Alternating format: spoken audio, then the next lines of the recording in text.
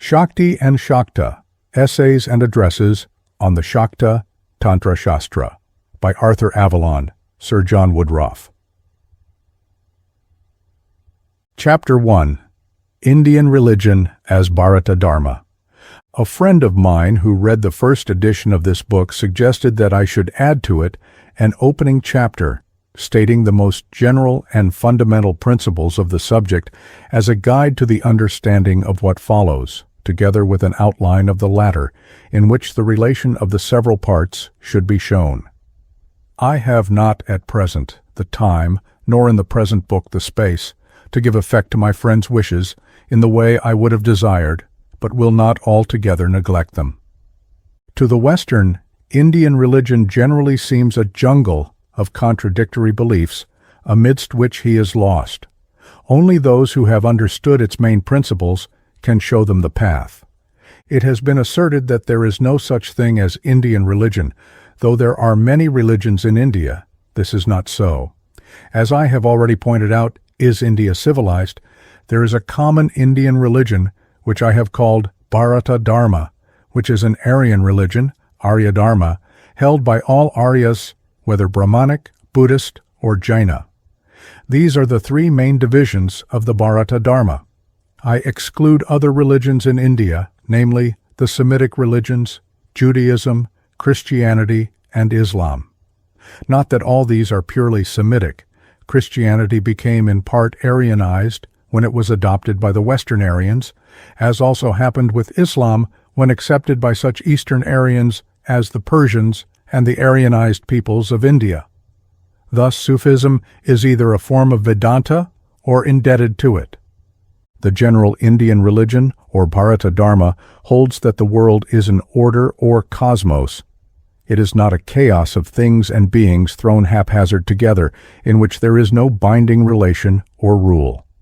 The world order is Dharma, which is that by which the universe is upheld, Dharyate. Without Dharma, it would fall to pieces and dissolve into nothingness. But this is not possible, for though there is disorder, adharma, it exists, and can exist only locally for a time and in particular parts of the whole. Order, however, will and, from the nature of things, must ultimately assert itself, and this is the meaning of the saying that righteousness or dharma prevails. This is in the nature of things, for dharma is not a law imposed from without, by the ukase of some celestial czar. It is the nature of things, that which constitutes them what they are, svalakshana, dharanat, dharma. It is the expression of their true being, and can only cease to be when they themselves cease to be. Belief in righteousness is then in something not arbitrarily imposed from without by a lawgiver, but belief in a principle of reason, which all men can recognize for themselves if they will. Again, Dharma is not only the law of each being, but necessarily also of the whole, and expresses the right relations of each part to the whole. This whole is again harmonious, otherwise it would dissolve. The principle which holds it together as one mighty organism is Dharma. The particular Dharma calls for such recognition and action in accordance therewith. Religion, therefore, which etymologically means that which obliges or binds together, is in its most fundamental sense the recognition that the world is an order, of which each man, being, and thing is a part, and to which each man stands in a definite, established relation, together with action based on and consistent with such recognition, and in harmony with the whole cosmic activity. Whilst therefore the religious man is he who feels that he is bound in varying ways to all being, the irreligious man is he who egoistically considers everything from the standpoint of his limited self and its interests, without regard for his fellows or the world at large. The essentially irreligious character of such an attitude is shown by the fact that, if it were adopted by all, it would lead to the negation of cosmos, that is, chaos. Therefore, all religions are agreed in the essentials of morality and hold that selfishness, in its widest sense, is the root of all sin, adharma. Morality is thus the true nature of man. The general Dharma, Samanya Dharma, is the universal law governing all, just as the particular Dharma, Vishesha Dharma, varies with, and is peculiar to, each class of being. It follows from what is above stated that disharmony is suffering. This is an obvious fact. Wrong conduct is productive of ill, as right conduct is productive of good. As a man sows, so he will reap. There is an immanent justice. But these results, though they may appear at once, do not always do so. The fruit of no action is lost. It must, according to the law of causality, which is a law of reason, bear effect. If its author does not suffer for it here and now in the present life, he will do so in some future one. Birth and death mean the creation and destruction of bodies. The spirits so embodied are infinite in number and eternal. The material universe comes and goes. This in Brahmanism has been said, see Sanatana Vaidika Dharma by Bhagavan Das, to be the systole and diastole of the one universal heart, itself at rest, the moveless play of consciousness. The appearance and disappearance of the universe is the nature, or svabhava, of that which it ultimately is. Its immediate cause is desire, which Buddhism calls trishna, or thirst, that is, desire or thirst for world enjoyment in the universe of form. Action, karma, is prompted by desire and breeds again desire. This action may be good, dharma, or bad, adharma, leading to enjoyment or suffering. Each embodied soul, jivatma, will be reborn and reborn into the world until it is freed from all desire. This involves the doctrine of reincarnation. These multiple births and deaths in the transmigratory worlds are called samsara, or wandering. The world is a dvandva, that is, a composite of happiness and suffering. Happiness of a transitory kind may be had therein by adherence to dharma in following kama, desire, and artha, the means by which lawful desires may be given effect. These constitute what Brahmanism calls the trivarga of the purushartha, or three aims of sentient being. But just as desire leads to manifestation in form, so desirelessness leads away from it.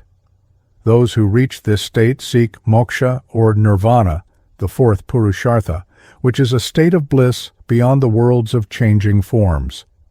For there is a rest from suffering which desire, together with a natural tendency to pass its right limits, brings upon men. They must therefore either live with desire in harmony with the universal order, or if desireless, they may, for each is master of his future, pass beyond the manifest and become that which is moksha or nirvana. Religion, and therefore true civilization, consists in the upholding of dharma as the individual and general good, and the fostering of spiritual progress, so that, with justice to all beings, true happiness, which is the immediate and ultimate end of all humanity, and indeed of all being, may be attained. Anyone who holds these beliefs follows the Bharata Dharma or common principles of all Aryan beliefs. Thus, as regards God, we may either deny his existence, atheism, or affirm it, theism, or say we have no sufficient proof one way or another, agnosticism. It is possible to accept the concept of an eternal law, Dharma, and its sanctions in a self-governed universe without belief in a personal Lord, Ishvara. So Samkhya, which proceeds on intellectual proof only, do not deny God but holds that the being of a Lord is not proved. There are then, based on this common foundation, three main religions, Brahmanism, Buddhism, and Jainism. Of the second, a great and universal faith, it has been said that, with each fresh acquirement of knowledge, it seems more difficult to separate it from the Hinduism out of which it emerged, and into which, in northern Buddhism, it relapsed. This is, of course, not to say that there are no differences between the two, but that they share in certain general and common principles as their base. Brahmanism, of which the Shakta doctrine and practice is a particular form, accepts Veda as its ultimate authority. By this, in its form as the four Vedas, is revealed the doctrine of the Brahman, the all-pervader, the infinite substance which is in itself, svarupa, consciousness, caitanya or sit, from which comes creation, maintenance, and withdrawal, commonly called destruction, though man, not God, destroys, and which in its relation to the universe which the Brahman controls is known as Ishvara, the ruling Lord or personal God. Veda both as spiritual experience and the word which is heard, Shruti, is the warrant for this. But Shruti, as the ultimate authority, has received various interpretations, and so we find in Brahmanism, as in Christianity, differing schools and sects adopting various interpretations of the revealed word. Veda says, all this, that is the universe, is Brahman. All are agreed that Brahman or spirit is relatively to us, being Sat, consciousness, Sit, and bliss, Ananda. It is Sasidananda. But in what sense is this, Idam, Brahman? The monistic interpretation, Advaitavada, as given for instance by the great scholastic Shankaracharya, is that there is a complete identity in essence of both. There is one spirit, Atma, with two aspects, as transcendent supreme, Paramatma, and as immanent and embodied, Jivatma. The two are at base one when we eliminate avidya in the form of mind and body. According to the qualified monism, Vashishtha of the great scholastic Ramanuja, this is Brahman in the sense that it is the body of the Brahman, just as we distinguish our body from our inner self. According to the dualists, Dvaitavada, the saying is interpreted in terms of nearness, samipya, and likeness, sadrishya, for though God and man are distinct, the former so pervades and is so inextricably involved in the universe as creator and maintainer, that the latter, in this sense, seems to be Brahman through proximity. Then again there is the Shuddhadvaita of that branch of the Agamas, which is called Shaiva Siddhanta, the Vaishnava Pancharatra doctrine, the Advaita of the Kashmirian Shaiva Gama, Trika, the followers of which, though Advaitins, have very subtly criticized Shankara's doctrine on several points. Difference of views upon this question and that of the nature of Maya, which the world is said to be, necessarily implies difference upon other matters of doctrine. Then there are, with many resemblances, some differences in ritual practice. Thus it comes about that Brahmanism includes many divisions of worshippers calling themselves by different names. There are Smartas, who are the present-day representatives of the old Vedic doctrine and ritual practice, and on the other hand, a number of divisions of worshippers calling themselves Shaktas, Shaivas, Vaishnavas, and so forth, with subdivisions of these. It is not possible to make hard and fast distinctions between the sects which share much in common and have been influenced one by the other. Indeed, the universality of much of religious doctrine and practice is an established fact. What exists in India as elsewhere today has in other times and places been in varying degrees anticipated. In religion, it has been said, Gnostics, and there remains 8, there is no new thing. The same ideas are worked up over and over again. In India as elsewhere, but particularly in India, where religious activity has been syncretistic rather than by way of supersession, there is much which is common to all sects, and more again which is common between particular groups of sects. These latter are governed in general, that is, in their older forms, by the Agamas or Tantra Shastras, which at any rate today, and for centuries past, whatever may have been their origin, admit the authority of the Vedas and recognize other scriptures. As to these, see the introduction to the Kaulakarya, Satyananda's commentary on the Isha Upanishad, which I have published. The meaning of Veda is not commonly rightly understood, but this is a vast subject which underlies all others, touching as it does the seat of all authority and knowledge into which I have not the space to enter here. There are 4 main classes of Brahmanical scripture, namely Veda or Shruti, Smriti, Purana, and Agama. There are also 4 ages or yugas, the latter being a fraction of a kalpa or day of Brahma of 420,000 years. This period is the life of an universe, on the expiration of which all re-enters Brahman and thereafter issues from it. A Mahayuga is composed of the 4 ages called Satya, Treta, Dvapara, Kali, the first being the golden age of righteousness, since when all has gradually declined physically, morally, and spiritually. For each of the ages a suitable Shastra is given, for Satya or Krita, the Vedas, for Treta, the Smriti Shastra, for Dvapara, the Puranas, and for Kali Yuga, the Agama, or Tantra Shastra. So the Kularnava Tantra says, Kriti Shrutyukta Acharastretayam Smriti Sambhava, Dvapare tu Puranokta Kalavagama Sammata. See also Mahanirvana Tantra, I. 28 et sec. And the Tara Pradipa says that in the Kali Yuga, the supposed present age, the Tantrika and not the Vaidika Dharma, in the sense of mode of life and ritual, is to be followed. See Principles of Tantra. When it is said that the Agama is the peculiar scripture of the Kali age, this does not mean, at any rate to any particular division of its followers, that something is presented which is opposed to Veda. It is true, however, that, as between these followers, there is sometimes a conflict on the question whether a particular form of the Agama is unvedic, avaidika, or not. The Agama, however, as a whole, purports to be a presentment of the teaching of Veda, just as the Puranas and Smritis are. It is that presentment of Vedic truth which is suitable for the Kali age. Indeed, the Shakta followers of the Agama claim that its Tantras contain the very core of the Veda, to which it is described to bear the same relation as the Supreme Spirit, Paramatma, to the embodied spirit, Jivatma.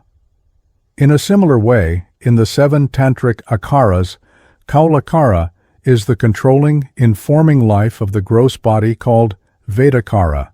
Each of the Akaras, which follow the ladder up to Kaulakara, being more and more subtle sheaths. The Tantra Shastra is thus that presentment of Vedantic truth which is modeled, as regards mode of life and ritual, to meet the characteristics and infirmities of the Kali Yuga.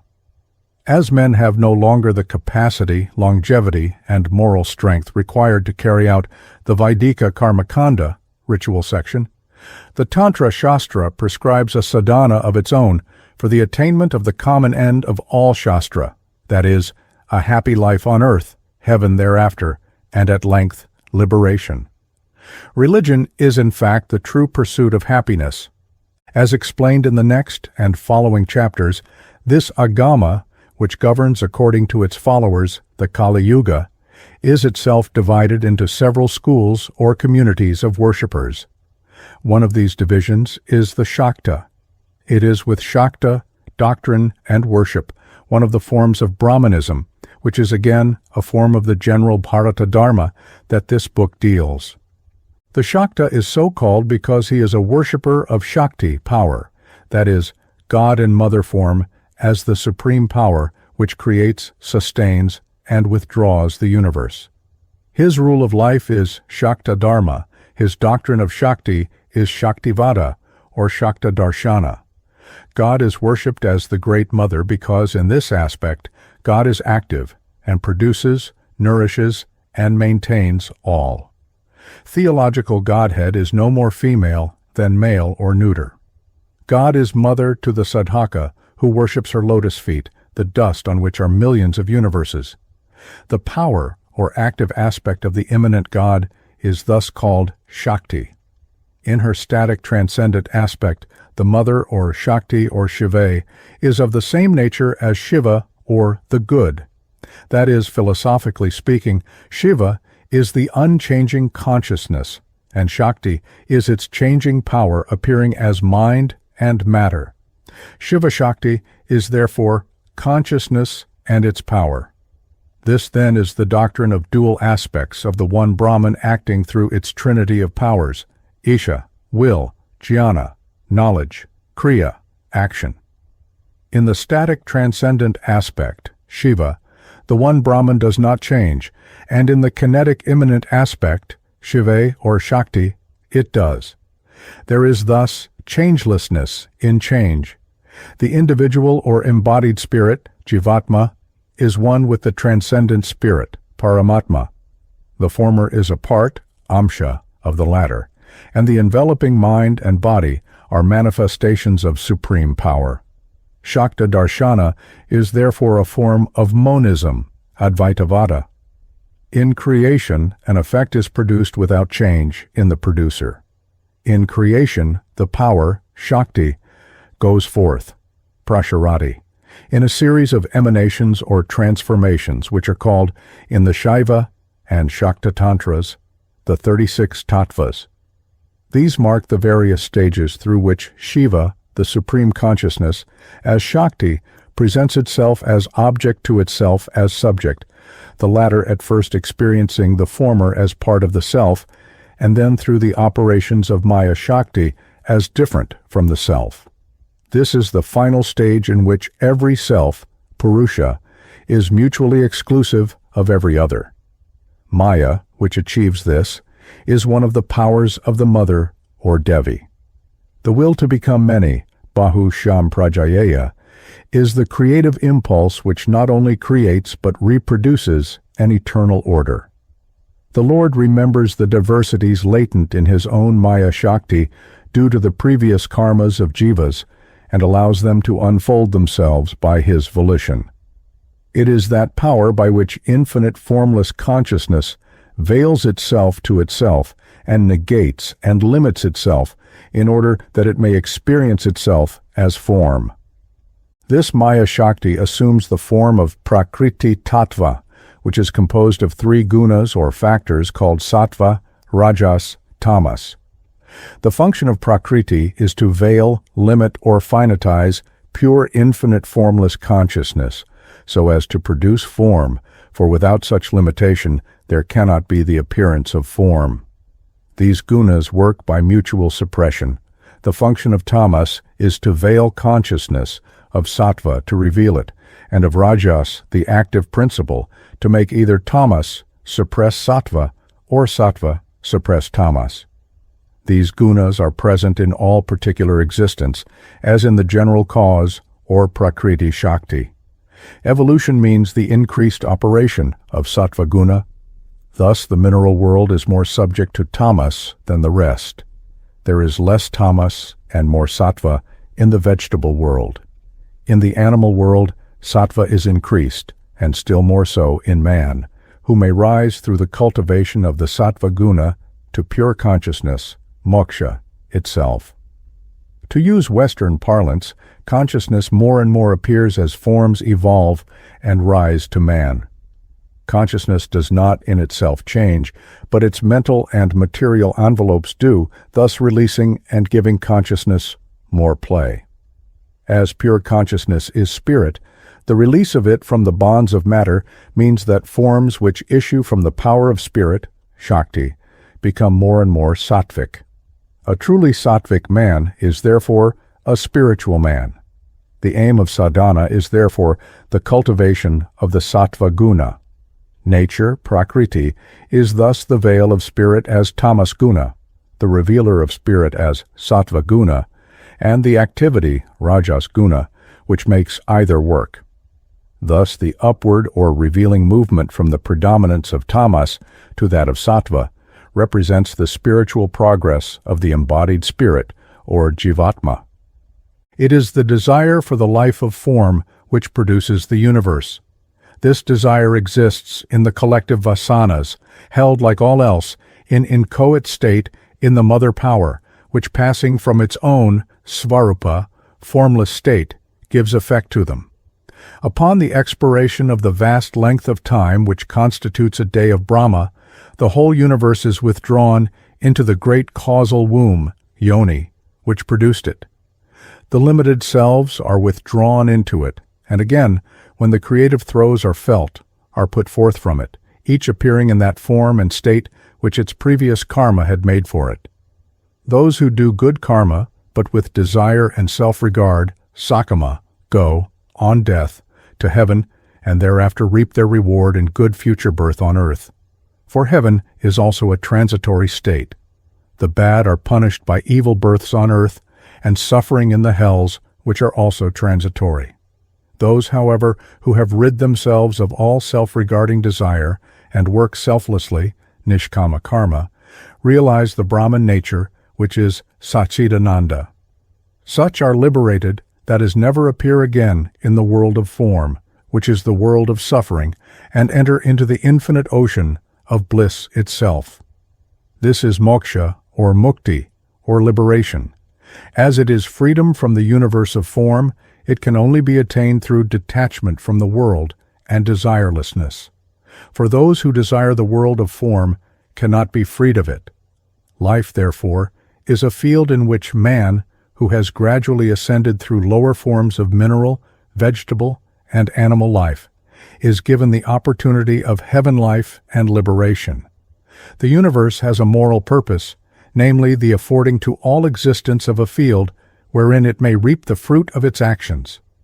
The forms of life are therefore the stairs, sopana, on which man mounts to the state of infinite, eternal, and formless bliss. This, then, is the origin and the end of man.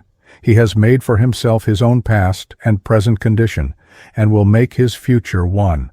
His essential nature is free. If wise, he adopts the means, sadhana, which lead to lasting happiness, for that of the world is not to be had by all, and even when attained, is perishable and mixed with suffering. This sadhana consists of various means and disciplines employed to produce purity of mind, cittashuddhi, and devotion to and worship of the magna mater of all. It is with these means that the religious Tantra Shastras are mainly concerned. The Shakta Tantra Shastra contains a most elaborate and wonderful ritual, partly its own, partly of Vedic origin. To a ritualist, it is of absorbing interest. Ritual is an art, the art of religion. Art is the outward material expression of ideas intellectually held and emotionally felt. Ritual art is concerned with the expression of those ideas and feelings which are specifically called religious. It is a mode by which religious truth is presented and made intelligible in material forms and symbols to the mind. It appeals to all natures passionately sensible of that beauty in which to some God most manifests himself. But it is more than this, for it is the means by which the mind is transformed and purified. In particular, according to Indian principles, it is the instrument whereby the consciousness of the worshipper, sadhaka, is shaped in actual fact into forms of experience which embody the truths which Scripture teaches. The Shakta is thus taught that he is one with Shiva and his power, or Shakti. This is not a matter of mere argument. It is a matter for experience. It is ritual and yoga practice which secure that experience for him. How profound Indian ritual is will be admitted by those who have understood the general principles of all ritual and symbolism, and have studied it in its Indian form, with a knowledge of the principles of which it is an expression. Those who speak of mummery, gibberish, and superstition betray both their incapacity and ignorance. The Agamas are not themselves treatises on philosophy, though they impliedly contain a particular theory of life. They are what is called sadhana shastras, that is, practical scriptures prescribing the means by which happiness, the quest of all mankind, may be attained. And as lasting happiness is God, they teach how man, by worship and by practice of the disciplines prescribed, may attain a divine experience. From incidental statements and the practices described, the philosophy is extracted. The speaker of the Tantras and the revealer of the Shakta Tantra is Shiva himself, or Shive, the Devi herself. Now it is the first who teaches and the second who listens, Agama. Now again the latter assumes the role of guru and answers the questions of Shiva, Nigama. For the two are one. Sometimes there are other interlocutors. Thus one of the Tantras is called Ishvara Kartikeya Samvada, for there the Lord addresses his son Kartikeya. The Tantra Shastra therefore claims to be a revelation, and of the same essential truths as those contained in the eternal Veda, which is an authority to itself, Svata-siddha. Those who have had experience of the truths recorded in Shastra have also proclaimed the practical means whereby their experience was gained. Adopt those means, they say, and you will also have for yourself our experience. This is the importance of sadhana and all sadhana shastras. The Guru says, "Do as I tell you, follow the method prescribed by Scripture, curb your desires, attain a pure disposition, and thus only will you obtain that certainty, that experience, which will render any questionings unnecessary." The practical importance of the Agama lies in its assumption of these principles, and in the methods which it enjoins for the attainment of that state in which the truth is realized. The following chapters shortly explain some of the main features of both the philosophy and practice of the Shakta division of the Agama. For their full development, many volumes are necessary. What is here said is a mere sketch in a popular form of a vast subject. I will conclude this chapter with extracts from a Bengali letter written to me shortly before his death, now many years ago, by Pandit Shivakandra Vidyarnava, the Shakta author of the Tantra Tattva, which I have published under the title Principles of Tantra. The words in brackets are my own. At the present time, the general public are ignorant of the principles of the Tantra Shastra. The cause of this ignorance is the fact that the Tantra Shastra is a sadhana shastra, the greater part of which becomes intelligible only by sadhana. For this reason, the Shastra and its teachers prohibit their general promulgation. So long as the Shastra was learnt from gurus only, this golden rule was of immense good. In course of time, the old sadhana has become almost extinct, and along with it, the knowledge of the deep and mighty principles of the Shastra is almost lost. Nevertheless, some faint shadowings of these principles, which can be thoroughly known by sadhana only, have been put before the public partly with the view to preserve Shastric knowledge from destruction, and partly for commercial reasons. When I commenced to write Tantra Tattva some 25 years ago, Bengali society was in a perilous state owing to the influx of other religions, want of faith, and a spirit of disputation. Shortly before this, a number of English books had appeared on the Tantra Shastra, which, whilst ignorant of Dharma, sadhana, and siddhi, contained some hideous and outrageous pictures drawn by the Bengali historians and novelists ignorant of and unfaithful to Shastric principles. The English books by English writers contained merely a reflection of what English-educated Bengalis of those days had written. Both are even today equally ignorant of the Tantra Shastra. For this reason, in writing Tantra Tattva, I could not go deeply into the subject as my heart wished. I had to spend my time in removing thorns, objections, and charges from the path by reasoning and argument. I could not therefore deal in my book with most of the subjects which, when I brought out the first volume, I promised to discuss. The Tantra Shastra is broadly divided into three parts, namely sadhana, siddhi, that which is gained by sadhana, and philosophy, darshana. Unlike other systems, it is not narrow, nor does it generate doubt by setting forth conflicting views. For its speaker is one, and not many, and he is omniscient. The philosophy is, however, scattered throughout the Tantric treatises, and is dealt with, as occasion arises, in connection with sadhana and siddhi. Could, as I had suggested to him, such parts be collected and arranged, according to the principles of the subject matter, they would form a vast system of philosophy, wonderful, divine, lasting, true, and carrying conviction to men. As a philosophy, it is at the head of all others. You have prayed to Parameshvara, God, for my long life, and my desire to carry out my project makes me also pray for it. But the state of my body makes me doubt whether the prayer will be granted. By the grace, therefore, of the Mother, The sooner the work is done, the better. You say that those who worship Parameshvara he makes of one family. Let therefore all distinctions be put aside, for all sadhakas are, as such, one. This noble principle is the final word of all Shastras, all communities, and all religions. All distinctions which arise from differences in the physical body are distinctions for the human world only. They have no place in the world of worship of Parameshvara. The more, therefore, that we shall approach him, the more will the differences between you and me vanish. It is because both of us pray for the removal of all such differences that I am led to rely on your encouragement and help, and am bold to take up on your encouragement and help, and am bold to take up this difficult and daring work. If by your grace the gate of this tantric philosophy is opened in the third part of Tantra Tattva, I dare to say that the learned in all countries will gaze and be astonished, for it is pure truth, and for this reason I shall be able to place it before them with perfect clearness. Unfortunately, this project of a third part of the Tantra Tattva could not be carried out owing to the lamented death of its author, which followed not long after the receipt of this letter. Naturally, like all believers throughout the whole world, he claimed for his scripture the possession, in all its details, of what was true or good.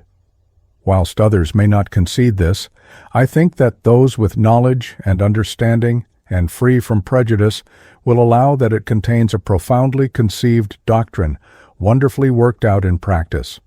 Some of its ideas and principles are shared, through it be under other names and forms, by all religious men, and others either by all or some Indian communities who are not Shaktas.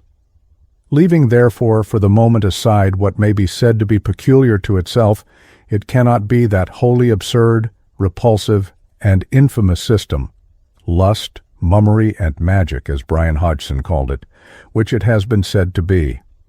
An impartial criticism may be summed up in the few words that, together with what has value, it contains some practices which are not generally approved and which have led to abuse. As to these, the reader is referred to the chapter on the Panka Tattva, or secret ritual. I conclude with a translation of an article in Bengali by a well-known writer. It was evoked by the publication of Arthur Avalon's translation of and introduction to the Mahanirvana Tantra. It is an interesting statement as regards the Shakta Tantra and Bengali views thereon. Omitting here some commendatory statements touching A. Avalon's work and the writer's thanks 100 times for the English version, the article continues as follows. At one time, the Mahanirvana Tantra had some popularity in Bengal. It was printed and published under the editorship of Pandit Ananda Chandra Vedanta Vashishtha and issued from the Adi Brahmo Samaj Press. Raja Ram Mohan Roy himself was a follower of the Tantras, married after the Shaiva form, and used to practice the Tantric worship. His spiritual preceptor, Swami Hariharananda, was well known to be a saint who had attained to perfection, Siddha Purusa. He endeavored to establish the Mahanirvana Tantra as the scripture of the Brahmo Samaj.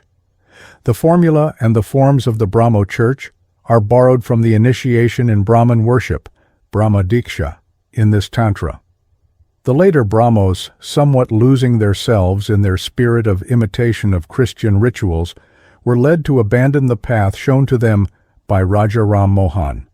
But yet even now, many among them recite the hymn to the Brahman which occurs in the Mahanirvana Tantra. In the first era of the excessive dissemination of English culture and training, Bengal resounded with opprobrious criticisms of the Tantras.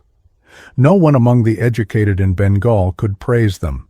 Even those who called themselves Hindus were unable outwardly to support the Tantric doctrines. But even then, there were very great Tantric sadhakas, and men learned in the Tantras, with whose help the principles of the Tantras might have been explained to the public.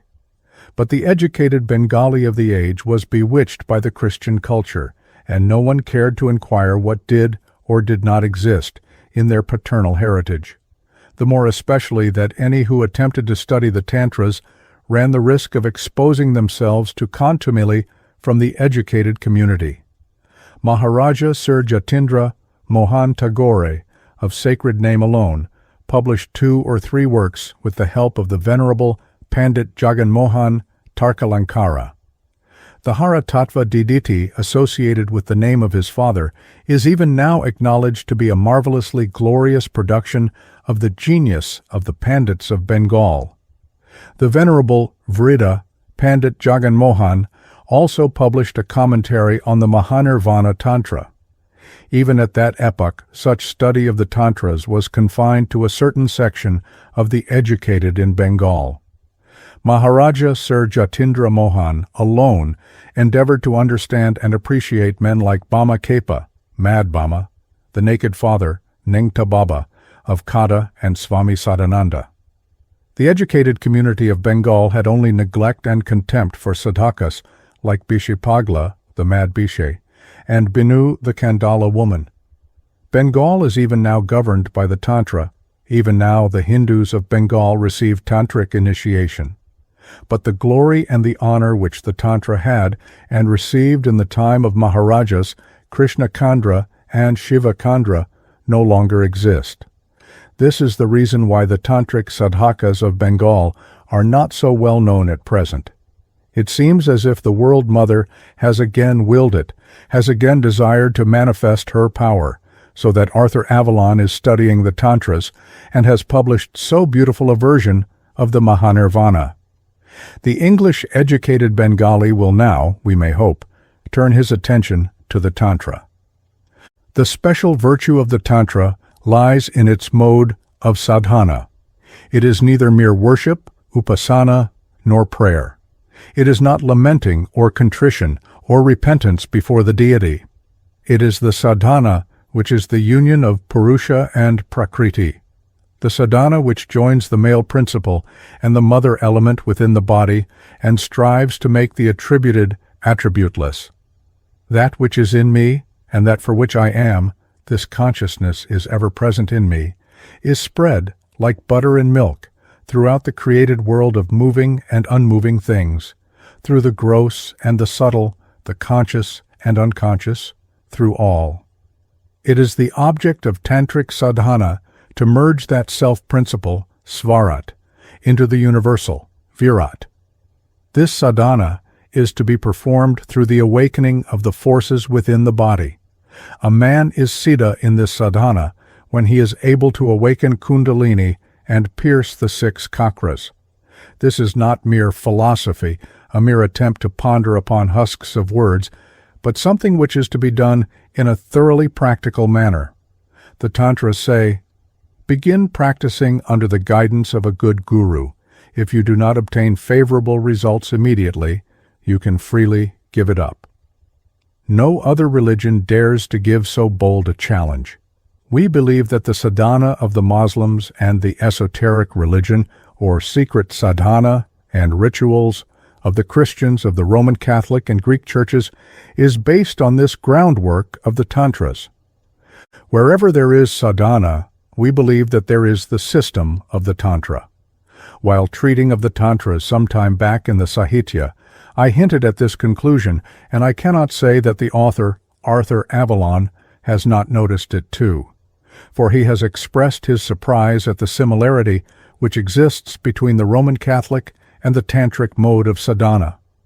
The Tantra has made the yoga system of Patanjali easily practicable, and has combined with it the Tantric rituals and the ceremonial observances, karma kanda. That is the reason why the Tantric system of sadhana has been adopted by all the religious sects of India. If this theory of the antiquarians, that the Tantra was brought into India from Chaldea or Shakadvipa, be correct, then it may also be inferred that the Tantra passed from Chaldea to Europe. The Tantra is to be found in all the strata of Buddhism. The Tantric sadhana is manifest in Confucianism, and Shintoism is but another name of the Tantric cult. Many historians acknowledge that the worship of Shakti or Tantric sadhana, which was prevalent in Egypt from ancient times, spread into Phoenicia and Greece. Consequently, we may suppose that the influence of the Tantra was felt in primitive Christianity. The Tantra contains nothing like idolatry or worship of the doll, which we, taking the cue from the Christian missionaries, nowadays call it. This truth, the author, Arthur Avalon, has made very clear in the introduction to his translation. The Tantra repeatedly says that one is to adore the deity by becoming a deity, devata, himself. The Ishta Devata is the very self of Atman, and not separate from it. He is the receptacle of all, yet he is not contained in anything, for he is the great witness, the eternal Purusha. The true Tantric worship is the worship in and by the mind. The less subtle form of Tantric worship is that of the yantra. Form is born of the yantra. The form is made manifest by japa and awakened by mantra Shakti. Tens of millions of beautiful forms of the Mother bloom forth in the heavens of the heart of the Siddhapurusha. Devotees or aspirants of a lower order of competency, Nimna Adhikari, under the directions of the Guru, adore the great Maya by making manifest, to themselves, one of her various forms which can be only seen by dhyana, meditation. That is not mere worship of the idol. If it were so, the image would not be thrown into the water. No one in that case would be so irreverent as to sink the earthen image of the goddess in the water. The primordial Shakti is to be awakened by bhava, by dhyana, by japa, and by the piercing of the 6 chakras. She is all will. No one can say when and how she shows herself and to what sadhaka. We only know that she is, and there are her names and forms. Wonderfully transcending is her form, far beyond the reach of word or thought. This has made the Bengali Bhakta sing this plaintive song. Hard indeed is it to approach the sea of forms and to bathe in it. Ah me, this my coming is perhaps in vain. The Tantra deals with another special subject, mantra Shakti. It is no exaggeration to say that we have never heard even from any Bengali Pandit such a clear exposition of mantra Shakti as that which the author, Arthur Avalon, has given in his introduction to the Mahanirvana Tantra. We had thought that mantra Shakti was a thing to be felt and not to be explained to others. But the author, with the force of his genius, has in his simple exposition given us such explanation of it as is possible in the English language. The Tantras say that the soul in the body is the very self of the letters, of the Dvani, sound. The Mother, the embodiment of the 50 letters, Varna, is present in the various letters in the different chakras. Like the melody which issues when the chords of a lute are struck, the Mother who moves in the 6 chakras, and who is the very self of the letters, awakens with a burst of harmony when the chords of the letters, Varnas, are struck in their order, and Siddhi becomes as easy of attainment to the sadhaka as the amalaka fruit in one's hand when she is roused. That is why the great sadhaka Ramaprasad awakened the Mother by the invocation, "Arise, O Mother, Jagrihi, Janani." That is the reason why the Bhakta sang, "How long wilt thou sleep in the Muladhara, O Mother Kula Kundalini?" The Bodhana awakening ceremony in the Durga Puja is nothing but the awakening of the Shakti of the Mother, the mere rousing of the consciousness of the Kundalini. This awakening is performed by mantra Shakti. The mantra is nothing but the harmonious sound of the lute of the body. When the symphony is perfect, she who embodies the worlds, Jaganmayi, rouses herself. When she is awake, it does not take long before the union of Shiva and Shakti takes place. Do japa once. Do japa according to rule, looking up to the Guru, and the effects of japa of which we hear in the Tantra will prove to be true at every step. Then you will understand that the Tantra is not mere trickery or a false weaving out of words. What is wanted is the good Guru, mantra capable of granting siddhi and application, sadhana. Arthur Avalon has grasped the meaning of the principles of mantra, which are so difficult to understand. We may certainly say that he could only make this impossible thing possible through inherent tendencies, samskara, acquired in his previous life. The Tantra accepts the doctrine of rebirth. It does not, however, acknowledge it as a mere matter of argument or reasoning, but like a geographical map, it makes clear the unending chain of existences of the sadhaka. The Tantra has two divisions, the Dharma of society, samaja, and the Dharma of spiritual culture, sadhana. According to the regulation of samaja dharma, it acknowledges birth and caste. But in sadhana dharma, there is no caste distinction, no brahmana or shudra, no man or woman. Distinction between high and low follows success in sadhana and siddhi. We only find the question of fitness or worthiness, adhikara tattva, in the Tantra.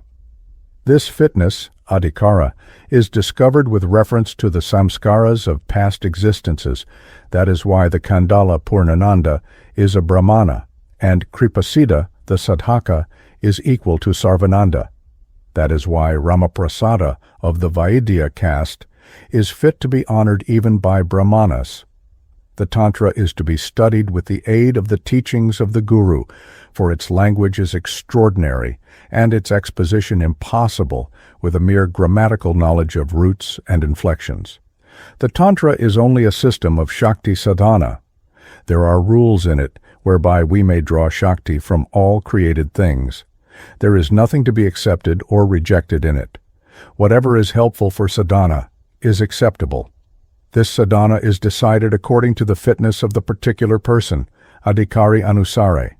He must follow that for which he is fit or worthy. Shakti pervades all and embraces all beings and all things, the inanimate and the moving, beasts and birds, men and women. The unfolding of the power, Shakti, enclosed within the body of the animal, jiva, as well as the man, is brought about only with the help of the tendencies within the body. The mode of sadhana is ascertained with regard to these tendencies. The very meaning of sadhana is unfolding, rousing up or awakening of power, Shakti. Thus the Shakta obtains power from all actions in the world, the sadhana. Of the Tantra is not to be measured by the little measuring yard of the well-being or ill-being of your community or mine. Let you understand, and I understand, O my mind, whether anyone else understands it or not.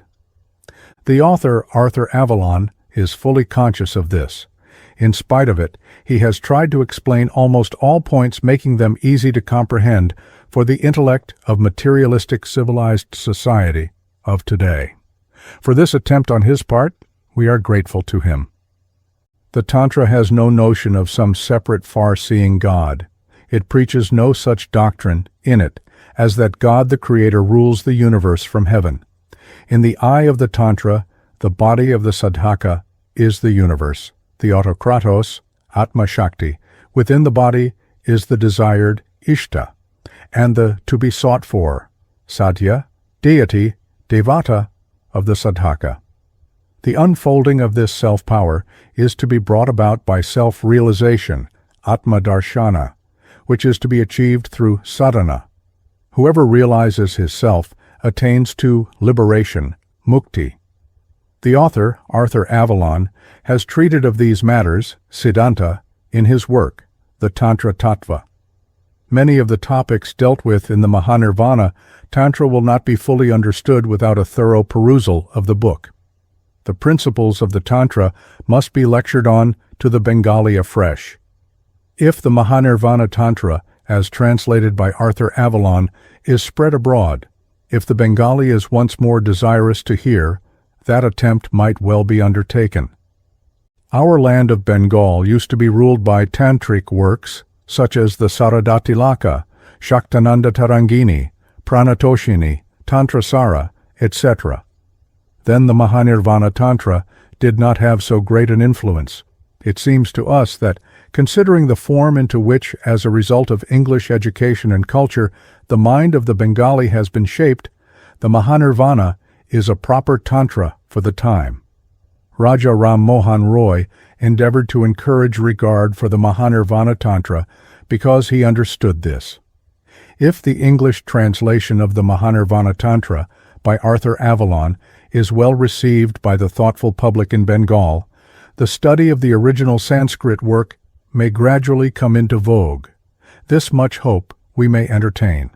In fact, the English-educated Bengali community is without religion, Dharma, or action, karma, and is devoid of the sense of nationality, jatiya dharma, and caste. The Mahanirvana Tantra alone is fit for the country and the race at the present time. We believe that probably because such an impossibility is going to be possible, a cultured, influential, rich Englishman like Arthur Avalon, honored of the rulers, has translated and published the Mahanirvana Tantra. When his Tantra Tattva is published, we shall be able to speak out much more. For the present, we ask the educated people of Bengal to read this most unprecedented Mahanirvana Tantra. Arthur Avalon has not spoken a single word to satisfy himself, nor tried to explain things according to his own imagination. He has only given what are true inferences according to the principles of Shastric reasoning. An auspicious opportunity for the English-knowing public to understand the Tantra has arrived. It is a counsel of the Tantra itself that if you desire to renounce anything, renounce it only after a thorough acquaintance with it. If you desire to embrace anything new, accept it only after a searching inquiry. The Tantra embodies the old religion, Dharma, of Bengal. Even if it is to be cast away for good, that ought only to be done after it has been fully known. In the present case, a thoughtful and educated Englishman of high position has taken it upon himself to give us a full introduction to the Tantra. We can frankly say that in this introduction he has not tried a jot to shirk or to gloss over the conclusions of the Shastra with the vanity of explanation born of his imagination. He has endeavored to bring before the mind of his readers whatever actually is in the Tantra, be it regarded as either good or evil. Will not the Bengali receive with welcome such a full offering, argya, made by a bhakta from a foreign land? Chapter 2. Shakti, the World as Power. There is no word of wider content in any language than this Sanskrit term meaning power. For Shakti, in the highest causal sense, is God as mother, and in another sense, it is the universe which issues from her womb. And what is there which is neither one nor the other? Therefore, the Yogini Hridaya Tantra thus salutes her who conceives, bears, produces, and thereafter nourishes all worlds.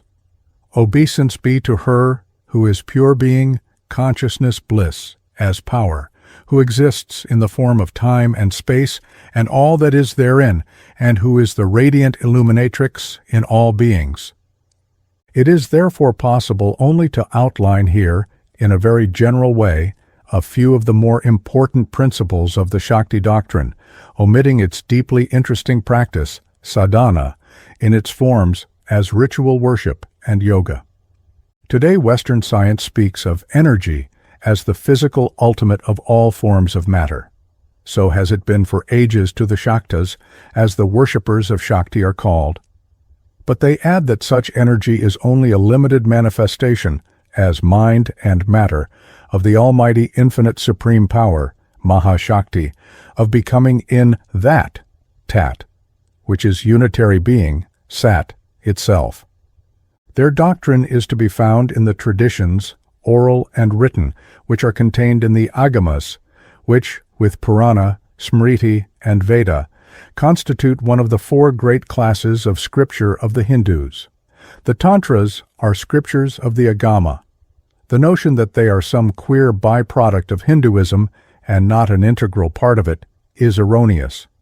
The three chief divisions of the Agama are locally named Bengal, Gauda, Kashmira, and Kerala. That Bengal is a home of Tantra Shastra is well known.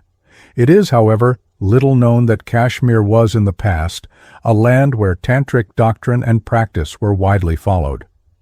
The communities of so-called Tantric worshippers are fivefold according as the cult is of the sun, Ganesha, Vishnu, Shiva, or Shakti. To the knower, however, the five named are not distinct divinities, but different aspects of the one power or Shakti. An instructed Shakti worshipper is one of the least sectarian of men. He can worship in all temples, as the saying is. Thus the Samohana Tantra says that he is a fool who sees any difference between Rama, an avatara of Vishnu, and Shiva. What matters the name, says the commentator of the Satkakra Nirupana after running through the gamut of them. The Shakta is so called because the chosen deity of his worship, Ishta Devata, is Shakti. In his cult, both in doctrine and practice, emphasis is laid on that aspect of the One in which it is the source of change, and in the form of time and space and all objects therein, change itself. The word Shakti is grammatically feminine. For this reason, an American Orientalist critic of the doctrine has described it as a worthless system, a mere feminization of orthodox, whatever that be, Vedanta, a doctrine teaching the primacy of the female, and thus fit only for suffragette monists.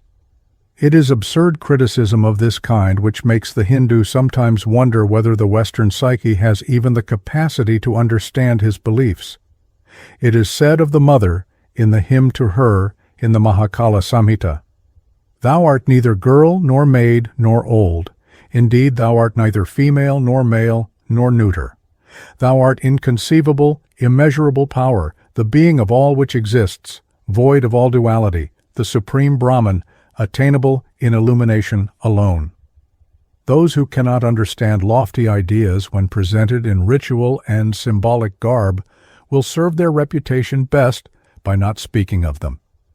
The Shaiva is so called because his chosen divinity is Shiva, the name for the changeless aspect of the One whose power of action and activity is Shakti. But as the two are necessarily associated, all communities acknowledge Shakti. It is, for the above reason, a mistake to suppose that a Tantric, or follower of the Agama, is necessarily a Shakta, and that the Tantra is a Shakta scripture only. Not at all. The Shakta is only one branch of the Agamic school, and so we find the scriptures of Saivaism, whether of north or south, called Tantras, as also those of that ancient form of Vaishnavism, which is called the Pancaratra.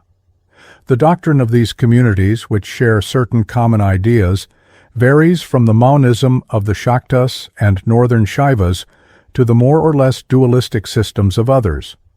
The ritual is to a large extent common in all communities, though there are necessarily variations, due both to the nature of the divine aspect worshipped and to the particular form of theology taught. Shakta doctrine and practice are contained primarily in the Shakta Tantras and the oral traditions, some of which are secret. As the Tantras are mainly scriptures of worship, such doctrine is contained by implication in the ritual. For reasons above stated, recourse may be had to other scriptures, insofar as they share with those of the Shakta certain common doctrines and practices. The Tantras proper are the word of Shiva and Shakti. But there are also valuable Tantric works in the nature of compendia and commentaries which are not of divine authorship. The concept Shakti is not, however, peculiar to the Shaktas. Every Hindu believes in Shakti as God's power, though he may differ as to the nature of the universe created by it. Shakta doctrine is a special presentment of so-called monism, Advaita, lit, not two. And Shakta ritual, even in those condemned forms which have given rise to the abuses by which this scripture is most generally known, is a practical application of it. Whatever may have been the case at the origin of these agamic cults, all now and for ages past recognize and claim to base themselves on the Vedas. With these are coupled the word of Shiva Shakti, as revealed in the Tantras. Shakta doctrine is, like the Vedanta in general, what in Western parlance would be called a theology based on revelation, that is, so-called spiritual or supersensual experience in its primary or secondary sense, for Veda is that. This leads to a consideration of the measure of man's knowing and of the basis of Vedantic knowledge. It is a fundamental error to regard the Vedanta as simply a speculative metaphysic in the modern Western sense. It is not so.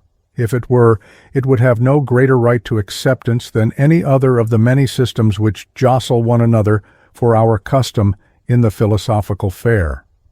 It claims that its supersensual teachings can be established with certainty by the practice of its methods. Theorizing alone is insufficient. The Shakta, above all, is a practical and active man, worshipping the divine activity. His watchword is Kriya, or action. Taught that he is power, he desires fully to realize himself in fact as such. A Tantric poem, Ananda Stotra, speaks with amused disdain of the learned chatterers who pass their time in futile debate around the shores of the lake of doubt. The basis of knowing, whether in supersense or sense knowledge, is actual experience. Experience is of two kinds, the whole or full experience, and incomplete experience, that is, of parts, not of, but in, the whole. In the first experience, consciousness is said to be upward-looking, unmukhi, that is, not looking to another. In the second experience, it is outward-looking, bahirmukhi. The first is not an experience of the whole, but the experience whole. The second is an experience not of parts of the whole, for the latter is partless, but of parts in the whole, and issuing from its infinite power to know itself in and as the finite centers, as the many. The works of an Indian philosopher, my friend Professor Pramatha Natha Mukhopadhyaya, aptly call the first the fact, and the second the fact section. The Isha Upanishad calls the supreme experience, Purna, the full or whole. It is not, be it noted, a residue of the abstracting intellect, which is itself only a limited stress in consciousness, but a plenum, in which the existent all is as one whole. Theologically, this full experience is Shiva, with Shakti at rest, or as potency. The second experience is that of the finite centers, the numerous Purushas, or Jivas, which are also Shiva Shakti as potency actualized. Both experiences are real. In fact, there is nothing unreal anywhere. All is the mother and she is reality itself. Saham, she I am, the Shakta says, and all that he senses is she in the form in which he perceives her.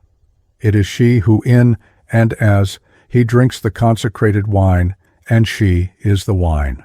All is manifested power, which has the reality of being from which it is put forth.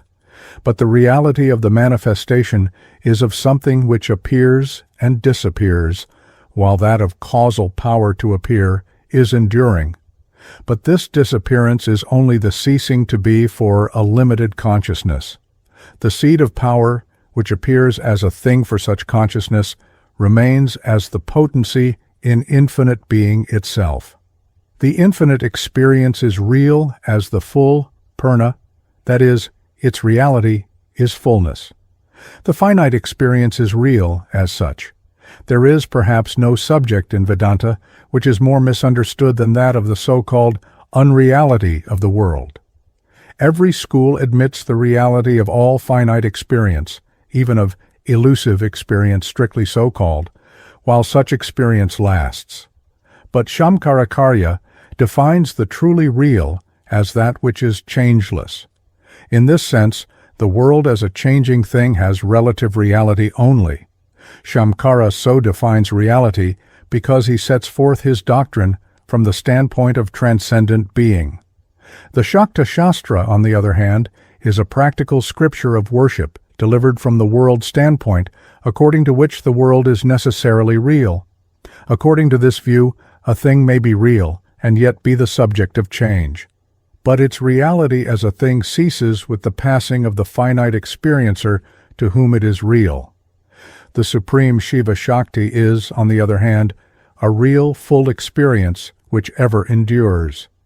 A worshipper must, as such, believe in the reality of himself, of the world as his field of action and instrument, in its causation by God, and in God himself as the object of worship. Moreover, to him the world is real because Shiva Shakti, which is its material cause, is real. That cause, without ceasing to be what it is, becomes the effect. Further, the world is the Lord's experience. He, as Lord, Pati, is the whole experience, and as creature, Pashu, he is the experiencer of parts in it. The experience of the Lord is never unreal. The reality, however, which changelessly endures, may, if we so choose, be said to be reality in its fullest sense. Real, however, as all experience is, the knowing differs according as the experience is infinite or finite, and in the latter case, according to various grades of knowing. Full experience, as its name implies, is full in every way. Assume that there is, at any time, no universe at all, that there is then a complete dissolution of all universes, and not of any particular universe.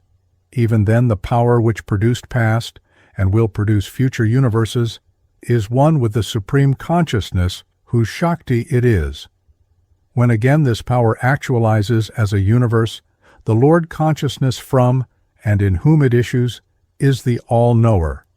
As Sarvanya, he knows all generals, and as Sarvavit, all particulars, but all is known by him as the Supreme Self, and not, as in the case of the finite center, as objects other than the limited self. Finite experience is by its definition a limited thing. As the experience is of a sectional character, it is obvious that the knowing can only be of parts, and not of the whole, as the part cannot know the whole of which it is a part. But the finite is not always so. It may expand into the infinite by processes which bridge the one to the other. The essential of partial experience is knowing in time and space. The supreme experience, being changeless, is beyond both time and space as aspects of change. The latter is the alteration of parts relative to one another in the changeless whole. Full experience is not sense knowledge. The latter is worldly knowledge, laukika jnana, by a limited knowing center of material objects, whether gross or subtle. Full experience is the supreme knowing self, which is not an object at all. This is unworldly knowledge, alaukika jnana, or Veda. Sense knowledge varies according to the capacity and attainments of the experiencer. But the normal experience may be enhanced in two ways, either physically by scientific instruments, such as the telescope and microscope, which enhance the natural capacity to see, or psychically by the attainment of what are called psychic powers. Everything is Shakti, but psychic power denotes that enhancement of normal capacity which gives knowledge of matter in its subtle form, while the normal man can perceive it only in the gross form as a compound of sensible matter, the bhutas. Psychic power is thus an extension of natural faculty.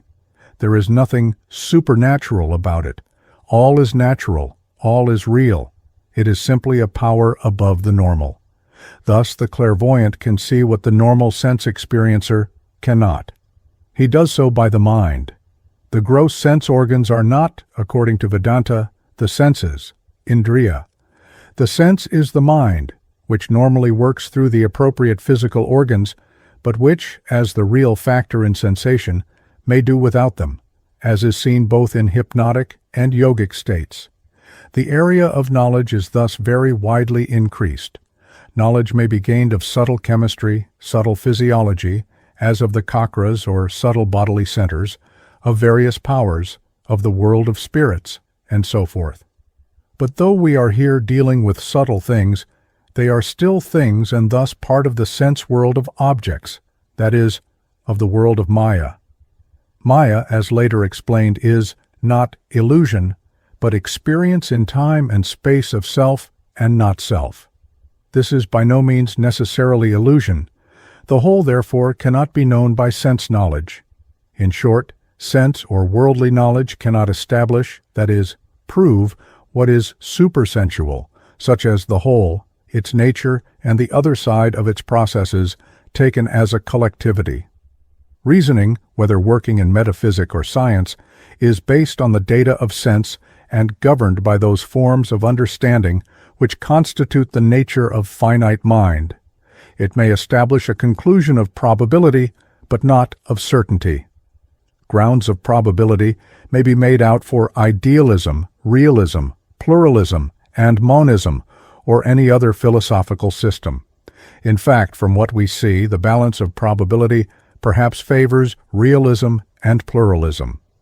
Reason may thus establish that an effect must have a cause, but not that the cause is one. For all that we can say, there may be as many causes as effects. Therefore, it is said in Vedanta that nothing in these matters is established by argument. All Western systems which do not possess actual spiritual experience as their basis are systems which can claim no certainty as regards any matter not verifiable by sense knowledge and reasoning thereon. Shakta, and indeed all Vedantic teaching, holds that the only source and authority, pramana, as regards supersensual matters, such as the nature of being in itself and the like, is Veda.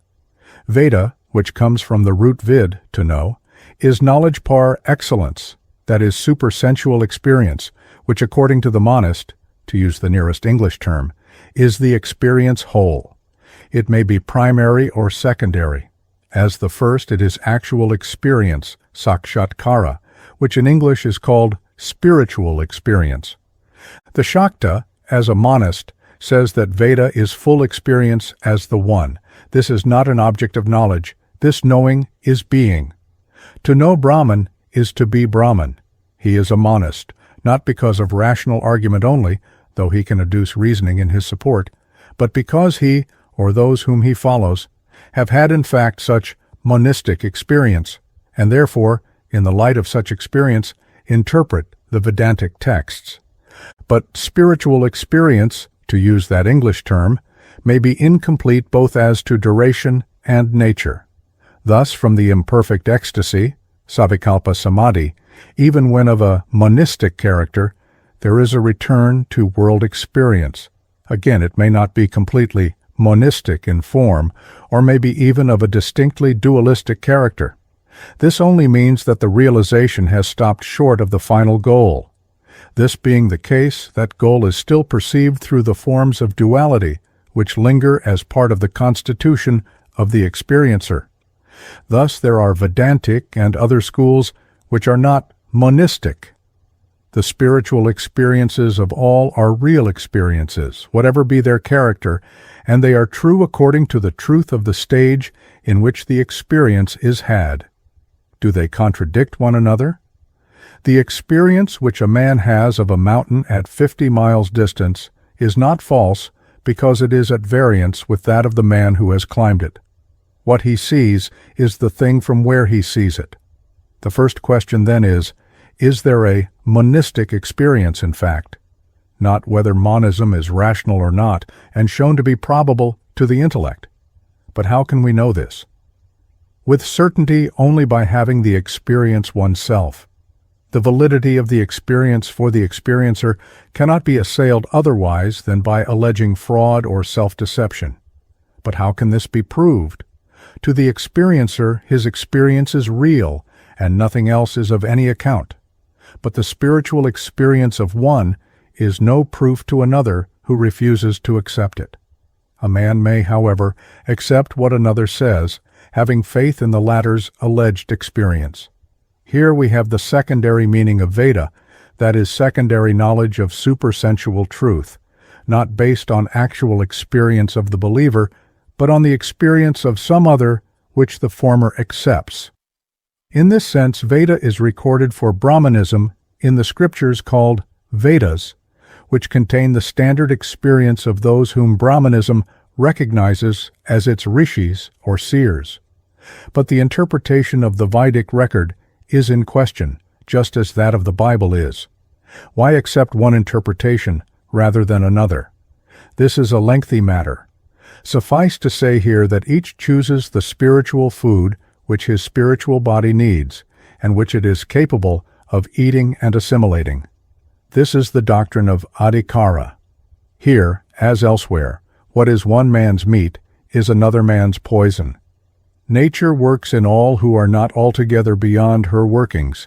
What is called the will to believe involves the affirmation that the form of a man's faith is the expression of his nature, the faith is the man.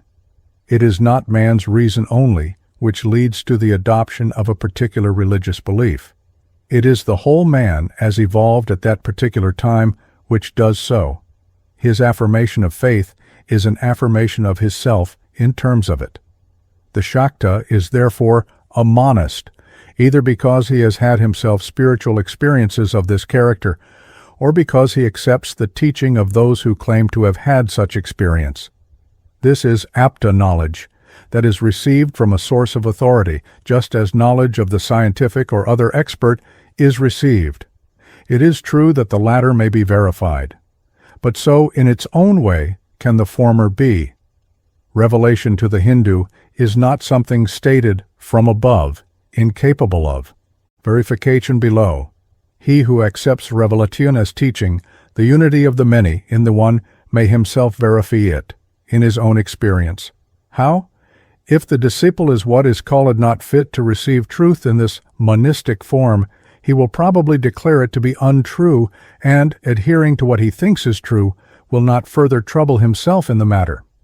If he is disposed to accept the teachings of monistic religion philosophy, it is because his own spiritual and psychical nature is at a stage which leads directly, though in a longer or shorter time as may be the case, to actual monistic experience.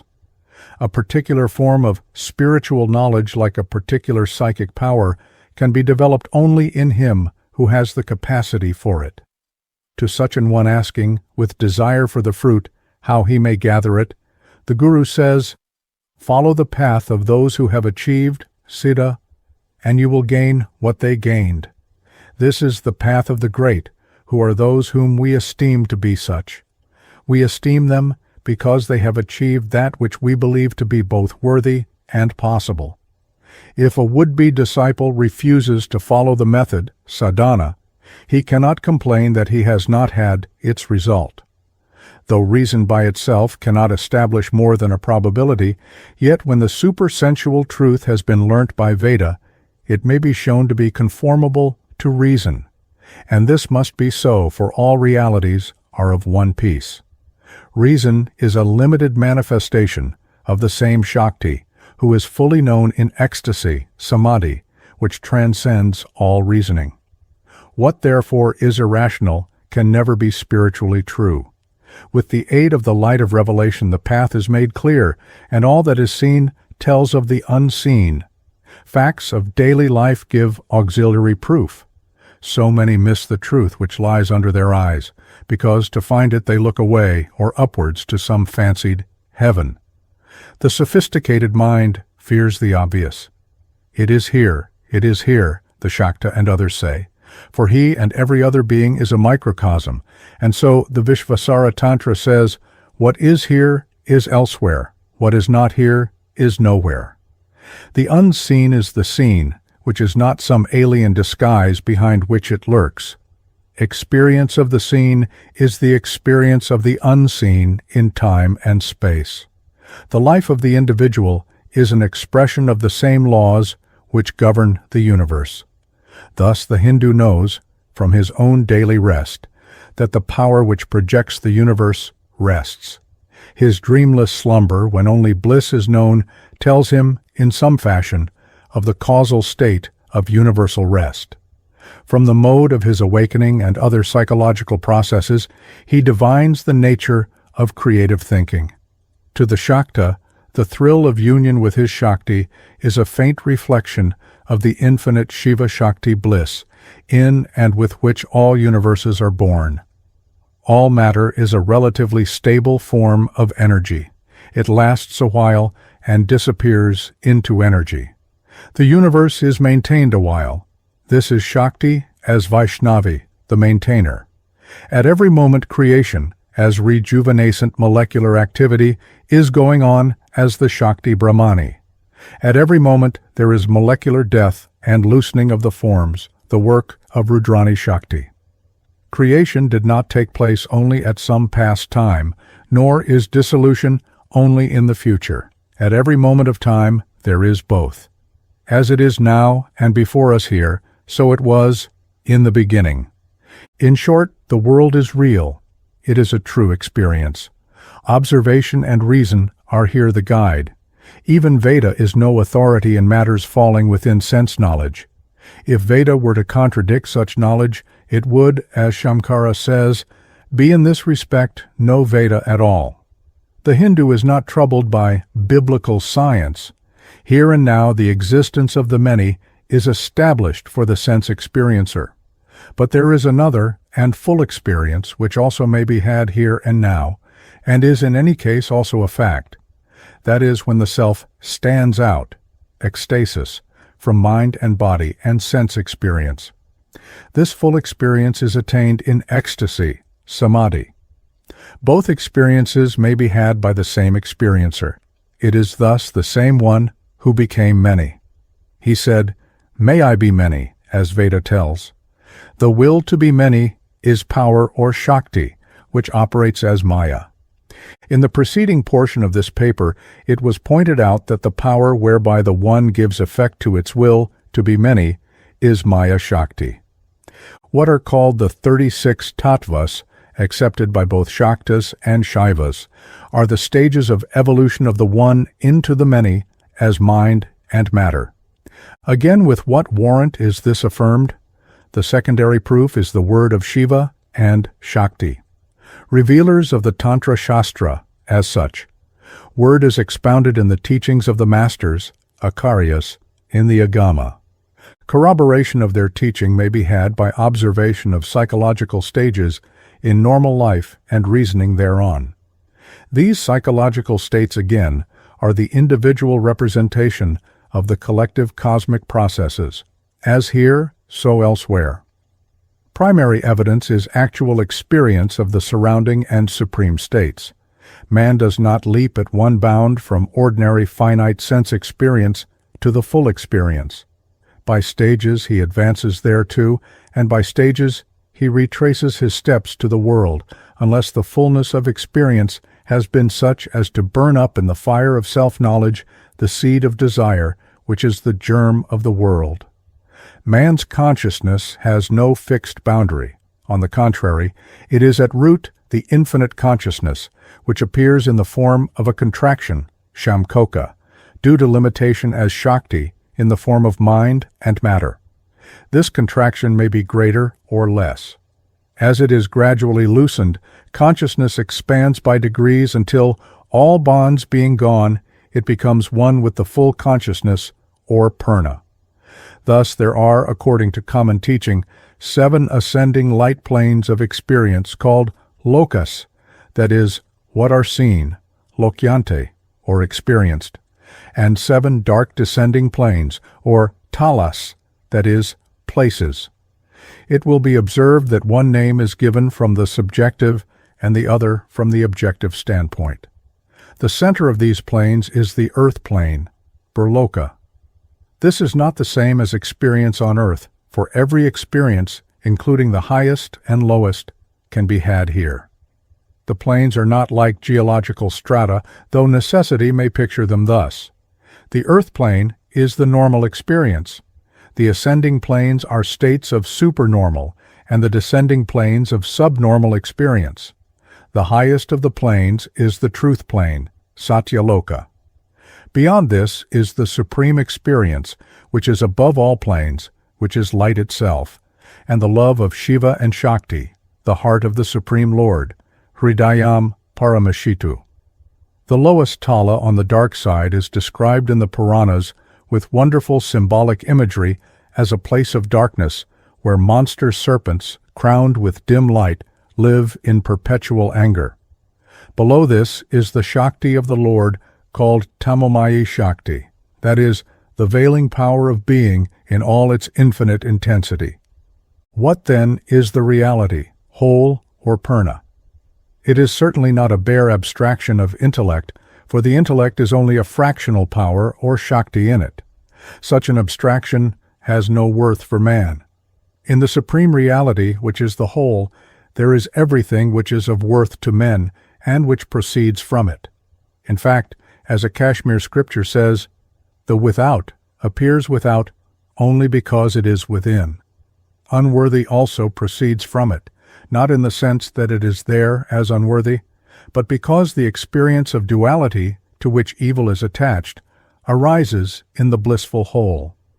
The full is not merely the collectively samashti of all which exists, for it is both immanent in and transcends the universe. It is a commonplace that it is unknowable except to itself. Shiva in the Yogini Hridaya Tantra says, "Who knows the heart of a woman? Only Shiva knows the heart of Yogini, the supreme Shakti." For this reason, the Buddhist Tantric schools call it shunya, or the void. This is not nothing, but nothing known to mind and senses. Both Shaktas and some Vaishnavas use the term shunya, and no one suspects them of being nihilists. Relatively, however, the one is said to be being, sat, bliss, ananda, and sit, an untranslatable term which has been most accurately defined as the changeless principle of all changing experience, a principle of which sensation, perception, conception, self-consciousness, feeling, memory, will, and all other psychic states are limited modes. It is not therefore consciousness or feeling as we understand these words, for these are directed and limited. It is the infinite root of which they are the finite flower. But consciousness and possibly, according to the more ancient views, feeling approach the most nearly to a definition, provided that we do not understand thereby consciousness and feeling in man's sense. We may thus, to distinguish it, call sit, pure consciousness or pure feeling as bliss, ananda, knowing and enjoying its own full reality. This, as such, pure consciousness or feeling endures even when finite centers of consciousness or feeling arise in it. If, as this system assumes, there is a real causal nexus between the two, then being, as Shiva, is also a power, or Shakti, which is the source of all becoming. The fully real, therefore, has two aspects, one called Shiva, the static aspect of consciousness, and the other called Shakti, the kinetic aspect of the same. For this reason, Kali Shakti, dark as a thundercloud, is represented standing and moving on the white inert body of Shiva. He is white as illumination, prakasha. He is inert, for pure consciousness is without action and at rest. It is she, his power, who moves. Dark is she here because, as Kali, she dissolves all in darkness, that is vacuity of existence, which is the light of being itself. Again, she is creatrix. 5 corpse-like Shivas form the support of her throne, set in the wish-granting groves of the Isle of Gems, Manidvipa, the golden sands of which are laved by the still waters of the ocean of nectar, Amrita, which is immortality. In both cases we have a pictorial presentment in theological form of the scientific doctrine that to every form of activity there is a static background.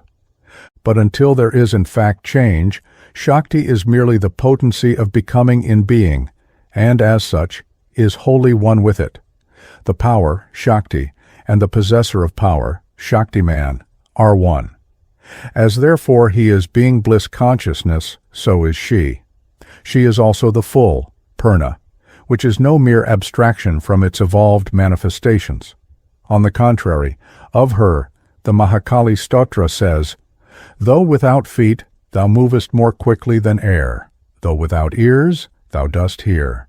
Though without nostrils, thou dost smell. Though without eyes, thou dost see. Though without tongue, thou dost taste all tastes." Those who talk of the bloodless abstractions of Vedanta have not understood it. The ground of man's being is the supreme I, Purnasham, which, though in itself beyond finite personality, is yet ever finitely personalizing as the beings of the universe. Saham, she I am. This is the supreme Shakti, the ultimate object of the Shaktas' adoration, though worshipped in several forms, some gentle, some formidable. But potency is actualized as the universe, and this also is Shakti, for the effect is the cause modified.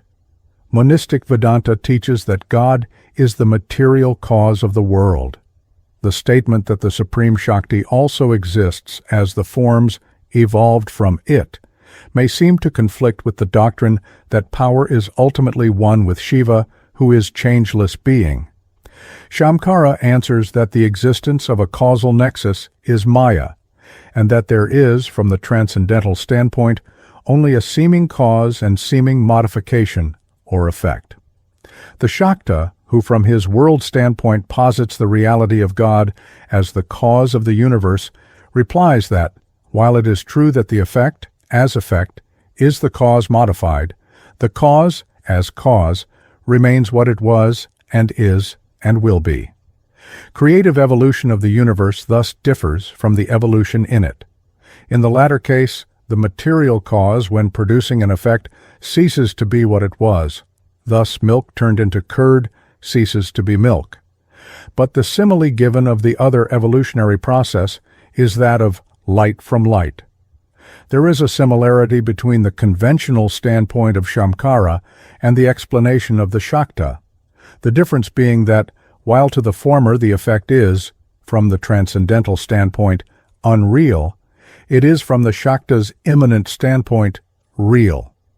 It will have been observed that cosmic evolution is in the nature of a polarization in being into static and kinetic aspects. This is symbolized in the Shakta Tantras by their comparison of Shiva Shakti to a grain of gram, kanaka. This has two seeds which are so close together as to seem one, and which are surrounded by a single sheath. The seeds are Shiva and Shakti, and the sheath is Maya. When the sheath is unpeeled, that is when Maya Shakti operates, the two seeds come apart. The sheath unrolls when the seeds are ready to germinate, that is when in the dreamless slumber, sushupti, of the world consciousness, the remembrance of past enjoyment in form gives rise to that divine creative thinking of imagining, srishti kalpana, which is creation. As the universe in dissolution sinks into a memory which is lost, so it is born again from the germ of recalled memory or Shakti. Why? Such a question may be answered when we are dealing with facts in the whole, but the latter itself is uncaused, and what is caused is not the whole. Manifestation is of the nature of being power, just as it is its nature to return to itself after the actualization of power. To the devotee who speaks in theological language, it is his will. As the Yogini Hridaya says, he painted the world picture on himself with the brush, which is his will, and was pleased therewith. Again, the world is called a prapanika, that is an extension of the five forms of sensible matter, bhuta. Where does it go at dissolution? It collapses into a point, bindu. We may regard it as a metaphysical point, which is the complete subjectification of the divine or full I, purnahanta, or objectively as a mathematical point without magnitude. Round that point is coiled a mathematical line which, being in touch with every part of the surface of the point, makes one point with it. What then is meant by these symbols of the point and line? It is said that the Supreme Shiva sees himself in and as his own power or Shakti. He is the white point or moon, Candra, which is illumination, and in the completed process, the I, aham, side of experience, she is the red point.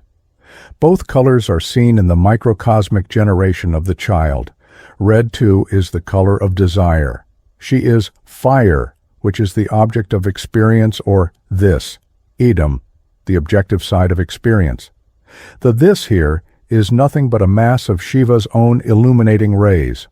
These are reflected in himself as Shakti, who, in the Kamakala Vilasa, is called the pure mirror of Shiva. The self sees the self, the rays being thrown back on their source. The this is the germ of what we call otherness, but here the other is and is known as the self. The relation and fusion of these 2 points, white and red, is called the mixed point, or sun. These are the 3 supreme lights. A is Shiva, Ha is Shakti, which united spell Aham, or I. This sun is thus the state of full I-ness, Purnahambhava. This is the point into which the world at dissolution lapses, and from which in due time it comes forth again. In the latter case, it is the Lord Consciousness as the supreme I and power about to create. For this reason, Bindu is called a condensed or massive form of Shakti. It is the 10th state of power immediately prior to its first actualization. That form of Shakti, again by which the actualization takes place, is Maya, and this is the line round the point. As coiled round the point, it is the supreme serpent power, Maha Kundalini, encircling the Shivalinga. From out of this power comes the whisper to enjoy in worlds of form as the memory of past universes arises therein. Shakti then sees. Shakti opens her eyes as she reawakens from the cosmic sleep, Nimesha, which is dissolution. The line is at first coiled and one with the point, for power is then at rest. Creation is movement, an uncoiling of Maya Shakti, hence is the world called Jagat, which means what moves. The nature of this power is circular or spiralan, hence the roundness and curvature of things of which we now hear. Nothing moves in a really straight line, hence again the universe is also called a spheroid, Brahmanda. The gross worlds are circular universal movements in space, in which is the ether, akasha, consciousness, as the full, purna, is never dichotomized, but the finite centers which arise in it are so. The point, or bindu, then divides into three in various ways, the chief of which is knower, knowing, and known, which constitute the duality of the world experience by mind of matter. Unsurpassed for its profound analysis is the account of the 36 tattvas, or stages of cosmic evolution, accepted by both Shaivas and Shaktas, given by the northern Shaiva school of the Agama, which flourished after the date which Western Orientalists assigned to Shankaracharya, and which was therefore in a position to criticize him. According to this account, which I greatly condense, subject and object in pure being are in indistinguishable union as the supreme Shiva Shakti. We have then to see how this unity is broken up into subject and object. This does not take place all at once.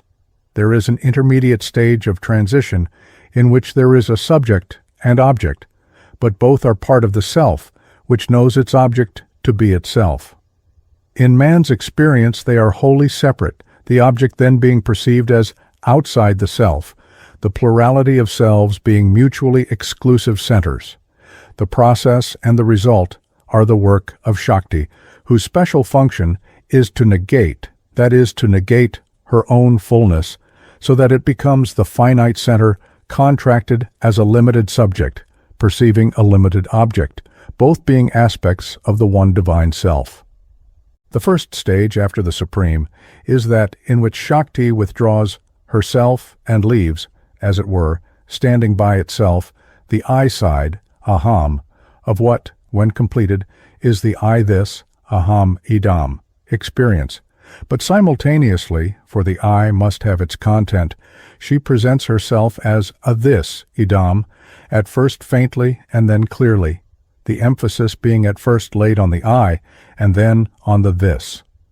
This last is the stage of Ishvara Tattva or Bindu, as the mantra Shastra, dealing with the causal state of sound, Shabda, calls it.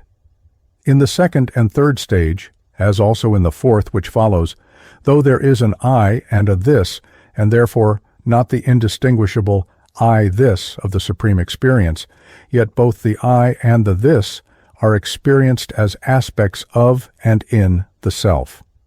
Then, as a preliminary to the division which follows, the emphasis is laid equally on the I and the this.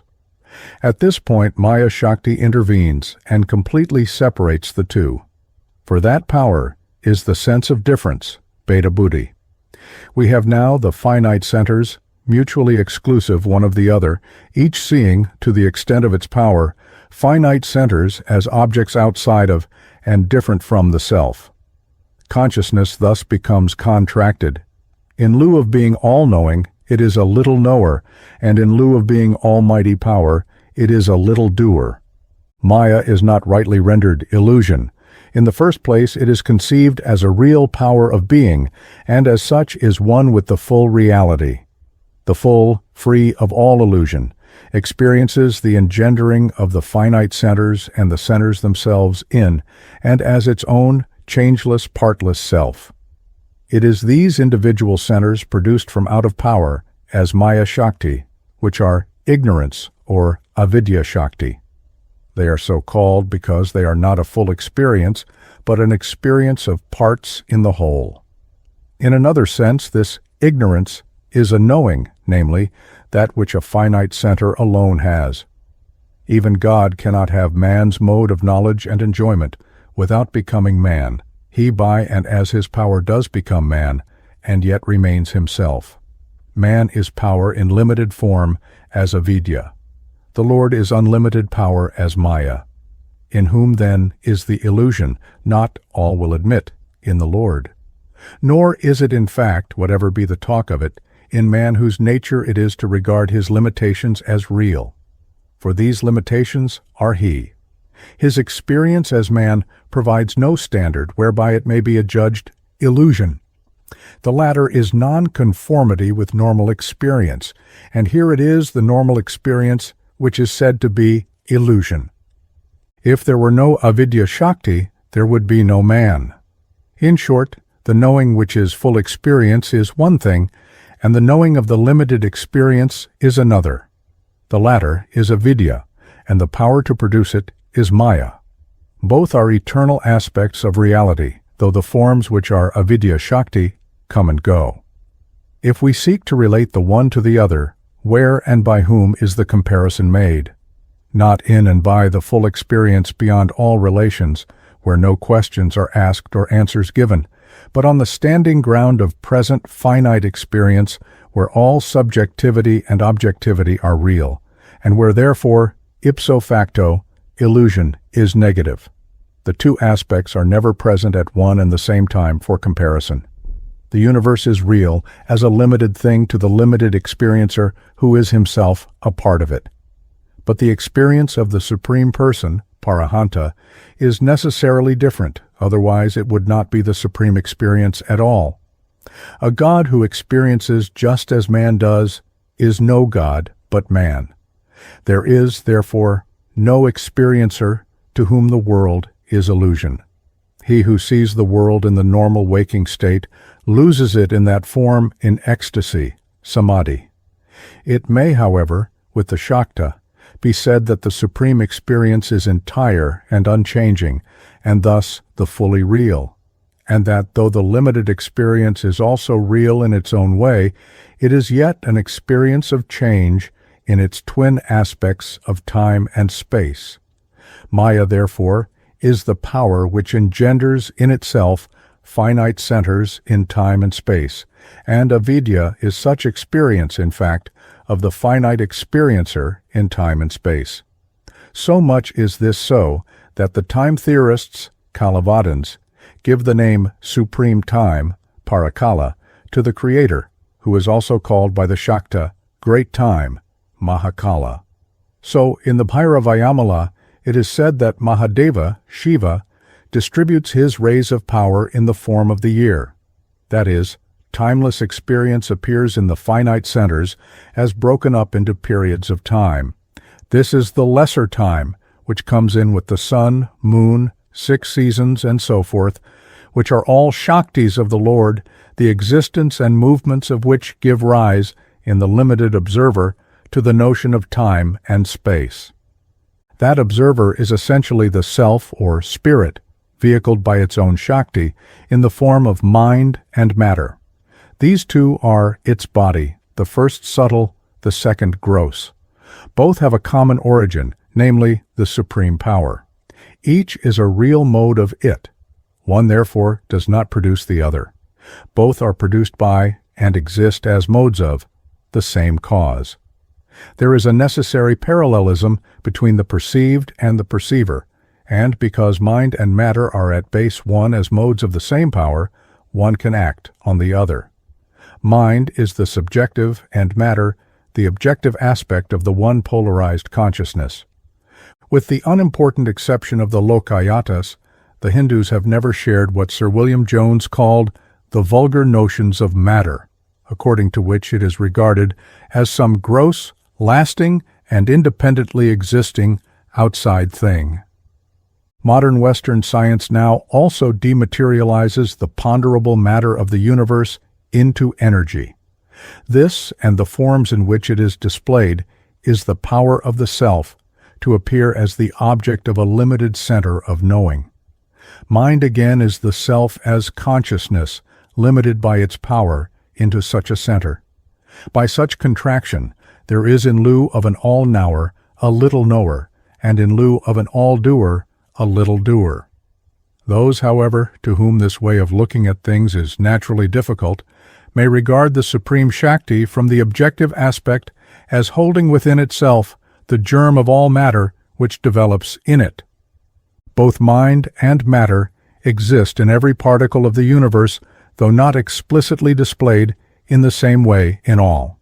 There is no corner of the universe which contains anything either potential or actual, which is not to be found elsewhere. Some aspect of matter or mind, however, may be more or less explicit or implicit.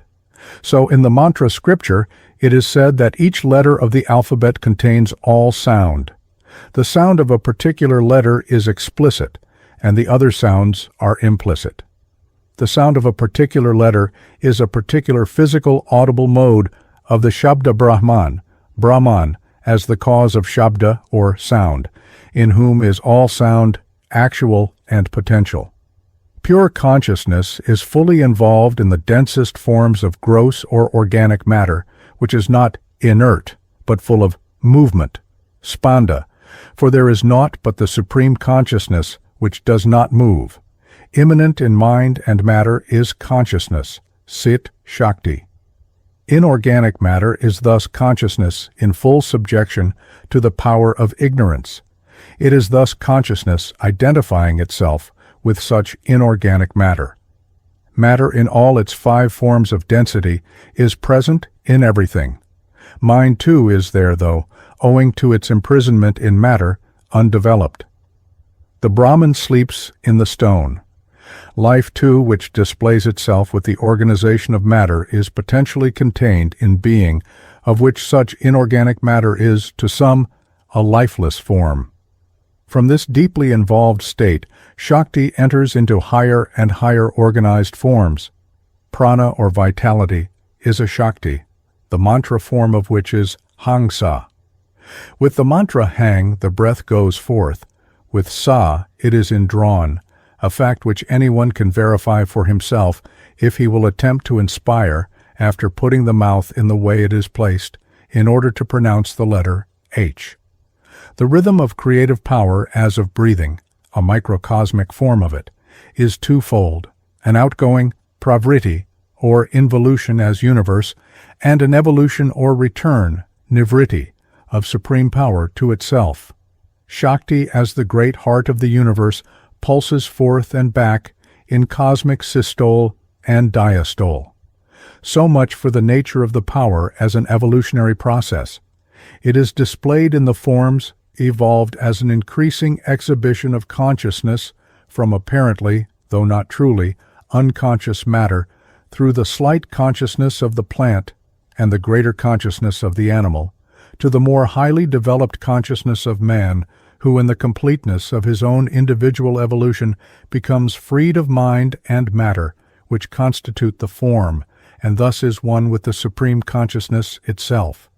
There are no gaps in the process. In existence, there are no rigid partitions.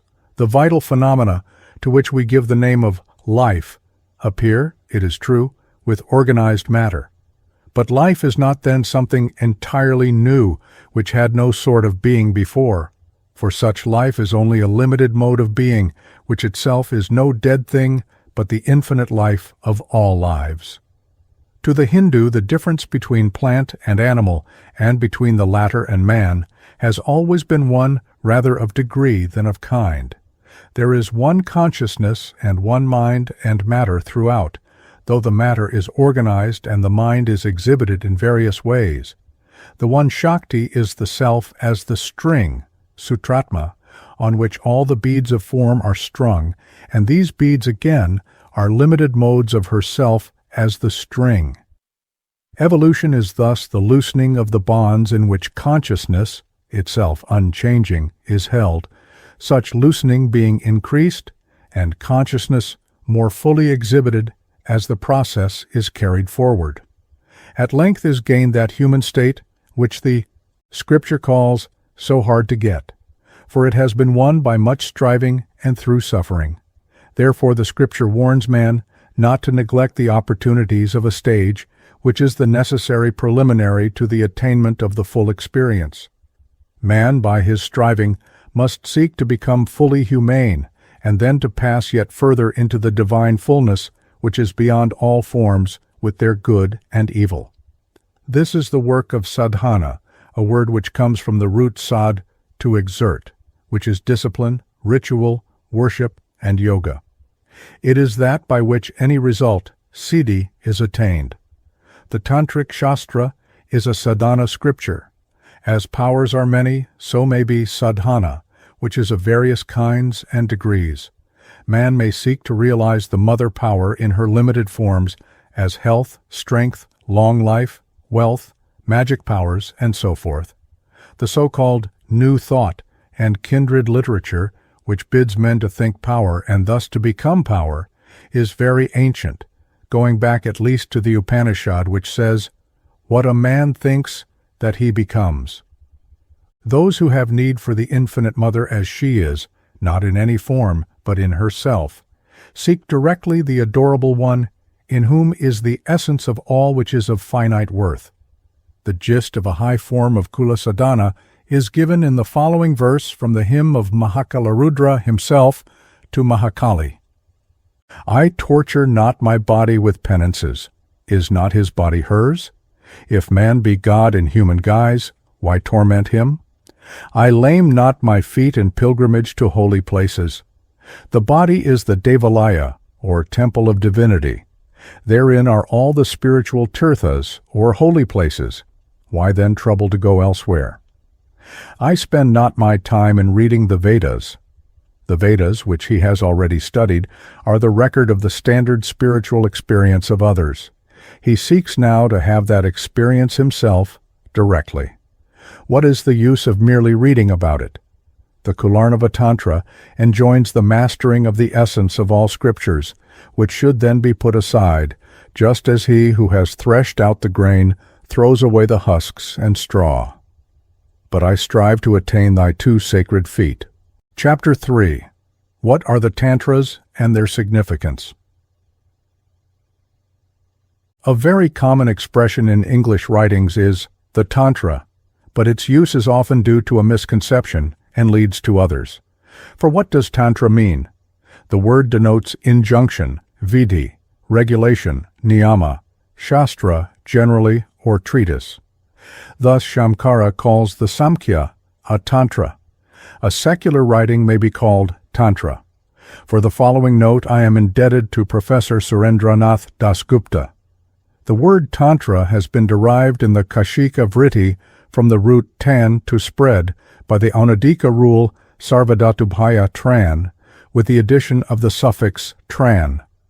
Vakaspati, Anandagiri, and Govindananda, however, derive the word from the root Tatri of Tantri, in the sense of Vyutpadana, origination or knowledge.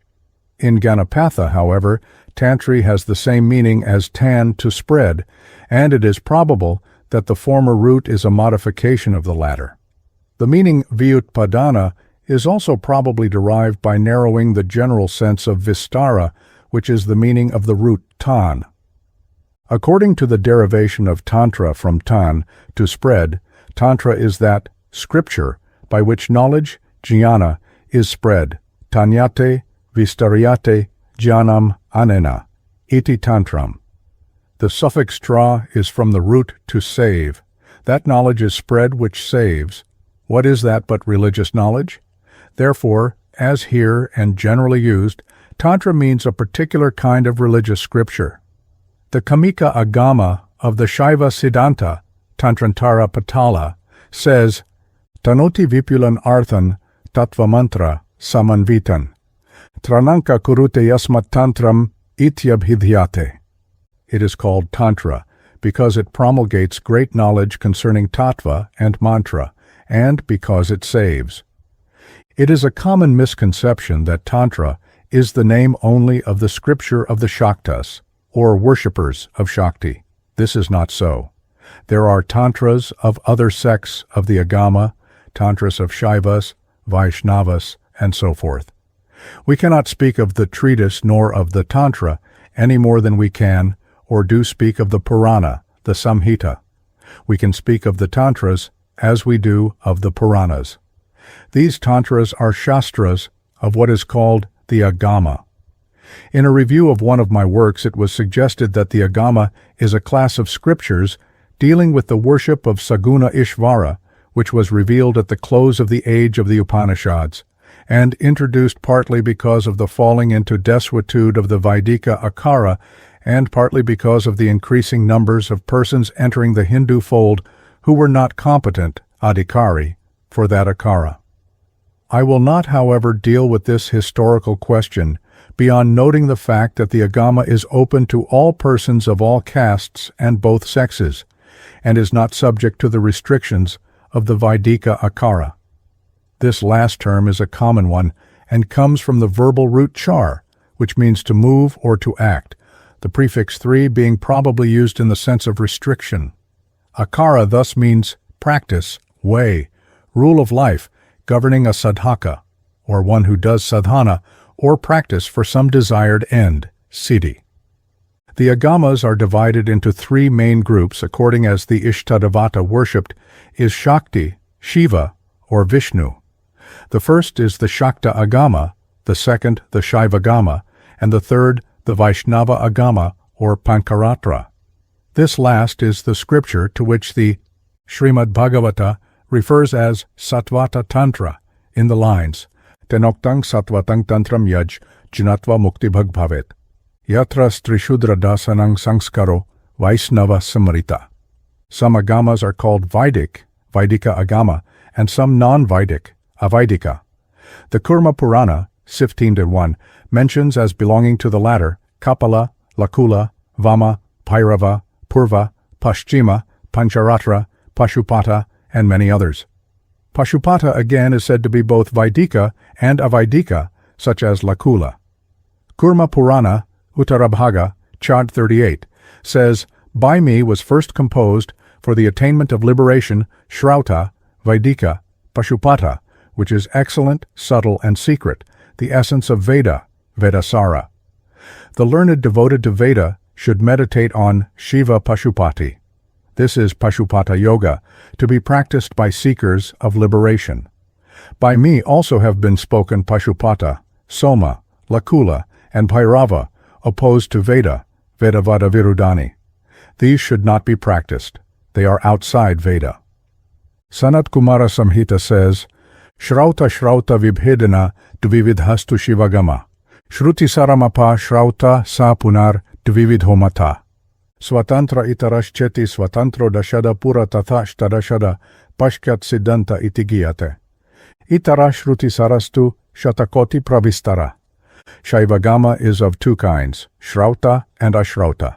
Shrauta is Shrauti Saramaya, and of 2 kinds, Svatantra and Itara.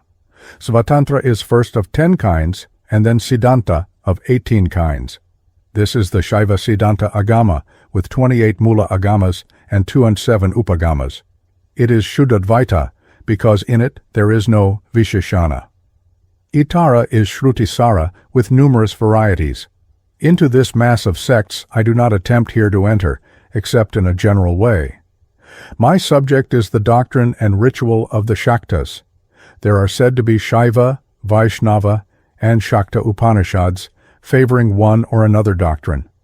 We must, however, in all cases distinguish between what a school says of itself and what others say of it. So far as I am aware, all agamas, whatever be their origin, claim now to be based on Shruti, though of course as different interpretations are put on Shruti, those who accept one interpretation are apt to speak of differing schools as heretical. These main divisions again have subdivisions. Thus there are several schools of Shaivas, and there are Shaktas with their 9 Amnayas, 4 Sampradayas, Kerala, Kashmira, Gauda, and Vilasa, each divided into twofold division of inner and outer worship. There is, for instance, the northern Shaiva school called Trika of Kashmir, in which country at one time Tantra Shastras were very prevalent. There is again the southern Shaiva school called Shaiva Siddhanta. The Shaktas, who are to be found throughout India, are largely prevalent in Bengal and Assam. The Shaktas are rather allied with the northern Advaita Shaiva than with the others, though in them also there is worship of Shakti. Shiva and Shakti are one, and he who worships one necessarily worships the other. But whereas the Shaiva predominantly worships Shiva, the Shakta predominantly worships the Shakti side of the Ardhanarishvara Murti, which is both Shiva and Shakti. Mahavishnu and Sadashiva are also one. As the Samohana Tantra says, without Prakriti, the samsara world cannot be. Without Purusha, true knowledge cannot be attained. Therefore should both be worshipped, with Mahakali, Mahakala. Some, it says, speak of Shiva, some of Shakti, some of Narayana, Vishnu. But the supreme Narayana, Adinarayana, is supreme Shiva, Parashambhu, the Nirguna Brahman, pure as crystal. The two aspects of the supreme reflect the one and the other. The reflection, Pratibimba, is Maya, whence the world lords, Lokapalas, and the worlds are born. The Adya Lalita, Mahashakti, at one time assumed the male form of Krishna, and at another that of Rama. For all aspects are in Mahakali, one with Bhairava Mahakala, who is Mahavishnu. It is only a fool, it says, who sees any difference between Rama and Shiva. This is, of course, to look at the matter from the high Vedantic standpoint of Shakta doctrine. Nevertheless, separate worship and rituals exist among the sects. A common philosophical basis of the Shaivas and those of Shaktas, who are Agamavadins, is the doctrine of the 36 Tantras. These are referred to in the Tantra so well known in Bengal, which is called Kular Nava. They are also referred to in other Shakta works and their commentaries such as the Ananda Lahari. The Sharada Tilaka, a great authority amongst the Bengal Shaktas, is the work of Lakshmanakarya, an author of the Kashmir Shaiva school. The latter school, as also the Shaktas, are Advaitins. The Shaiva Siddhanta and Pankaratra are Shuddhadvaita and Vishishtadvaita, respectively. There is also a great body of Buddhist Tantras of differing schools. Now all these schools have Tantras of their own. The original connection of the Shaiva schools is said to be shown amongst other things by the fact that some Tantras are common, such as Mrigendra and Matanga Tantras. It has been asserted that the Shakta school is not historically connected with the Shaivas. No grounds were given for this statement. Whatever be the historical origins of the former, the two appear to be in several respects allied at present, as anyone who knows Shakta literature may find out for himself. In fact, Shakta literature is in parts unintelligible to one unacquainted with some features of what is called the Shaiva Darshana. How otherwise is it that the 36 Tattvas and Shadadva, see my garland of letters, are common to both? The Shaktas have again been divided into 3 groups. Thus the esteemed Pandit R. Ananta Shastri, in the introduction to his edition of Anandalahari, speaks of the Kaula, or Shakta Shastras, with 64 Tantras, the Mishra, with 8 Tantras, and the Samaya group, which are said to be the most important of the Shakta Agamas, of which 5 are mentioned. This classification purports to be based on the nature of the object pursued, according as it belongs to one or the other of the Purusharthas. Pankaratra literature is very considerable, 108 works being mentioned by the same Pandit in volume 13 of the Theosophist. I would refer the reader also to the very valuable edition of the Ahirbudnya Samhita by my friend Dr. Otto Schrader, with an introduction by the learned doctor on the Pancaratra system, where many Vaishnava Tantras and Samhitas are cited. The Trika school has many Tantras, of which the leading one is Malini Vijaya. The Svachanda Tantra comes next. Jagadisha Chandra Chattopadhyaya Vidyavaridi has written with learning and lucidity on this school. The Shaiva Siddhanta has 28 leading Tantras and a large number of Upagamas, such as Taraka Tantra, Vama Tantra, and others, which will be found enumerated in Shomeris Der Shaiva Siddhanta, Nalasvami Pillai's Studies in Shaiva Siddhanta, and Shivajnana Siddhihar. The Samahana Tantra mentions 64 Tantras, 327 Upatantras, as also Yamalas, Damaras, Samhitas, and other scriptures of the Shaiva class. 75 Tantras, 205 Upatantras, also Yamalas, Damaras, Samhitas of the Vaishnava class. Numerous Tantras and other scriptures of the Ganapatya and Saura classes, and a number of Puranas, Upapuranas, and other variously named scriptures of the Bauddha class. It then mentions over 500 Tantras and nearly the same number of Upatantras of some 22 Agamas, Sinagama, Buddhagama, Jaina, Pashupata, Kapalika, Pancaratra, Bhairava, and others.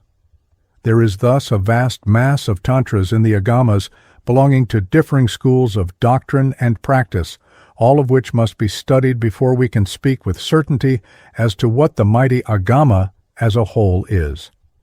In this book, I briefly deal with one section of it only.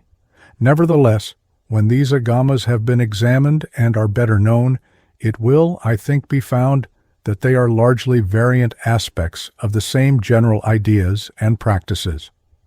As instances of general ideas, I may cite the following: the conception of deity as a supreme personality, Parahanta, and of the double aspect of God, in one of which he really is or becomes the universe, a true emanation from him in his creative aspect, successive emanations, abhasa, vyuha, as of fire, from subtle to gross, doctrine of Shakti, pure and impure creation, the denial of unconscious Maya, such as Shamkara teaches, doctrine of Maya Kosha, and the Kankukas, the 6 Shaiva Kankukas being, as Dr. Schroeder says, represented by the possibly earlier classification in the Pancaratra of the 3 Samkokas. The carrying of the origin of things up and beyond Purusha Prakriti, acceptance at a later stage of Purusha Prakriti, the Samkhyan Gunas, and evolution of tattvas as applied to the doctrine of Shakti, affirmance of the reality of the universe, emphasis on devotion, bhakti, provision for all castes and both sexes. Instances of common practice are, for example, mantra, bija, yantra, mudra, Nyasa, Bhutashuddhi, Kundalini Yoga, construction and consecration of temples and images, Kriya, religious and social observances, Karya, such as Anika, Varnashrama Dharma, Utsava, and practical magic, Maya Yoga. Where there is mantra, yantra, Nyasa, Diksha, Guru, and the like, there is Tantra Shastra. In fact, one of the names of the latter is Mantra Shastra. With these similarities, there are certain variations of doctrines and practice between the schools. Necessarily also, even on points of common similarity, there is some variance in terminology and exposition, which is unessential. Thus, when looking at their broad features, it is of no account whether with the Pancaratra we speak of Lakshmi, Shakti, Vyuha, Samkoka, or whether in terms of other schools we speak of Tripura Sundari and Mahakali, Tattvas, and Kankukas. Again, there are some differences in ritual which are not of great moment except in one, and that a notable instance. I refer to the well-known division of worshippers into Dakshinakara and Vamakara. The secret sadhana of some of the latter, which I may here say is not usually understood, has acquired such notoriety that to most the term the Tantra connotes this particular worship and its abuses and nothing else. I may here also observe that it is a mistake to suppose that aberrations in doctrine and practice are peculiar to India. A missionary wrote to me some years ago that this country was a demon-haunted land. There are demons here, but they are not the only inhabitants, and tendencies to be found here have existed elsewhere. The West has produced many a doctrine and practice of an antinomian character. Some of the most extreme are to be found there. Moreover, though this does not seem to be recognized, it is nevertheless the fact that these Kaula rites are philosophically based on monistic doctrine. Now, it is this Kaula doctrine and practice, limited probably, as being a secret doctrine, at all times to comparatively few, which has come to be known as the Tantra. Nothing is more incorrect. This is but one division of worshippers who again are but one section of the numerous followers of the Agamas, Shaiva, Shakta, and Vaishnava. Though there are certain common features which may be called Tantric, yet one cannot speak of the Tantra as though it were one entirely homogeneous doctrine and practice. Still less can we identify it with the particular practices and theories of one division of worshippers only.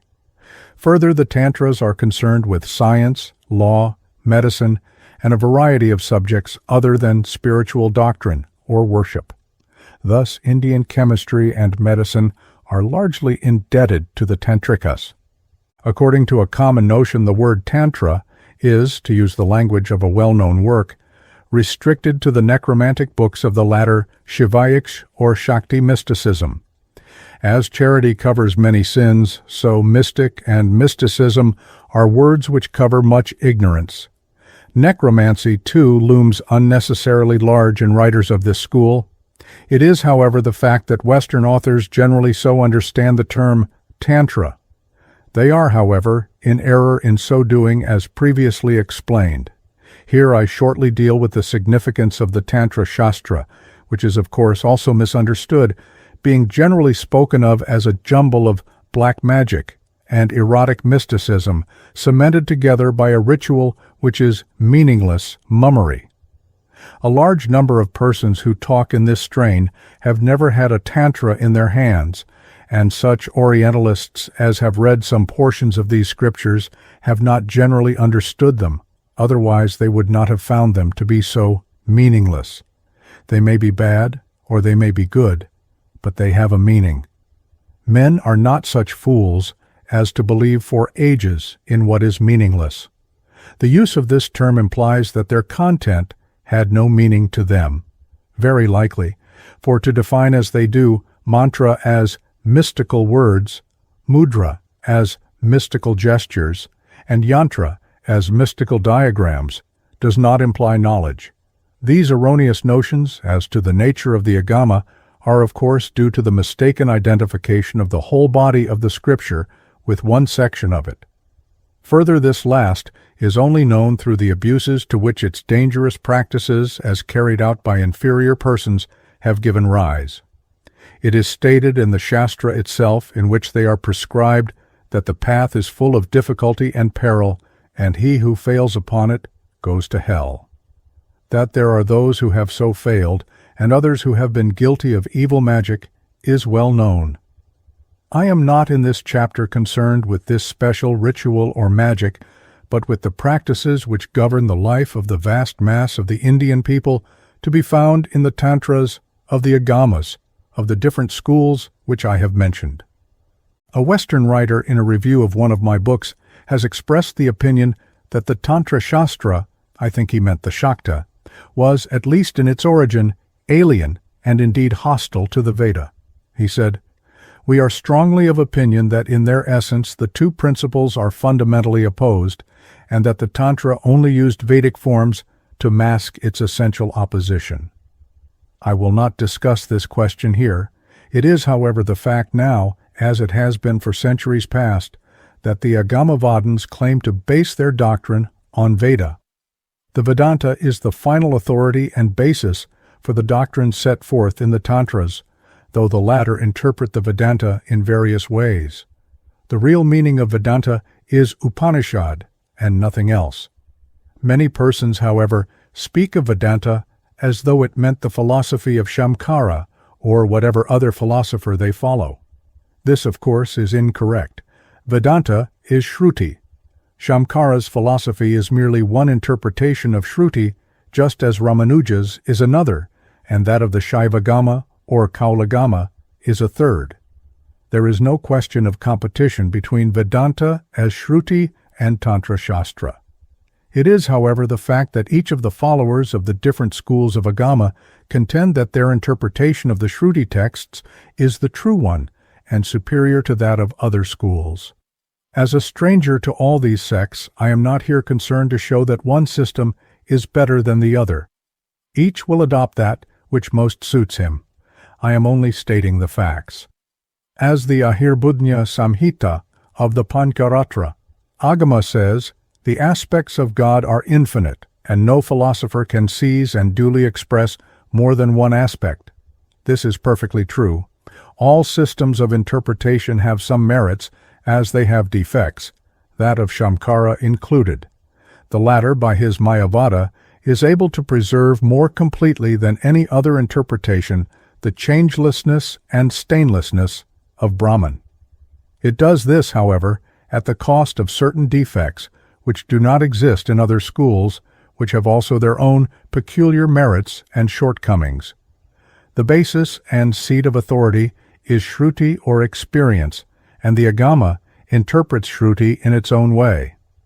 Thus, the Shaiva Shakta doctrines are specific solutions of the Vedantic theme, which differ in several respects from that of Shamkara. Though, as they agree, I speak of the northern Shaiva school with him on the fundamental question of the unity of Jivatma and Paramatma. They are therefore Advaita. The next question is how the experience of which the Agama speaks may be gained. This is also prescribed in the Shastra in the form of peculiar sadhanas or disciplines. In the first place, there must be a healthy physical and moral life. To know a thing in its ultimate sense is to be that thing. To know Brahman is, according to Advaita, to be Brahman. One cannot realize Brahman the pure except by being oneself pure, Shuddhacita. But to attain and keep this state, as well as progress therein, certain specific means, practices, rituals, or disciplines are necessary. The result cannot be got by mere philosophical talk about Brahman. Religion is a practical activity.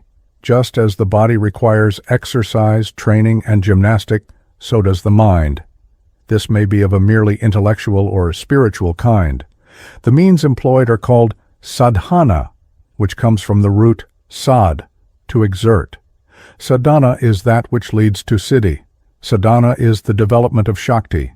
Man is consciousness, Atma, vehicled by Shakti in the form of mind and body.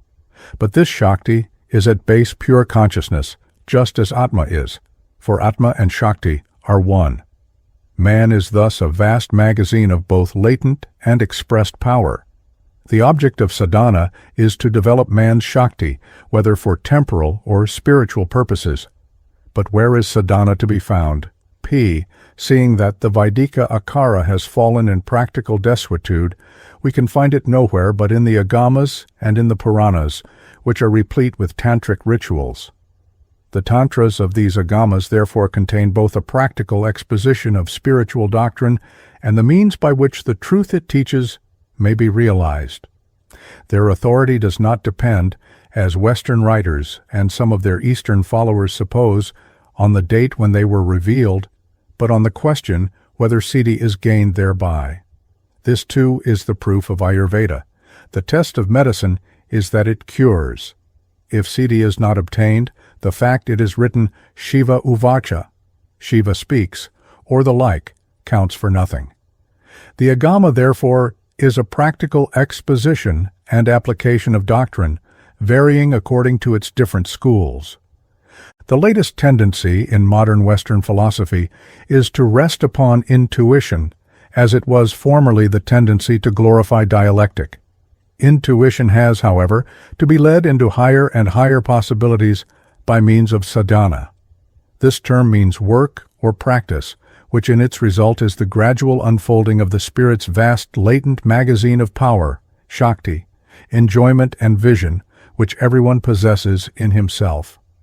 The philosophy of the Agama is, as a friend and collaborator of mine, Professor Pramathanatha Mukhopadhyaya, very well put it, a practical philosophy, adding that what the intellectual world wants today is this sort of philosophy, a philosophy which not merely argues, but experiments. The form which sadhana takes is a secondary matter. One goal may be reached by many paths. What is the path in any particular case depends on considerations of personal capacity and temperament, race and faith. For the Hindu, there is the Agama, which contains forms of discipline which his race has evolved and are therefore prima facie suitable for him. This is not to say that these forms are unalterable or acceptable to all. Others will adopt other forms of sadhana suitable to them. Thus, amongst Christians, the Catholic Church prescribes a full and powerful sadhana in its sacraments, samskara, and worship, puja, upasana, meditation, dhyana, rosary, japa, and the like. But any system to be fruitful must experiment to gain experience. The significance of the Tantra Shastra lies in this, that it claims to afford a means available to all, of whatever caste and of either sex, whereby the truths taught may be practically realized. The Tantras, both in India and Tibet, are the expression of principles which are of universal application. The mere statement of religious truths avails not. What is necessary for all is a practical method of realization. This, too, the occultist needs. Further, the ordinary run of mankind can neither apprehend nor do they derive satisfaction from mere metaphysical concepts. They accept them only when presented in personal form. They care not for shunyata, the void, nor satchidananda, in the sense of mere consciousness, being, bliss. They appeal to personal bodhisattvas, Buddhas, Shiva, Vishnu, Devi, who will hear their prayer and grant them aid. Next, they cannot stand by themselves. They need the counsel and guidance of priest and guru and the fortifying virtues of the sacraments. They need a definite picture of their object of worship, such as is detailed in the dhyana of the devatas, an image, a yantra, a mandala, and so forth, a developed ritual and pictorial religion. This is not to say that they are wrong. These natural tendencies, however, become accentuated in course of time to a point where superstition, mechanical devotion, and lifeless formalism and other abuses are produced. There then takes place what is called a reform in the direction of a more spiritual religion. This too is accentuated to the point of barrenness. Religion becomes sterile to produce practical result, and ritual and pictorial religion recurs. So Buddhism, which in its origin has been represented to be a reaction against excessive and barren ritualism, could not rest with a mere statement of the noble truths and the Eightfold Path. Something practical was needed. The Mahayana Thegpa Chenpo was produced. Nagarjuna, in the 2nd century A.D., is said to have promulgated ideas to be found in the Tantras. In order to realize the desired end, use was made of all the powers of man, physical and mental. Theistic notions, as also yoga, came again to the fore in the Yogacarya and other Buddhist systems. The worship of images and an elaborate ritual was introduced. The worship of the Shaktis spread. The Mantrayana and Vajrayana found acceptance with what an English writer, The Buddhism of Tibet by L. Waddell, describes in the usual style as its silly mummery of unmeaning jargon and gibberish, the latter being said to be the most depraved form of Buddhist doctrine. So-called Tantric Buddhism became thus fully developed. A Tantric reformer in the person of Tsongkhapa arose, who codified the Tantras in his work Lamrim Chenmo. The Great Code, the Ka-gyur, contains in one of its sections the Tantras, Rygyud, containing ritual, worship of the Divine Mothers, theology, astrology, and natural science, as do their Indian counterparts. These are of 4 classes: the Kriya, Karya, Yoga, Anuttara Tantras, the latter comprising Maha, Anu, and Adi Yoga Tantras. The Tangur similarly contains many volumes of Tantras, Rig-yud. Then, at length, Buddhism was driven from out of India. Brahmanism and its rituals survived and increased, until both in our day and the nearer past we see in the so-called Reformed sects a movement towards what is claimed to be a more spiritual religion. Throughout the ages, the same movements of action and reaction manifest. What is right here lies in the middle course. Some practical method and ritual is necessary if religion is not to be barren of result. The nature of the method and ritual will vary according to the capacity and development of men. On the other hand, the crooked influence of time tends to overlay the essential spiritual truths with unintelligent and dead formalism. The Tantra Shastra stands for a principle of high value, though, like other things admittedly good, it is capable of, and has suffered, abuse. An important point in this connection should be noted. In Europe we see extreme Puritan reaction, with the result that the religious movements which embody them become one-sided and without provision for ordinary human needs. Brahmanism has ever been all-inclusive, producing a sadhana of varying kinds, material and mental, for the different stages of spiritual advancement and exempting from further ritual those for whom, by reason of their attainment, it is no longer necessary. Chapter 4. Tantra Shastra and Veda. In writing this chapter, I have in mind the dispute which some have raised upon the question whether the agamas, or some of them, are Vedic or non-Vedic. I do not here deal with the nature and schools of Tantra or Agama, nor with their historical origin. Something has been said on these points in the introductions to the English translations of Pandit Shiva Chandra Vidyarnava's Tantra Tattva. I have also dealt with this subject in the 2 chapters, What are the Tantras and Their Significance, and Shakti and Shakta. I wish to avoid repetitions, except so far as is absolutely necessary for the elucidation of the particular subject in hand. On the disputed question whether the agamas are Vedic or non-Vedic, I desire to point out that an answer cannot be given unless we keep apart 2 distinct matters, vis-a-vis, 1. What was the origin of the agamas, and 2. What they are now. I am not here, however, dealing with the first or historical question, but with the second so far as the Shakta Agama is concerned.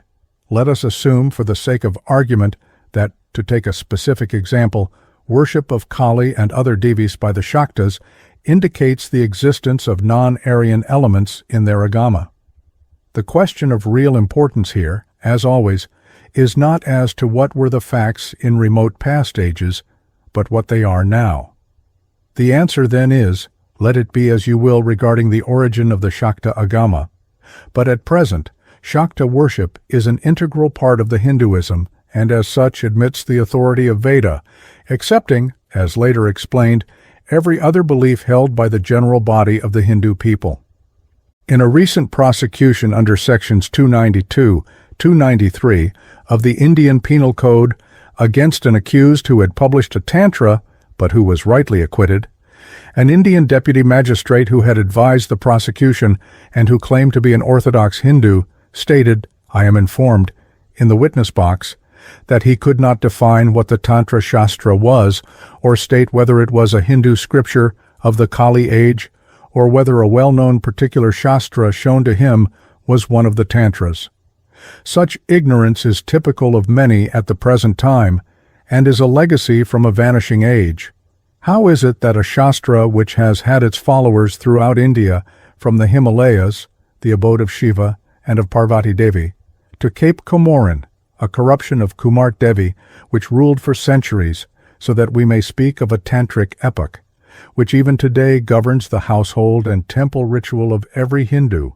How is it that such a Shastra has fallen into complete neglect and disrepute amongst the larger body of the English-educated community?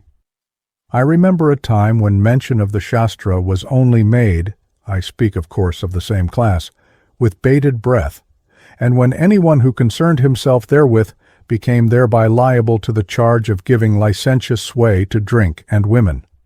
The answer is both a general and particular one. In the first place, the English-educated people of this country were formerly almost exclusively, and later to a considerable extent, under the sway of their English educators. In fact, they were in a sense their creation. They were, and some of them still are, the Manasaputra of the English. For them, what was English and Western was the mode. Hindu religion, philosophy, and art were only, it was supposed, for the so-called uneducated women and peasants, and for native pandits who, though learned in their feudal way, had not received the illuminating advantages of a Western training.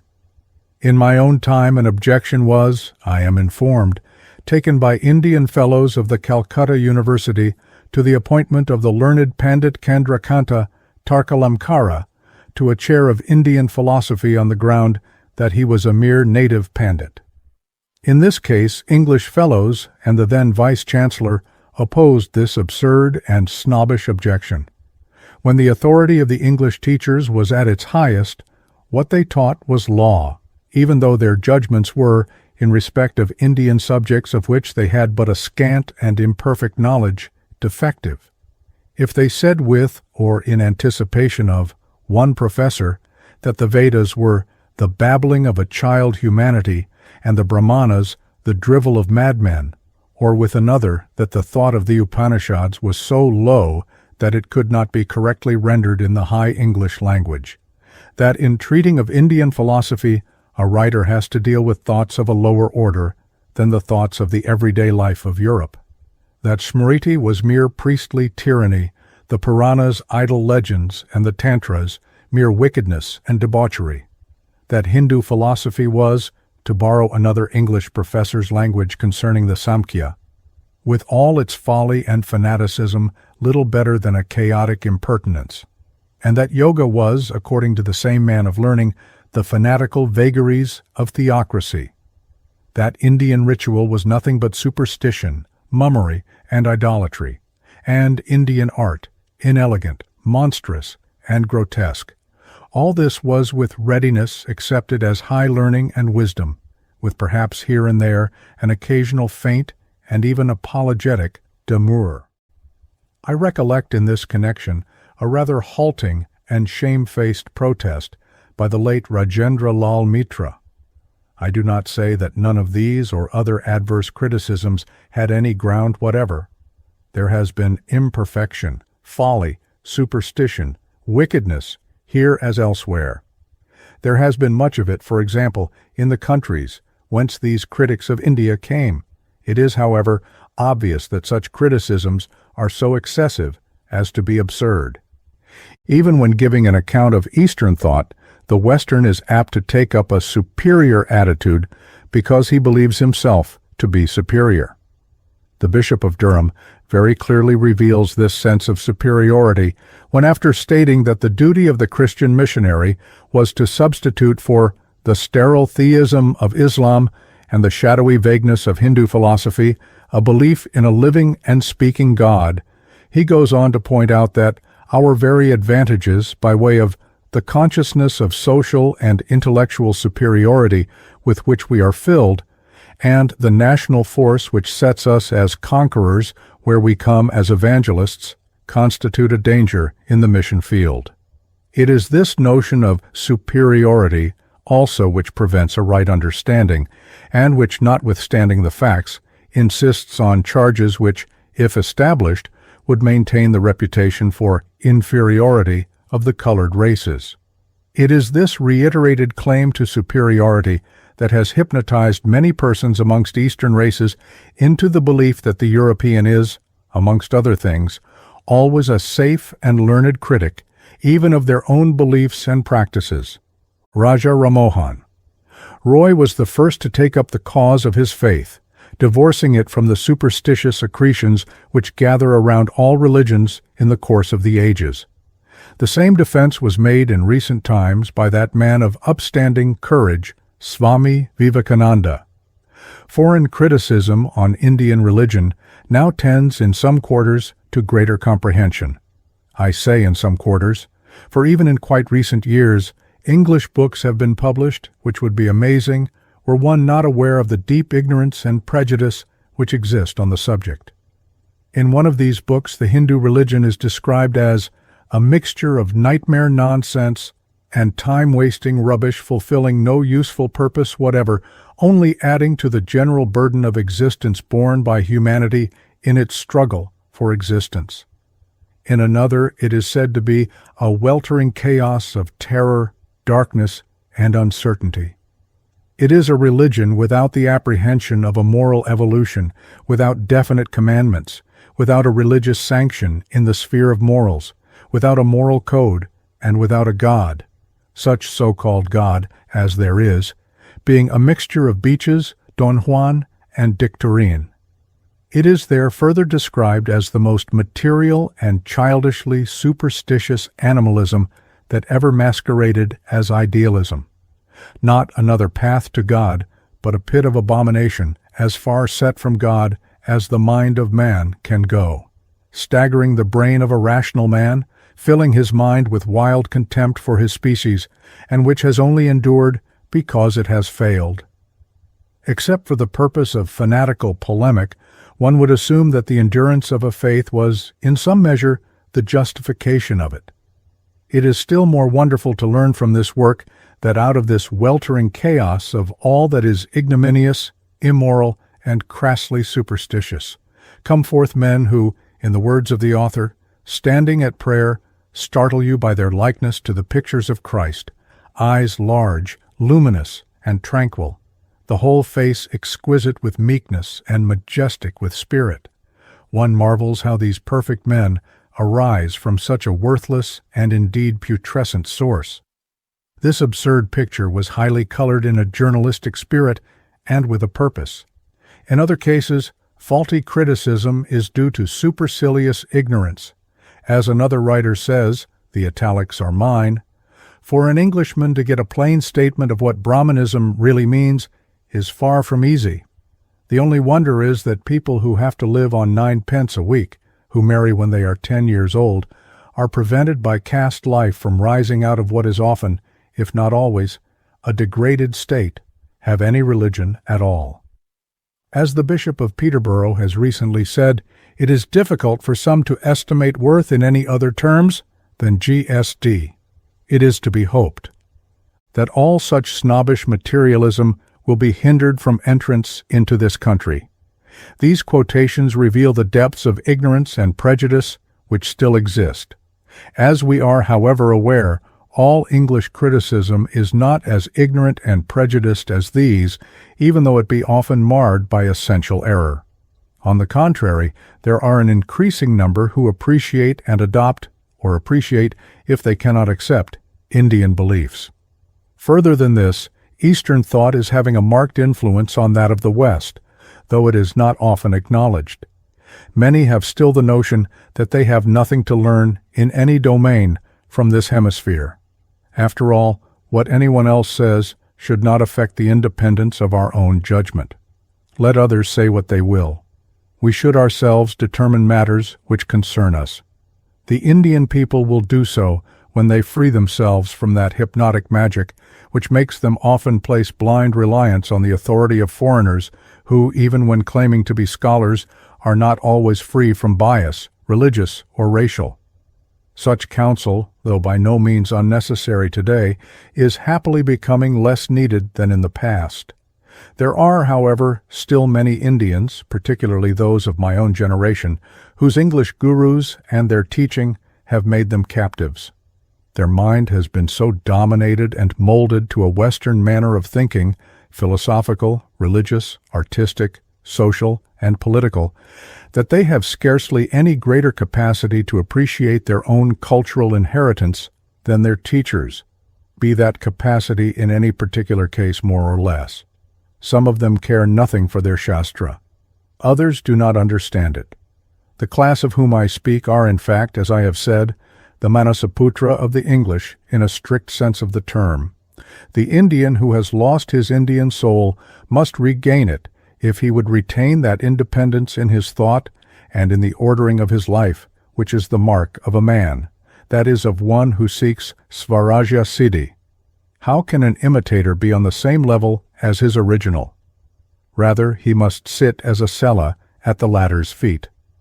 Whilst we can all learn something from one another, yet some in this land have yet to learn that their cultural inheritance, with all its defects, and none is without such, is yet a noble one, an equal in rank, to say the least, with those great past civilizations which have molded the life and thought of the West. All this has been admitted by Indians who have discernment.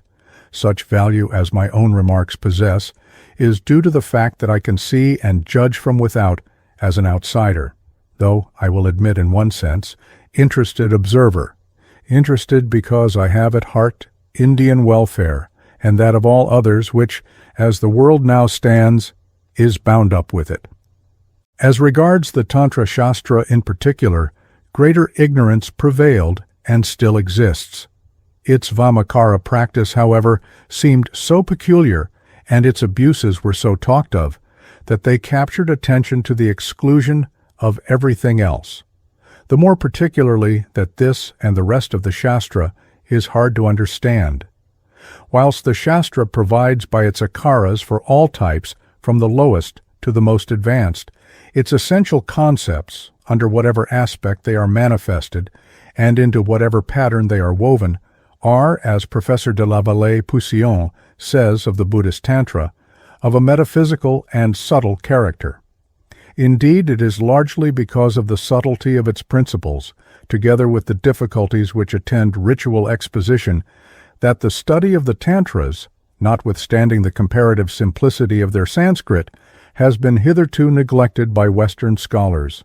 Possibly it was thought that the practices mentioned rendered any study of a system in which they occurred unnecessary. There was, and still is, some ground for the adverse criticism which has been passed on it. Nevertheless, it was not a just appreciation of the Shastra as a whole, nor even an accurate judgment in respect of the particular ritual thus singled out for condemnation. Let those condemn this Shastra who will.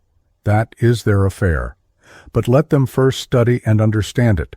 I have dealt with the subject of the Tantras in several papers.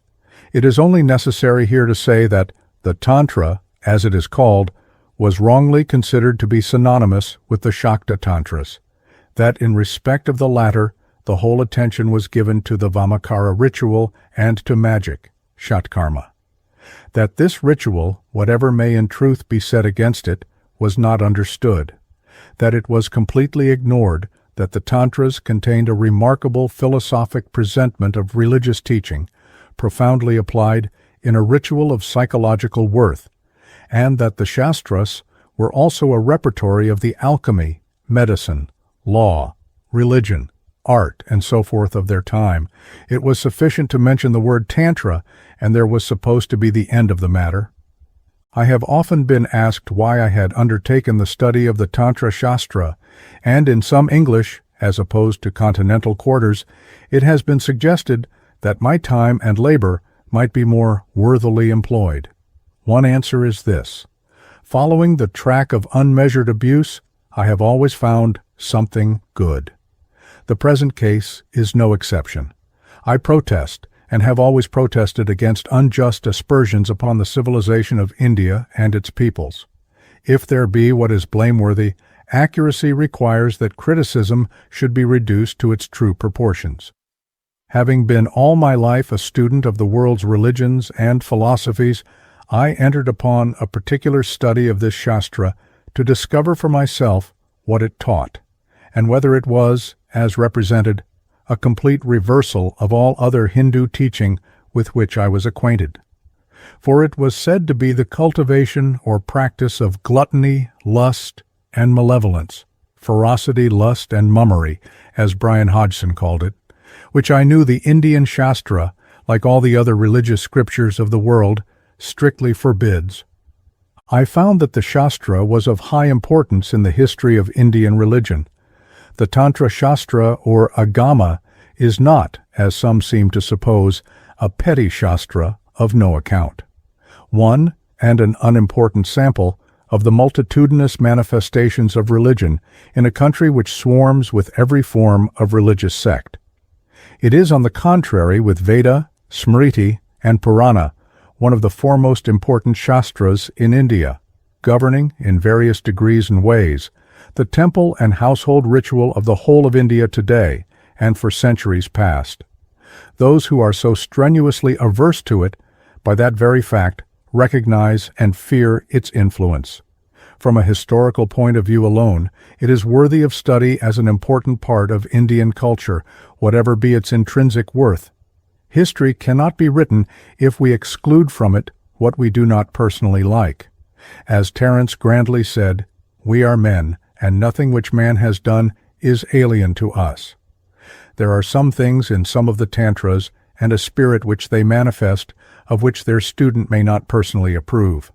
But the cause of history is not to be influenced by personal predilections.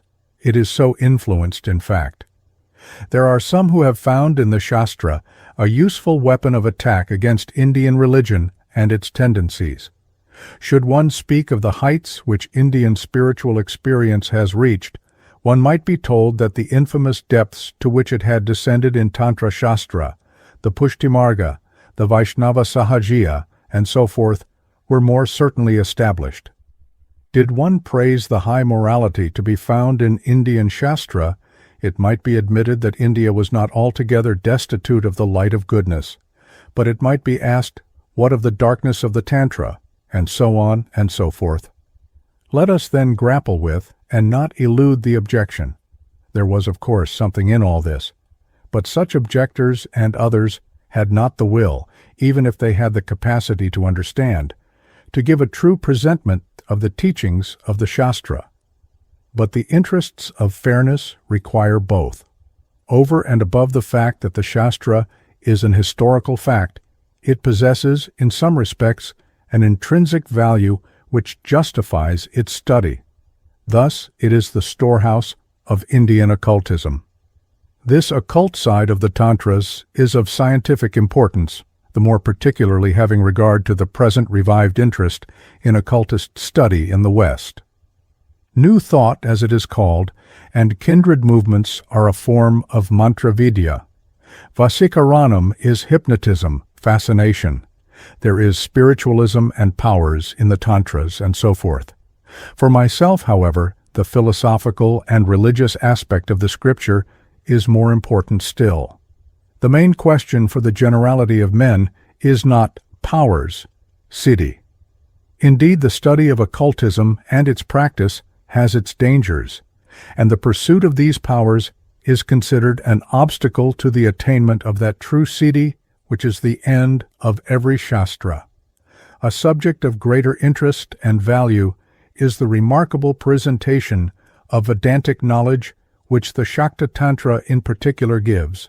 I never properly understood the Vedanta until after I had studied the Tantras, as also the ritual by which it is sought to gain realization, aparokshajjhana. The importance of the Shakta Tantra may be summed up by the statement that it is a sadhana shastra of Advaitavada. I will develop this last matter in a future paper. I will only say now that the main question of the day everywhere is how to realize practically the truths of religion, whatever they be. This applies to all, whether Hindu, Mohammed, or Christian. Mere philosophical speculation and talk will avail nothing beyond a clarification of intellect. But that, we all know, is not enough. It is not what we speculate about, but what we are, which counts. The fundamental question is how to realize sakshatkara, religious teaching. This is the fruit of sadhana alone, whether the form of that sadhana be Christian, Hindu, Mohammed, Buddhist, or what else. The chief sadhana shastra for the orthodox Hindu is the Tantra Shastra, or Agama, in its varying schools. In this fact lies its chief significance, and for Hindus, its practical importance.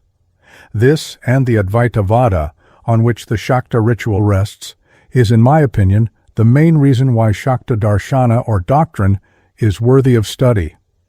The opinion which I had formed of the Shastra has been corroborated by several to whom I had introduced the matter.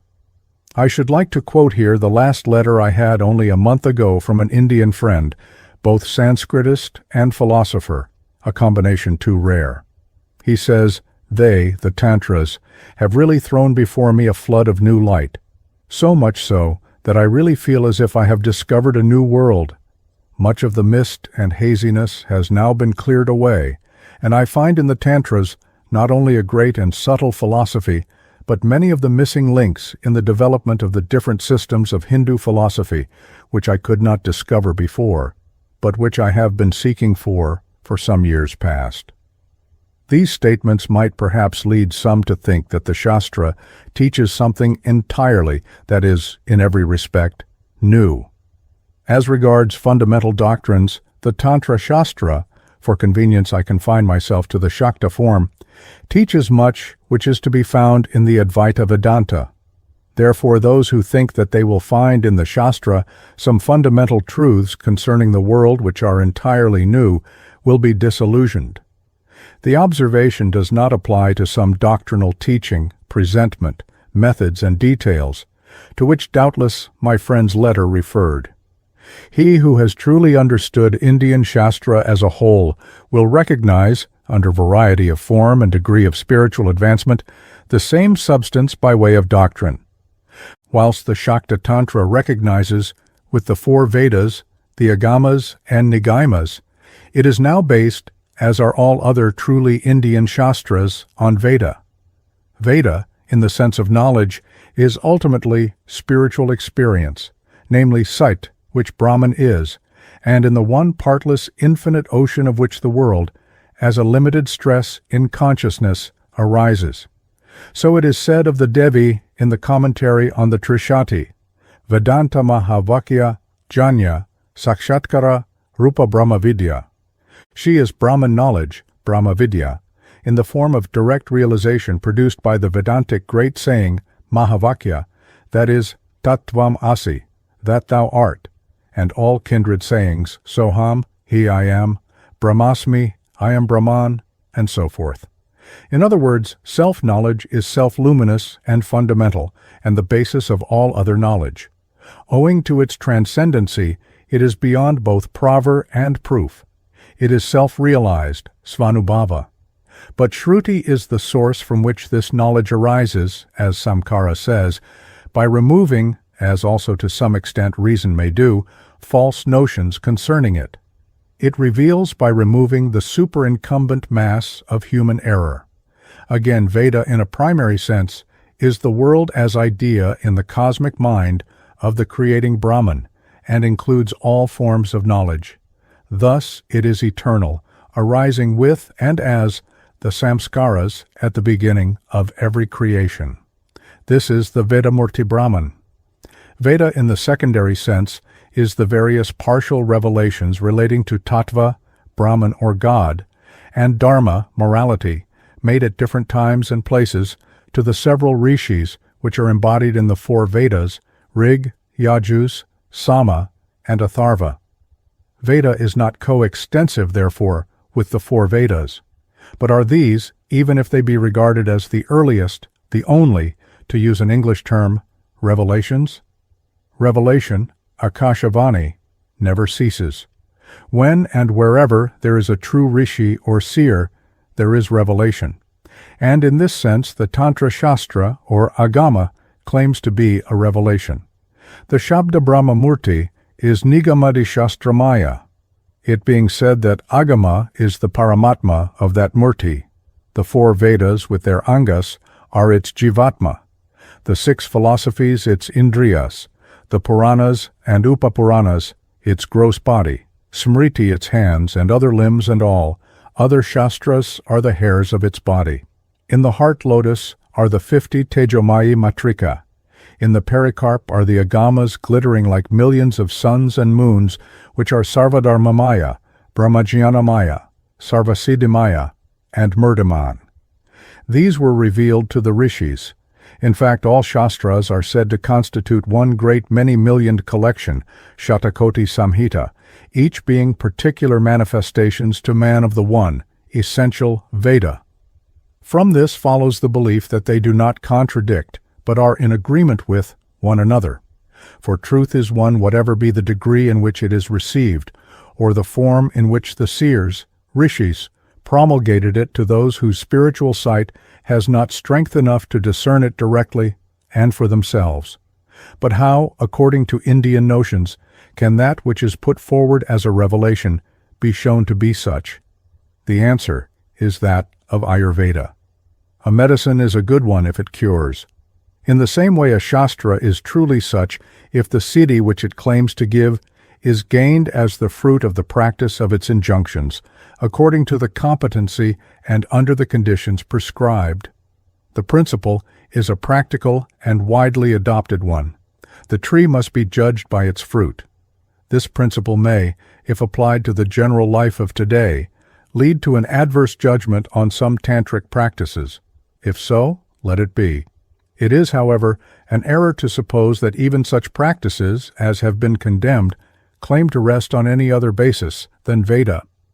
It is by the learned in Tantra Shastra said to be ignorance, avidya, to see a difference between agama and Veda. Ignorant notions prevail on the subject of the relation of the Tantras to Veda and the Vedas. I read some years ago in a Bengali book by a Brahmo author that the difference was that between hell and heaven.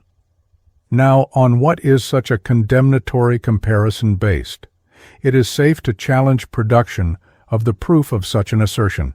Let us examine what the Shakta Tantra, to which allusion was made, teaches. In the first place, hell recognizes heaven, for the Shakta Tantra, as I have said, acknowledges the authority of Veda. All Indian Shastras do that. If they did not, they would not be Indian Shastra. The passages on this point are so numerous, and the point itself is so plain that I will only cite a few.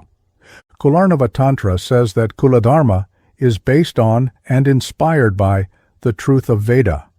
Tasmat Vedatmakam Shastram Vidhi Kaulatmakam Priye.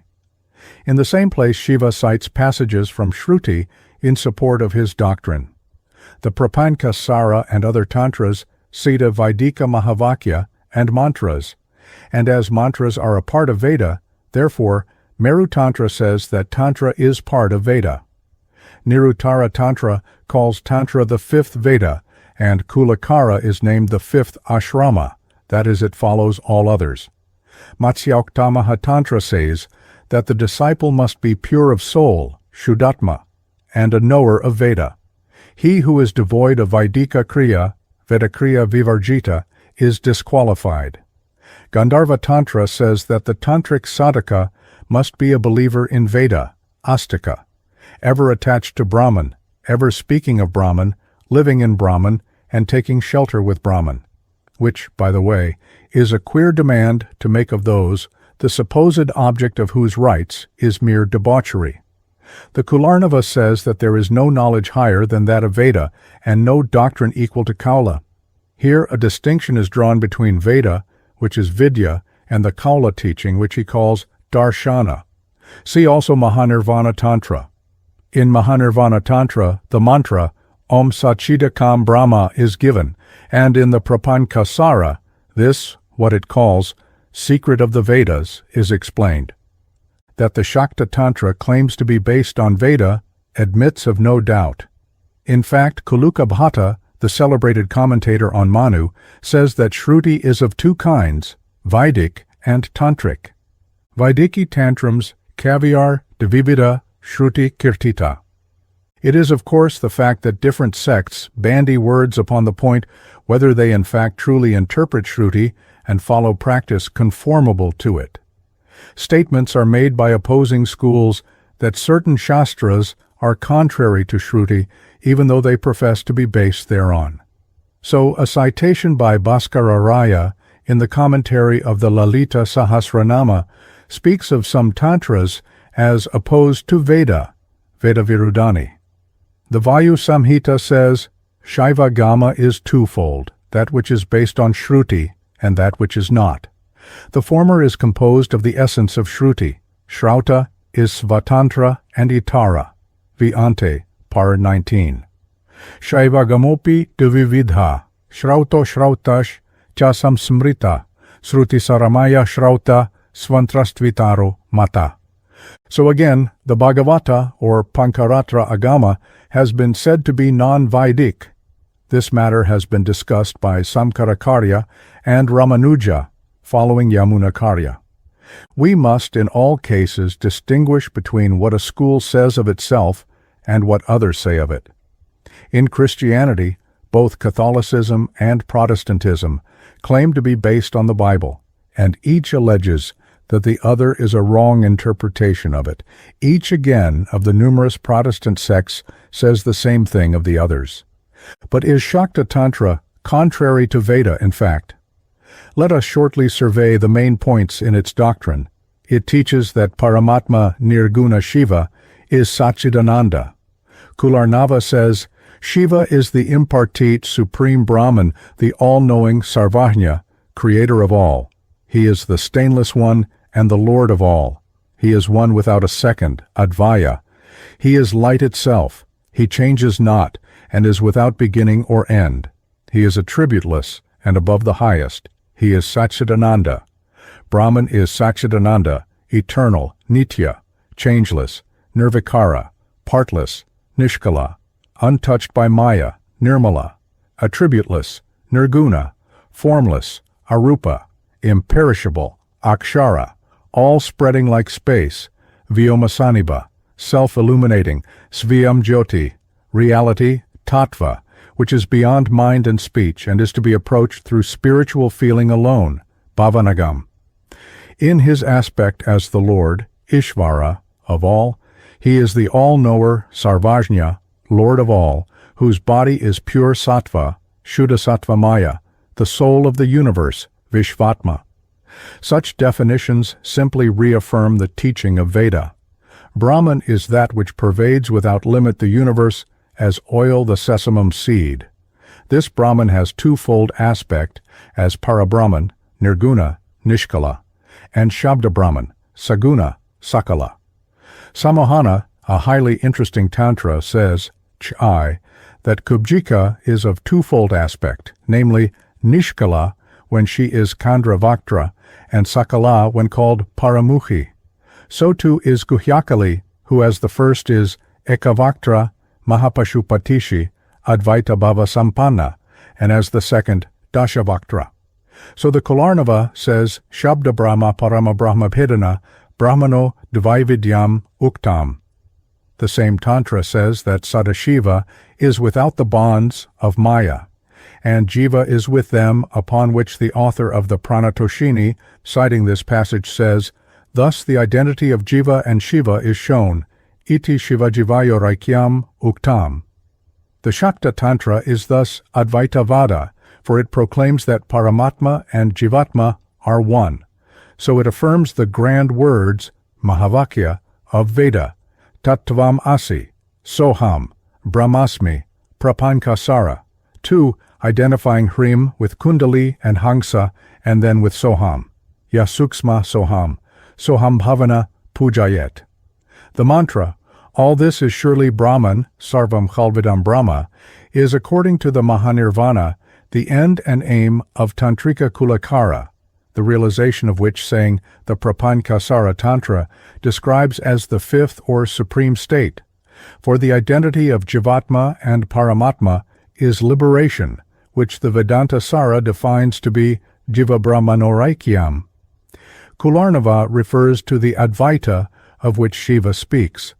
It is useless to multiply quotations on this point of which there is no end.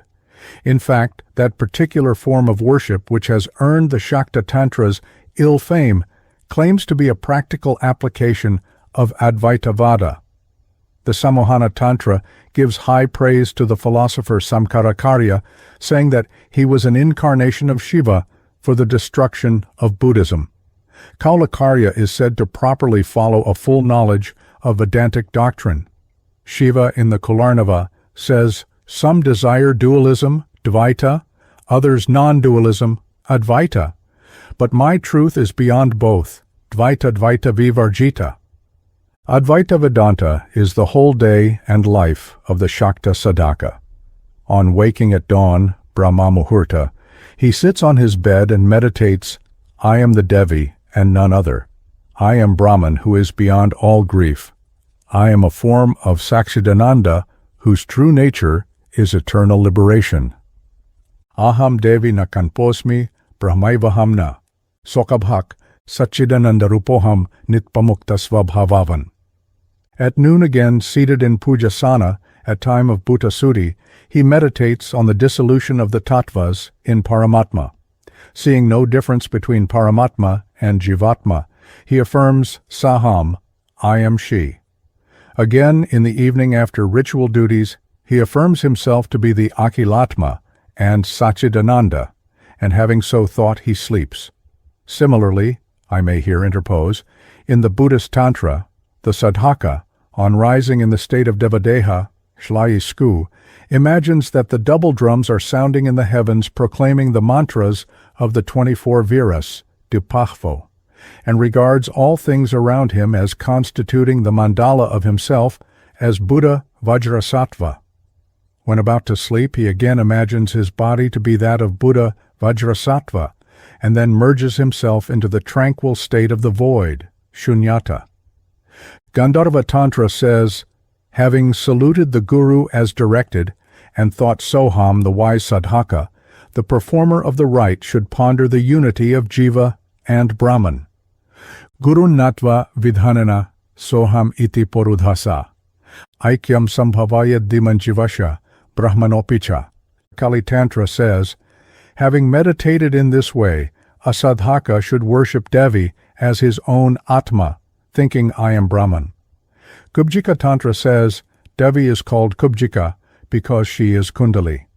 A sadhaka should meditate on his own self as one and the same with her, Taya Sahitam Atmanam Akibhutam Vichintayat, and so on.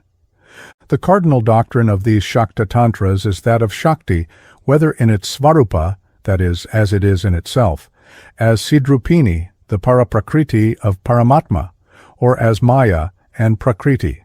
Shakti, as the Kubjika Tantra says, is consciousness, Caitanya Rupini, and bliss, Ananda Rupini.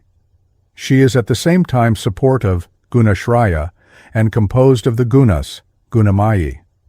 Maya is, however, explained from the standpoint of sadhana, the Tantra Shastra being a sadhana Shastra, and not according to the Mayavada, that is, transcendental standpoint of Samkara.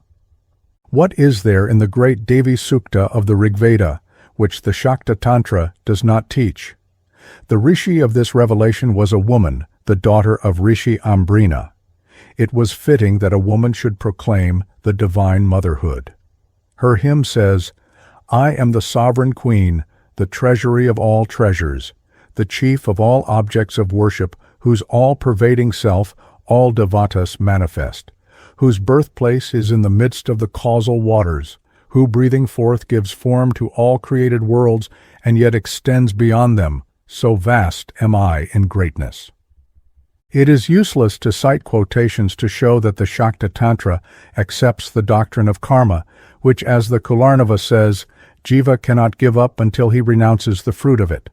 An infinite number of universes and their transitoriness, the plurality of worlds, heaven and hell, the 7 lokas, the devas and devas, who, as the Kulakudamani Nigama says, are but parts of the great Shakti. Being Advaitavada, moksha, the state of liberation and so forth, is Paramatma. It accepts Smriti and Puranas, the Mahanirvana and other Tantras, saying that they are the governing Shastras of the Treta and Dvapara ages respectively, as Tantra is that of the Kali Yuga.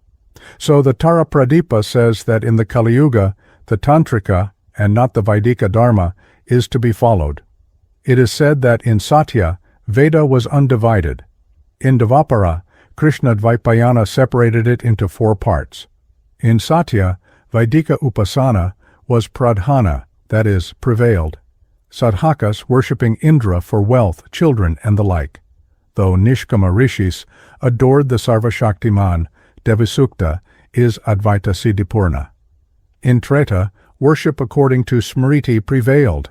It was then that Vashishtha is said to have done sadhana of Brahmavidya according to Cinacara krama.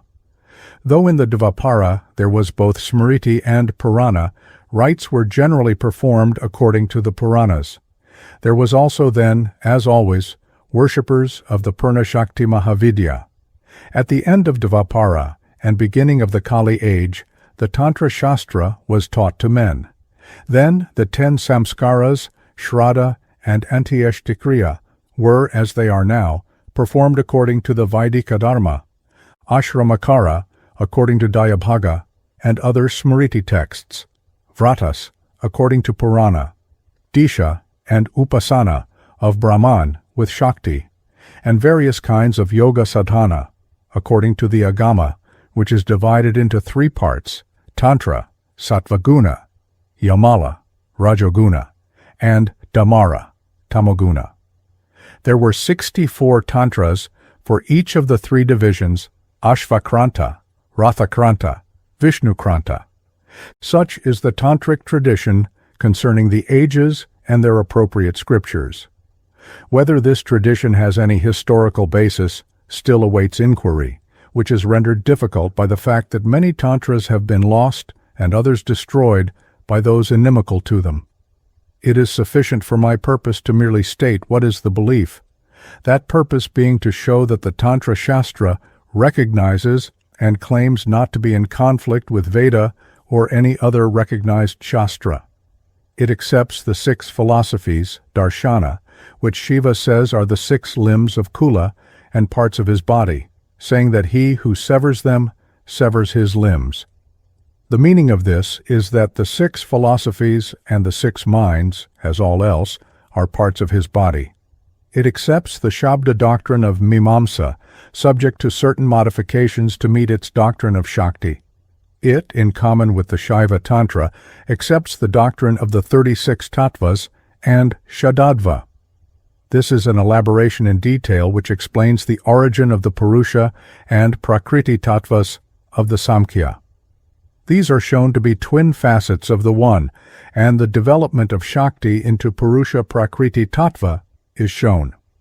These tattvas include the ordinary 24 Prakriti with it, gunas to Prithivi. It accepts the doctrine of 3 bodies, causal, subtle, gross, and the 3 states, Jagrat, Svapna, Sushupti, in their individual and collective aspects. It follows the mode of evolution, parinama, of Samkhya, insofar as the development of jiva is concerned, as also anabhasa in the nature of vivarta, from fire to fire, in the pure creation. Its exposition of the body includes the 5 pranas, the 7 dhatus, the doshas, vayu, pitta, kapha, and so forth. On the ritual side, it contains the commonly accepted ritual of present-day Hinduism, mantra, yantra, pratima, linga, shalagrama, nyasa, japa, puja, stotra, kavaka, dhyana, and so forth, as well as the Vedic rites, which are the 10 samskaras, homa, and the like. Most of the commonly accepted ritual of the day is Tantric. It accepts yoga in all its forms, mantra, hatha, laya, jnana, and is in particular distinguished by its practice of laya, or kundali yoga, and other hatha processes. Therefore, not only is the authority of the Veda acknowledged along with the Agamas, Nigamas, and Tantras, but there is not a single doctrine or practice amongst those hitherto mentioned, which is either not generally held, or which has not the adherence of large numbers of Indian worshippers. It accepts all the notions common to Hinduism as a whole. Nor is there a single doctrine previously mentioned which is contrary to Veda, that is on the assumption of the truth of Advaitavada. For of course it is open to dualists and Vishishtadvaitins to say that its monistic interpretation of Vedanta is not a true exposition of Vedic truth. No Shakta will, however, say that. Subject to this, I do not know of anything which it omits and should have included, or states contrary to the tenor of Vedic doctrine.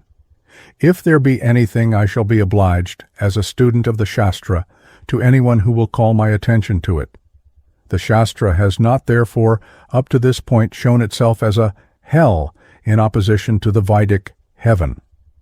But it may be said that I have omitted the main thing which gives it its bad and un-Vedic character, namely the ill-famed Panchatattva, or worship with meat, wine, fish, grain, and woman.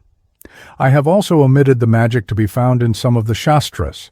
The latter may be first shortly dealt with. Magic is not peculiar to the Tantras. It is to be found in plenty in the Atharva Veda. In fact, the definition of abhikara is the karma described in the Tantras and Atharva Veda. Abhikara is magical process with intent to destroy or injure. It is himsa karma, or act injurious to others. There is nothing anti-Vedic, then, in magic. I may, however, here also point out that there is nothing wrong in magic, shatkarma, per se. As with so many other things, it is the use or abuse of it which makes it right or wrong.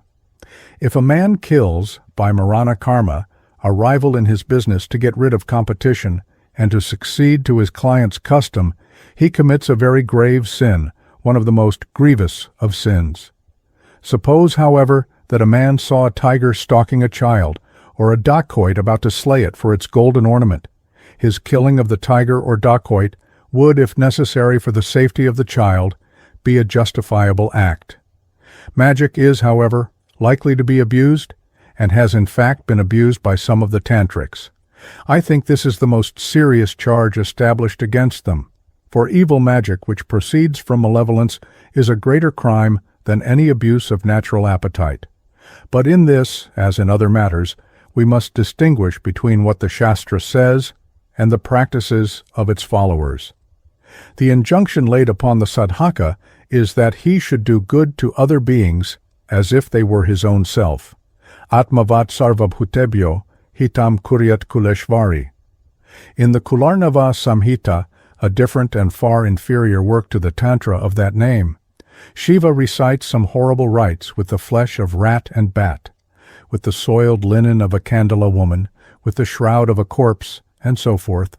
And then he says, "My heart trembles, hridayam kampate mama, my limbs tremble, gatrani mama kampante, my mouth is dry, O Parvati, mukam shushyate Parvati. O gentle one, my mind is all disturbed, kshobo me jayate badre." What more shall I say? Conceal it, navaktavyam, conceal it, conceal it. He then says, in the Kali age, sadhakas are generally greedy of money. Having done greatly sinful acts, they destroy living beings. For them there is neither guru, nor rudra, nor thee, nor sadhika.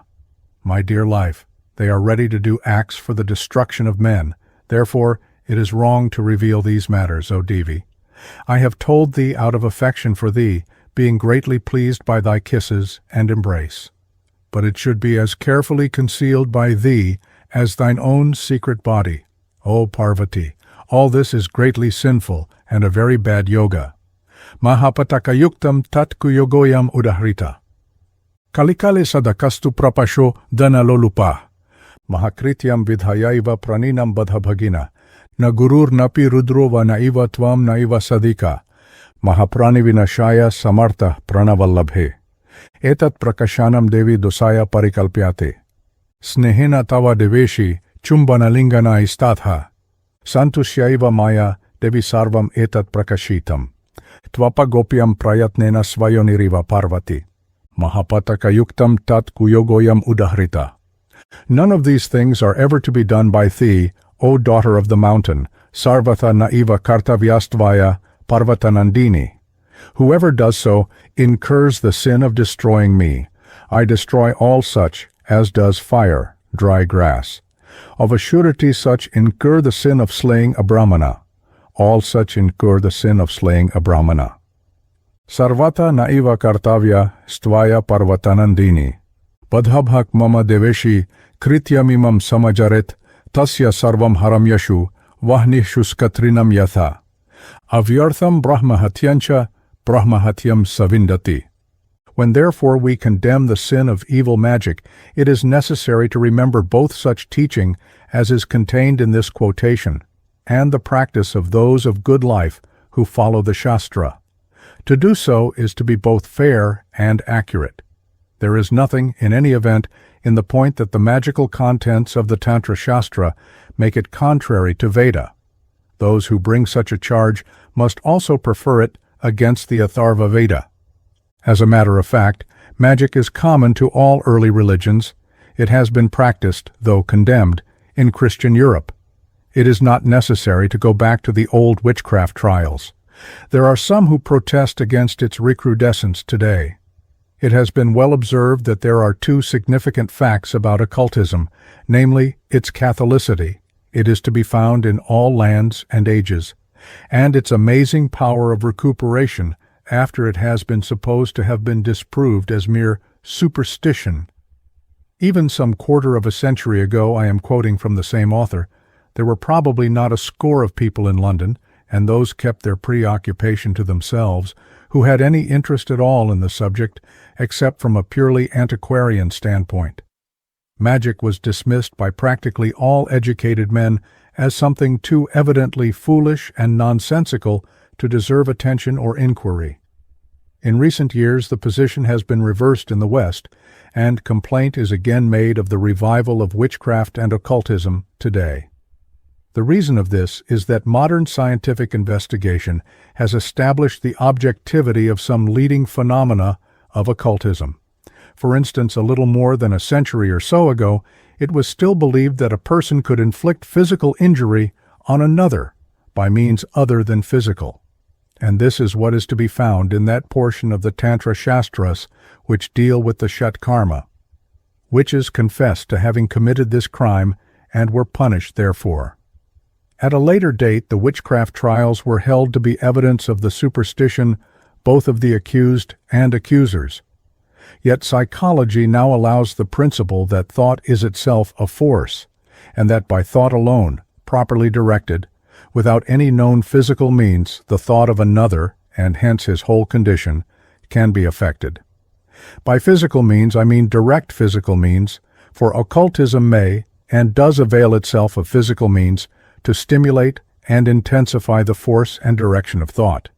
This is the meaning of the magic rituals which have been so much ridiculed. Why is black the color of Marana karma? Because that color incites and maintains and emphasizes the will to kill. So hypnotism, Vashikaranam, as an instance of the exercise of the power of thought, makes use of gestures, rotatory instruments, and so forth. The magician, having a firm faith in his or her power, for faith in occultism, as in religion is essential, surrounds himself with every incentive to concentrated, prolonged, and, in malevolent magic, malevolent thought. A figure or other object such as part of the clothing, hair, nails, and so forth of the victim represents the person to be attacked by magic. This serves as the immediate object on which the magical thought is expended. The magician is helped by this and similar aids to a state of fixed and malignant attention which is rendered intense by action taken on the substituted object.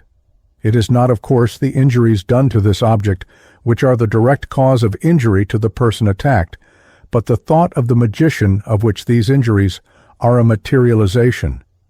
There is thus present the circumstances which a modern psychologist would demand for success in a telepathic experiment. As the witchcraft trials show, the victim is first affected in thought and then in body by the malignant thought thus focused upon him. Sometimes no apparent means are employed, as in a case reported to me by a friend of mine as occurring in a Bombay hotel when a man well known in India for his powers, Siddhi, drove away, by the power of his thought only, a party of persons sitting at a neighboring table whose presence was greatly distasteful to one of his companions.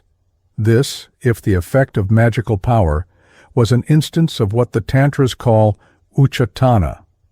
In all cases, the general principle is the same, namely the setting in motion and direction of powerful thought by appropriate means. This is the view of those who give what may be called a psychological explanation of these phenomena. These would hold that the magical symbolisms are without inherent force, but work according to race and individual characteristics on the mind, which does the rest. Others believe that there is an inherent power in symbolism itself, that the symbol is not merely such, but an actual expression of and instrument by which certain occult laws are brought into play. In other words, the power of symbolism derives not merely from the effect which it may have on particular minds likely to be affected by it, but from itself as a law external to human thought. Some again, and Indian magicians amongst others, believe in the presence and aid of discarnate personalities, such as the unclean pishakas, given in the carrying out of occult operations. Similarly, it is commonly held by some that where so-called spiritualistic phenomena are real and not fraudulent, as they sometimes are, the action is not that of the dead, but of infernal spirits simulating them and misleading men to their ruin. Occultism, in the sense of a belief in, and claim to be able to use, a certain range of forces which may be called preternatural, has the adherence not only of savage and barbarous people, who always believe in it, but also of an increasing number of civilized Londoners, Berliners, Americans, Parisians, and other Western peoples. They differ in all else, but they are united in this. Even what most would regard as downright superstition still abundantly flourishes in the West. Witness the hundreds of thousands of touchwood figures and the like sent to the troops in the recent war, the horror of sitting 13 to a table, and so on. In fact, from the earliest ages, magic has gone hand in hand with religion, and if for short periods the former has been thought to be dead, it always rises again. Is this, as some say, the mark of the inherent silly credulity of mankind, or does the fact show that there is something in the claims which occultism has made in all ages? India, I do not speak of the English-educated community which shares in the rise and fall of English opinion, has always believed in occultism, and some of the Tantra Shastras are repertories of its ritual. Magic and superstition proper exist in this country, but are also to be found in the West. The same remark applies to every depreciatory criticism passed upon the Indian people. Some have thought that occultism is the sign both of savagery and barbarism on the one hand, and of decadent civilization on the other. In India it has always existed and still exists. It has been well said that there is but one mental attitude impossible to the educated man, namely, blank incredulity with regard to the whole subject. There has been, and is, a change of attitude due to an increase of psychological knowledge and scientific investigation into objective facts. Certain reconciliations have been suggested, bringing together the ancient beliefs, which sometimes exist in crude and ignorant forms. These reconciliations may be regarded as insufficiently borne out by the evidence. On the other hand, a proposed reconciliation may be accepted as one that, on the whole, seems to meet the claims made by the occultist on one side and the scientific psychologist on the other.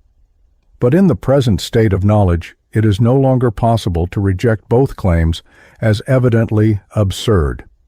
Men of approved scientific position have, notwithstanding the ridicule and scientific bigotry to which they have been exposed, considered the facts to be worthy of their investigation. And on the psychological side, successive and continuous discoveries are being made which corroborate ancient beliefs in substance, though they are not always in consonance with the mode in which those beliefs were expressed. We must face the fact that, with religion, occultism is in some form or another a widely diffused belief of humanity. All, however, will be agreed in holding that malevolent magic is a great sin. In leaving the subject of magic, I may here add that modern psychology and its data afford remarkable corroboration of some other Indian beliefs, such as that thought is a force, and that its operation is in a field of consciousness which is wider than that of which the mind is ordinarily aware. We may note also the aid which is derived from the establishment of dual and multiple personalities in understanding how it may be possible that in one unity there may be yet varying aspects. The second charge is the alleged Avedic character of the secret Panchatattva sadhana, with wine, flesh, and women, its alleged immorality of principle, and the evil lives of those who practice it. I am not in the present paper dealing in full with this subject, not that I intend by any means to shirk it, but it is more appropriately the subject of consideration in future chapters on the subject of Shakta Tantric sadhana, of which it forms a part. What I wish to say now is only this. We must distinguish in the first place between a principle and its application. A principle may be perfectly right and sound, and yet a supposed application may not be an application in fact. Or if there be an application, the latter may violate some other moral or physical law, or be dangerous and inexpedient as leading to abuse. I will show later that the principle involved is one which is claimed to be in conformity with Vedic truth, and to be in fact recognized in varying forms by all classes of Hindus. Some do so dualistically.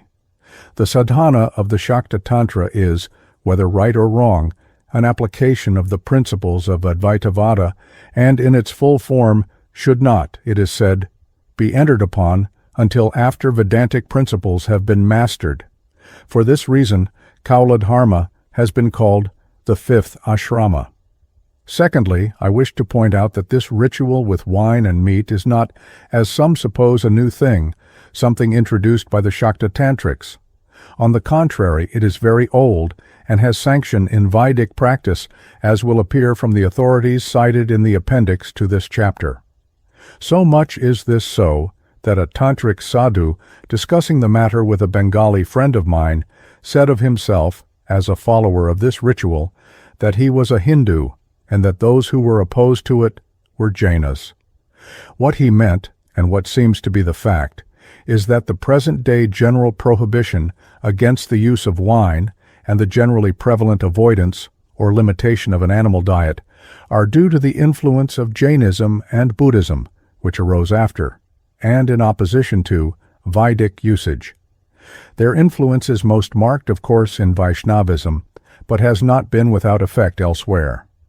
When we examine ancient Vedic usage, we find that meat, fish, and mudra, the latter in the form of puradasha, were consumed, and intoxicating liquor, in the form of soma, was drunk, in the Vedic yajnas.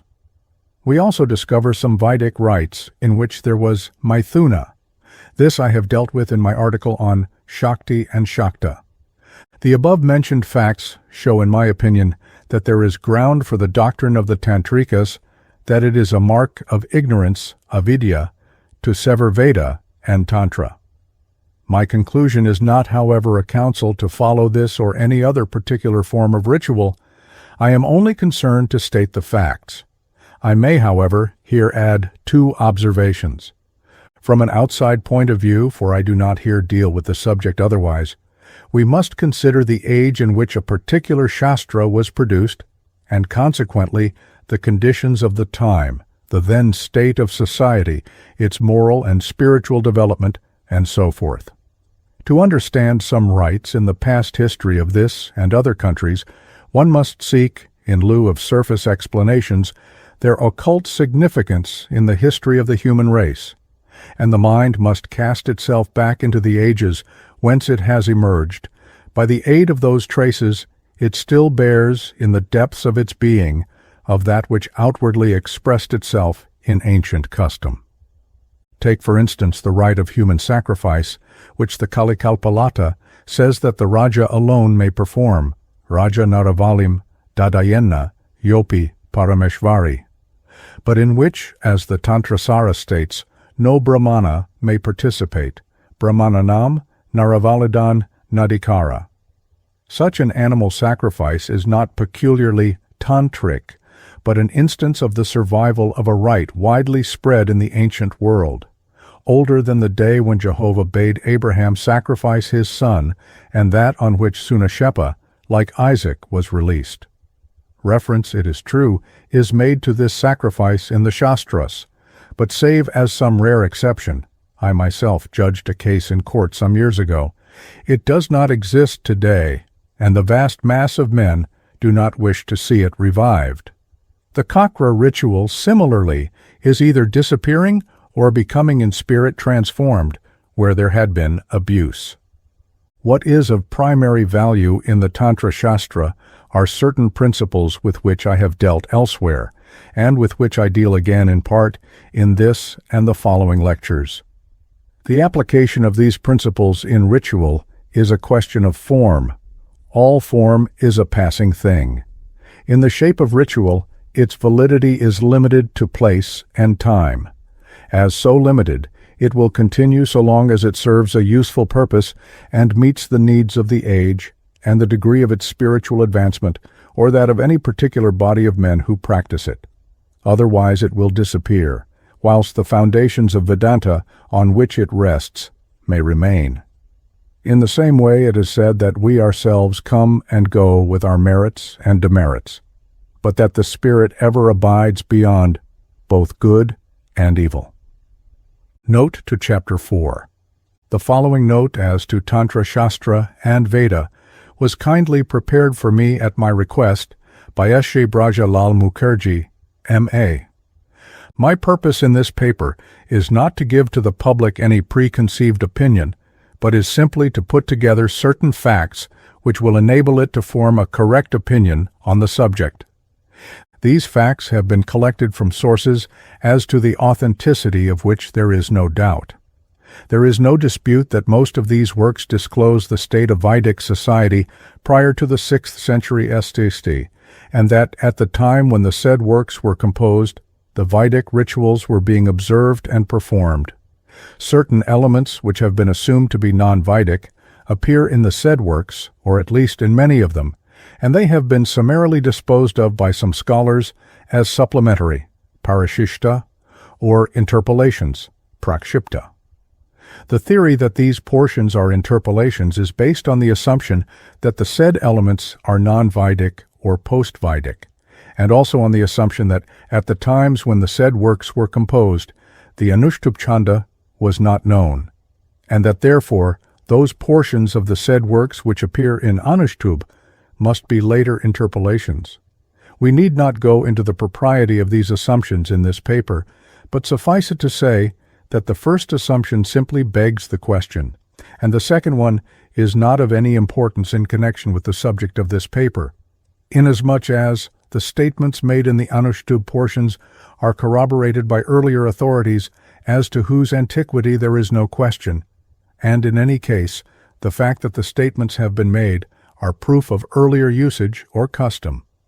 Vedic sacrifices are divided into 3 classes: 1. Pakayajnas, 2. Haviryajnas, and 3. Soma sacrifices, and there are subdivisions under each of the said classes. The Soma sacrifices are classed under 3 heads according to the number of days required for performance, vis-a-vis Ekaha, Ahina, and Satra. Ekaha sacrifices are those which are performed in one day by 3 savanas, exactly as in the Jagadatri Puja. Ahina sacrifices are performed from 2 to 11 days, and Satras are performed during a long period, the minimum number of days required being 13, and the maximum being 1,000 years. The 12-day sacrifices are arranged as a separate class. The principal Somayajnas are 1. Agnishtoma, 2. Atyagnishtoma, 3. Uktya, 4. Shodashi, 5. Vajapaya, 6. Atiratra, 7. Aptoriyama. The Ishtis, or Haviryajnas, are also principally 7 in number, namely 1. Agnyadhayam, 2. Agnihotram, 3. Darsha Parnamasa, 4. Katurmasyam, 5. Agrayaneshti, 6. Niruddha Pashubandha, and 7. Sautramani. The Pakayajnas are also 7 in number, namely 1. Astaka, 2. Parvanam, 3. Shradam, 4. Shravani, 5. Agrahayani, 6. Kaitri, and 7. Ashvayuji. The last 7 are to be performed with the help of the Grihya fire, and are described in the Grihya works. The others are described in the Shrauta works. Whatever be the differences among these yajnas in regard to the number of stomas or stotras, and the samans to be sung, and the kapalas, grahas, or the number and nature of sacrifices, or as to other particulars, there are some ideas which prevail in all of them. All yajnas are based on the idea that mithunikarana leads to spiritual happiness.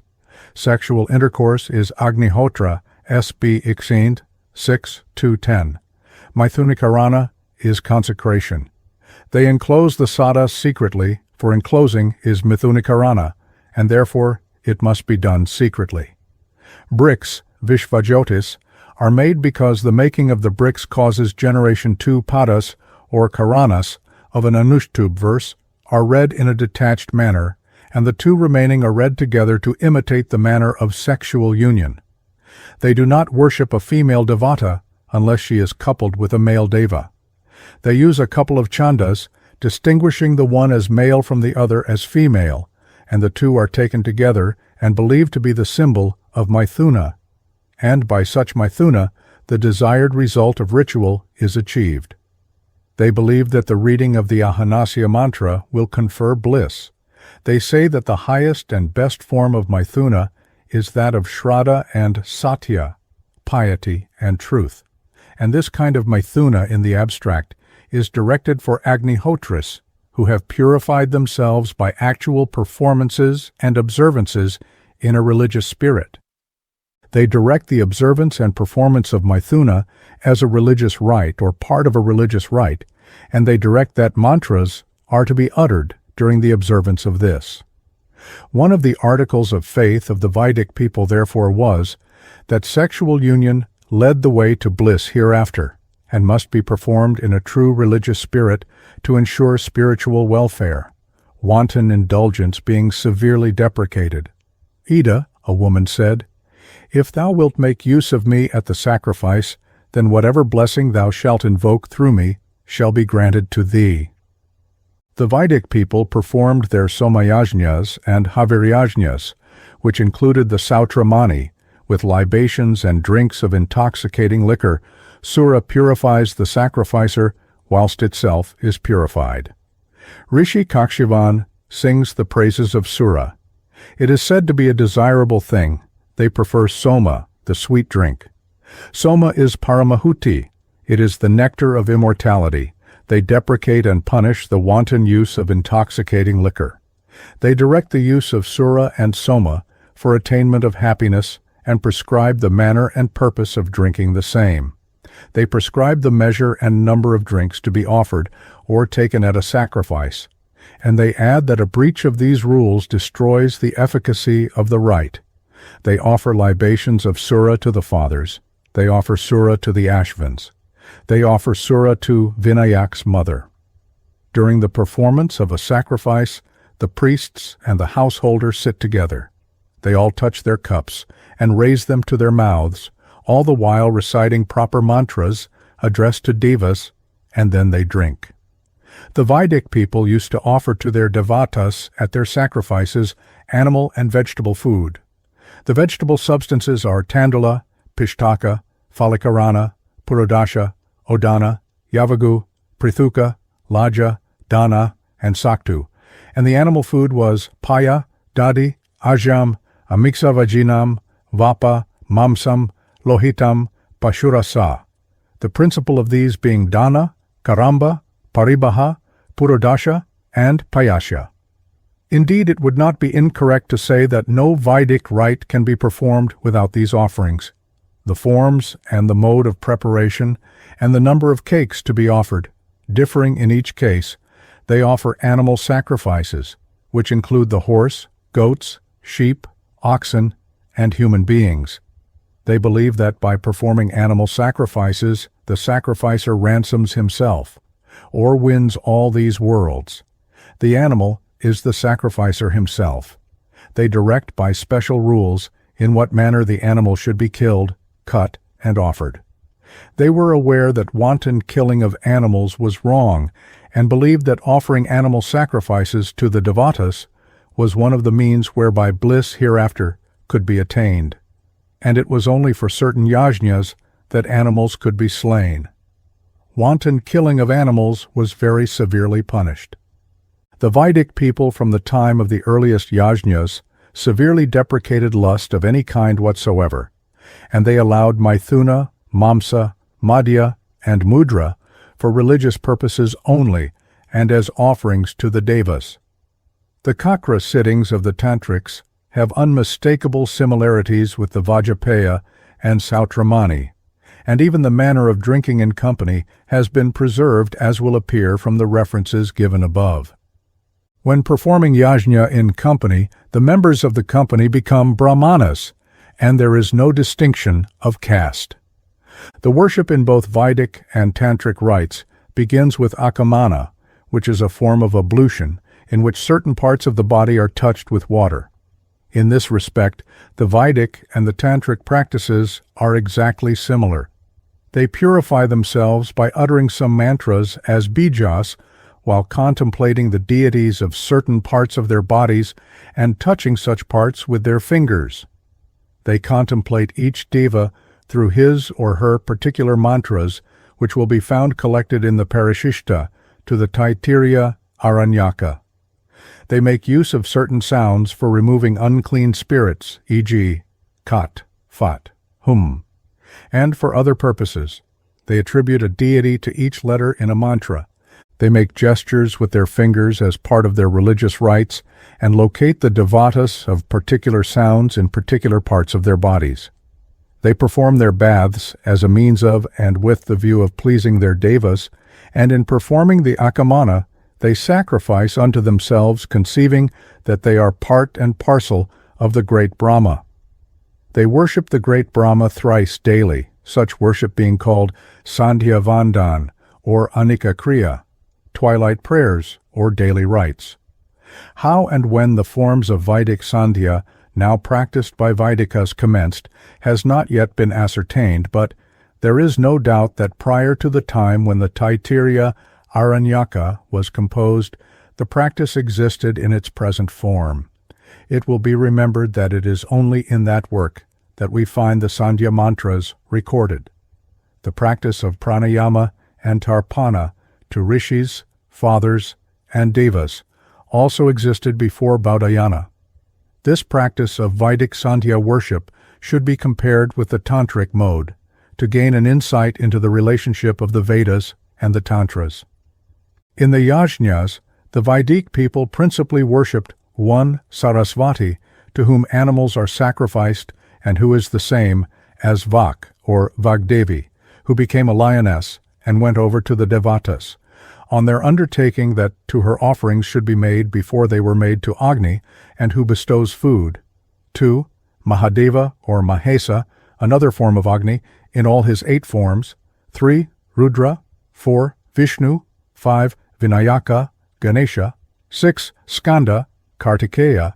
7. The Lingam or phallus on whom they meditated during the daily Sandhya worship, and who is the same as Shambhu riding on a bull. 8. Shiva. They also worshipped 9. The cow whom they called Bhagavati, and also 10. Indra, Varuna, Agni, Soma, Rudra, Pushan, the Ashvins, Surya, and some other deities. For purposes of attaining eternal bliss, they worshipped Ratri Devi, and this Ratri Devi is described as a girl growing into womanhood who bestows happiness. She has long and flowing hair, has in her hand a noose. If she is pleased, then all other devas are pleased. She, being pleased, offers boons, but the worshipper must reject the same, and then he will gain freedom from rebirth.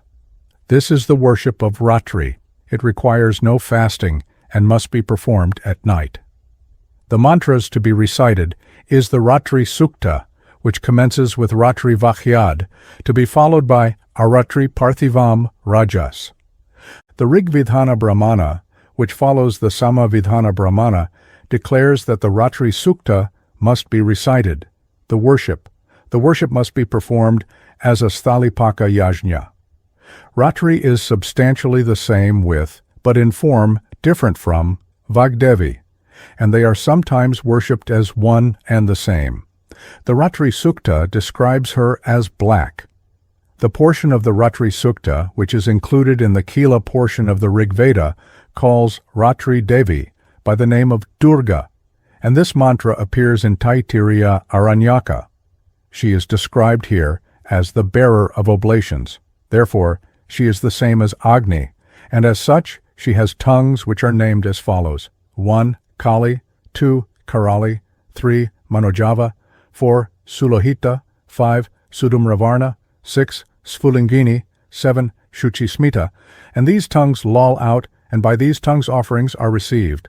The Brihadavata mentions that Aditi, Vak, Sarasvati, and Durga are the same, July 79.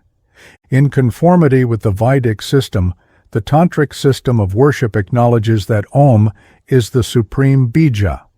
The rules and practice of Akamana and the bath are exactly the same as will be found on a comparison of Chapter 5 of the Mahanirvana Tantra with the Snana Sutra of Gobila. The Tantras prefer to use single compounds instead of long sentences to express an idea and form one-letter mantras, very much according to the Vedic method.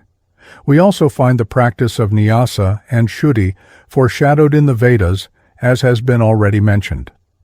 The principal Devi of the Veda is Sarasvati, who is called Nagna in the Nigantu, expressing nudeness, and also referring to that age of a woman when womanhood has not expressed itself. If we again take these ideas with that of the Samavidana Brahmana, we have the almost complete form of a Devi, who is called at the present day by the name of Kali. Another Devi whose worship is very popular at the present day is Durga, who has a lion for her carrier. It will have been observed that Vash turned herself into a lion, and after earnest solicitations went over to the Devas, and therefore Vach and the lion are identically the same.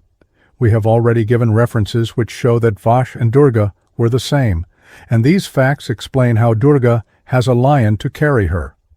The worship of Ratri is to be performed at night, and therefore the worship of Kali must be a night performance, and therefore must partake of all the features of a night performance, and these elements must be sought for in the Vedic Atiratra.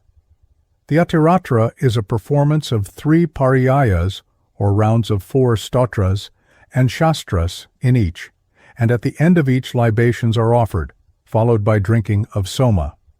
The same rules and practices as in the Atiratra are substantially followed in the worship of the Devi Kali, Bhang being very largely used under the name of Vijaya and Amrita. It will be remembered that the Devi of the Atiratra is Sarasvati.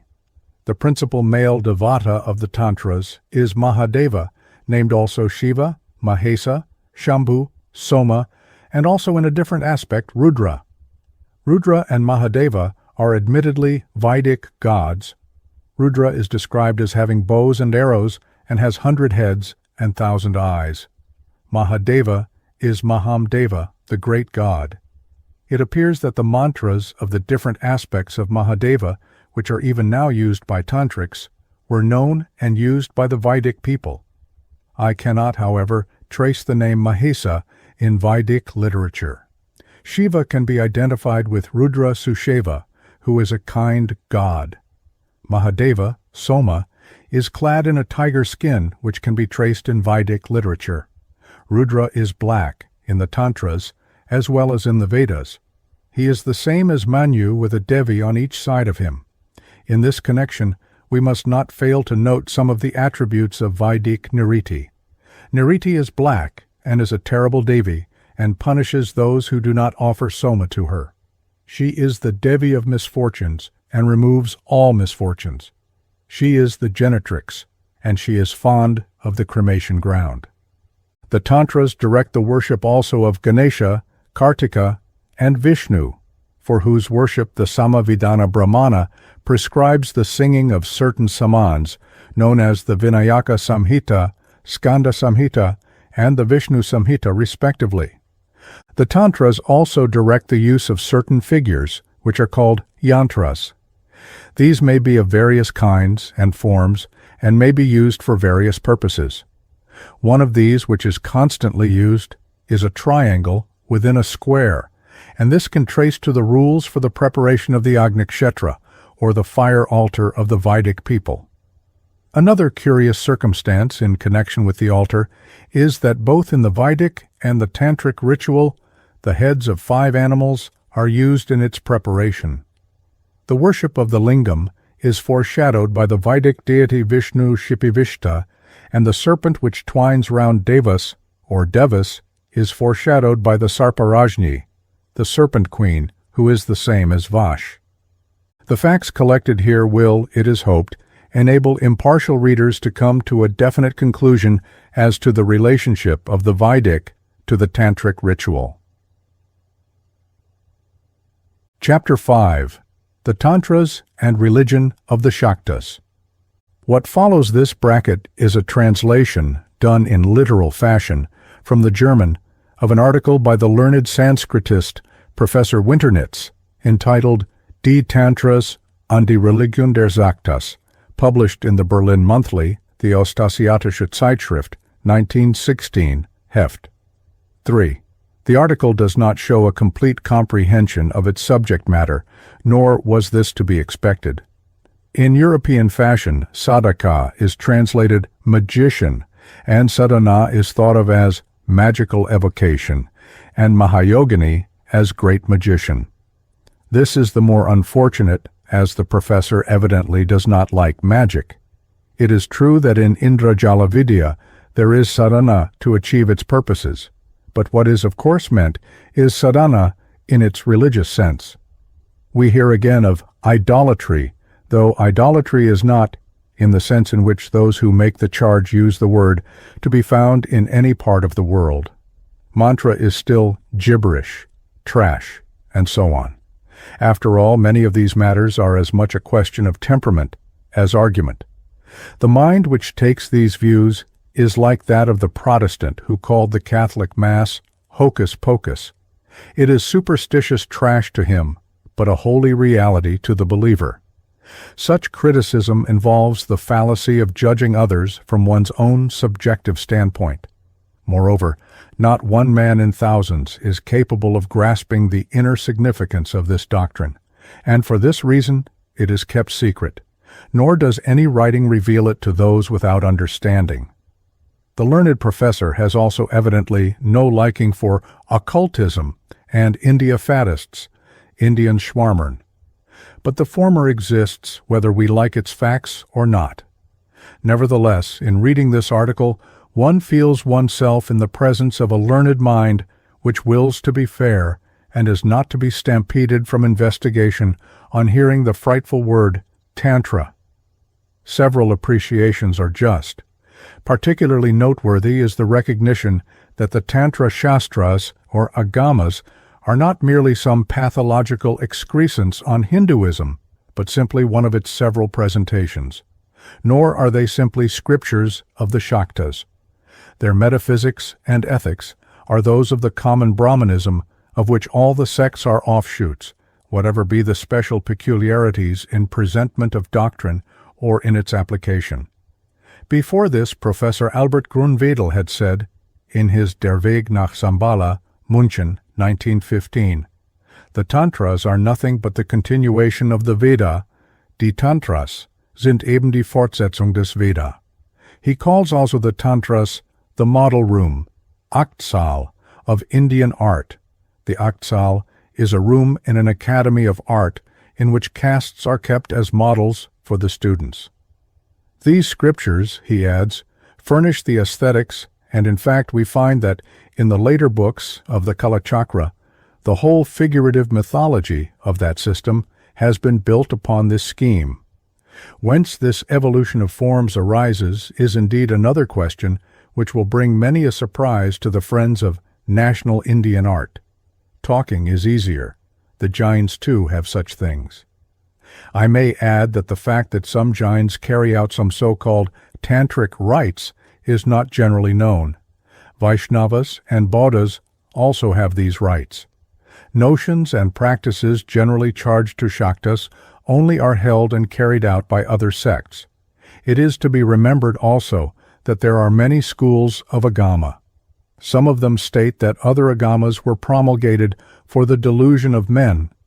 It is needless to add that, here as elsewhere, to the adherent of a particular Agama, his particular scripture is good, and it is the scripture of his opponent which is for delusion. Orthodoxy is my doxy in India, also amongst some sects. Shakta liberalism, being Advaita Vedanta, finds a place for all. It cannot therefore be said the agamas are wholly worthless and bad without involving all Hinduism in that charge. On the contrary, the professor discovers that behind the nonsense there may be a deep sense, and that immorality is not the end or aim of the cult of the mother. He also holds that if the Tantric scriptures contain some things to which he and others take objection, such things in no wise exhaust their contents. There is nothing wonderful about this discovery, which anyone may make for himself by simply reading and understanding the documents, but the wonder consists in this, that it has not hitherto been thought necessary, where it has been possible, to read and understand the Tantra Shastras first, and then to criticize them. All the greater, then, are our thanks to the learned Sanskritist for his share in this work of justice. J.W. India remains still the most important country on earth for the student of religion. In India we meet with all forms of religious thought and feeling which we find on earth, and that not only at different times but also all together, even today. Here we find the most primitive belief in ancestral spirits, in demons and nature deities, with a primeval, imageless, sacrificial cult. Here also is a polytheism passing all limits, with the most riotous idolatry, temple cult, pilgrimages, and so forth. And side by side with and beyond these crudest forms of religious life, we find what is deepest and most abstract of what religious thinkers of all times have ever thought about the deity, the noblest pantheistic and the purest monotheistic conceptions.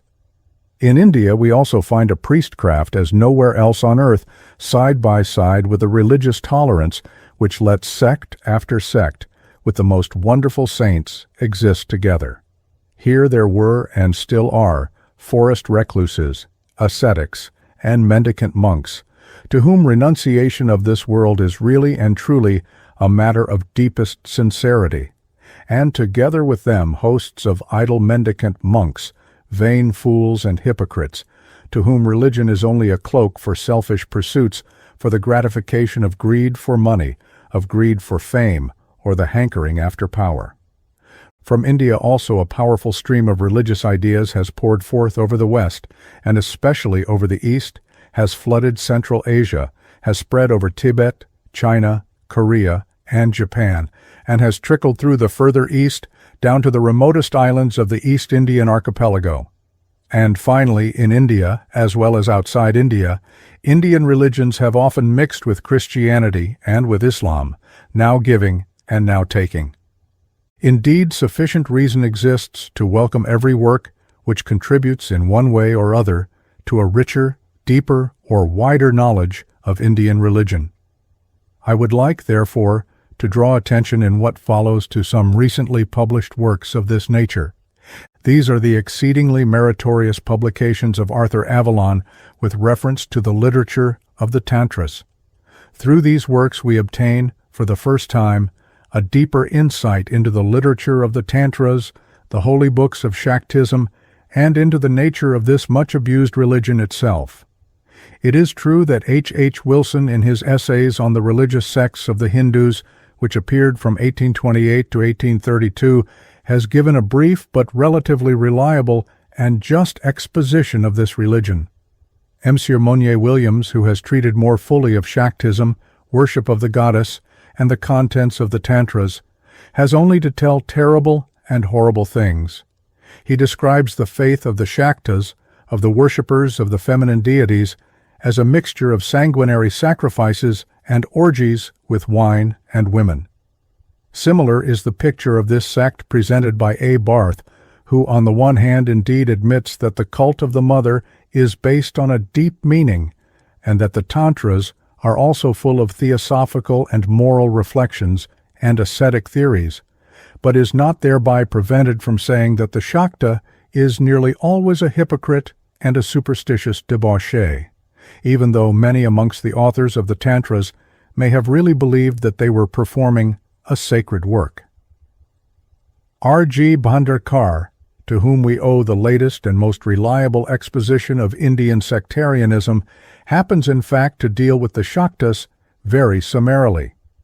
Whereas the greater part of his excellent book deals with the religion of the Vaishnavas and with the sects of the Shaivas, he only devotes a few pages to the sect of the Shaktas, which evidently seems unimportant to him. He speaks, however, both about the metaphysical doctrines and about the cult of this sect, with in every way the cool, quiet objectivity of the historian. The exposition is only a little too brief and meager. So, all the more, are Avalon's books welcome. The most valuable is the complete English translation of a Tantra, the Mahanirvana Tantra, with an introduction of 146 pages, which introduces us to the chief doctrines of the Shaktas, and with the exceedingly complicated, perhaps purposely confused terminology of the Tantras. If we have been accustomed, up till the present, to see nothing else in Shaktism and in the Tantras, the sacred books of this sect, then wild superstition, occult humbug, idiocy, empty magic, and a cult with a most objectionable morality and distorted by orgies, then a glimpse at the text made accessible to us by Avalon teaches us that all these things are indeed to be found in this religion and in its sacred texts, but that by these their contents are nevertheless in no wise exhausted. On the contrary, we rather find that behind the nonsense there lies hidden, after all, much deep sense, and that immorality is not the end and aim of the cult of the Mother. We find that the mysticism of the Tantras has been built up on the basis of that mystic doctrine of the unity of the soul, and of all with the Brahman, which is proclaimed in the oldest Upanishads and which belongs to the most profound speculations which the Indian spirit has imagined. This Brahman, however, the highest divine principle, is, according to the doctrines of the Shakta philosophers, nothing, but the eternal primeval energy, Shakti, out of which everything has been created, has originated, has been born. Shakti energy, however, is not only grammatically feminine. Human experience teaches also that all life is born from the womb of the woman, from the mother. Therefore, the Indian thinkers, from whom Shaktism has originated, believe that the highest deity, the supremest creative principle, should be brought nearest to the human mind, not through the word father, but through the word mother. And all philosophical conceptions to which language has given a feminine gender, as well as all mythological figures which appear feminine in popular belief, become goddesses, divine mothers. So, before all, there is Prakriti, taken from the Samkhya philosophy, primeval matter, nature, who stands in contrast to Purusha, the male spirit, and is identical with Shakti. And this Shakti is, again, mythologically conceived as the spouse of God Shiva Mahadeva, the great god. Mythology, however, knew already Uma or Parvati, the daughter of the mountain, the daughter of the Himalaya, as the spouse of Shiva. And so Prakriti, Shakti, Uma, Parvati are ever one and the same. They are only different names for the one great All-Mother, the Jagannatha, the mother of all the living. The Indian mind had been long since accustomed to see unity in all multiplicity. Just as one moon reflects itself in innumerable waters, so Devi, the goddess, by whatever other names she may be otherwise called, is the embodiment of all gods and of all energies, Shaktis, of the gods. Within her is Brahma, the creator, and his Shakti. Within her is Vishnu, the preserver, and his Shakti. Within her is also Shiva as Mahakala, great Father Time, the great destroyer. But as this one is swallowed up by herself, she is also Adyakalika, the primordial Kali, and as a great magician, Mahayogini, she is at the same time creatrix, preservatrix, and destroyer of the world. She is also the mother of Mahakala, who dances before her, intoxicated by the wine of Madhuka blossoms. As, however, the highest deity is a woman, every woman is regarded as an embodiment of this deity. Devi, the goddess, is within every feminine being. This conception it is which has led to a woman worship which, undoubtedly, has taken the shape in many circles, of wild orgies, but which also, at least according to the testimony of the Mahanirvana Tantra, could appear in a purer and nobler form, and has as surely done so. To the worship of the Devi, the goddess, who is the joyously creative energy of nature, belong the five true things, Pankatattva, through which mankind enjoy gladly, preserve their life, and procreate. Intoxicating drink, which is a great medicine to man, a breaker of sorrows, and a source of pleasure.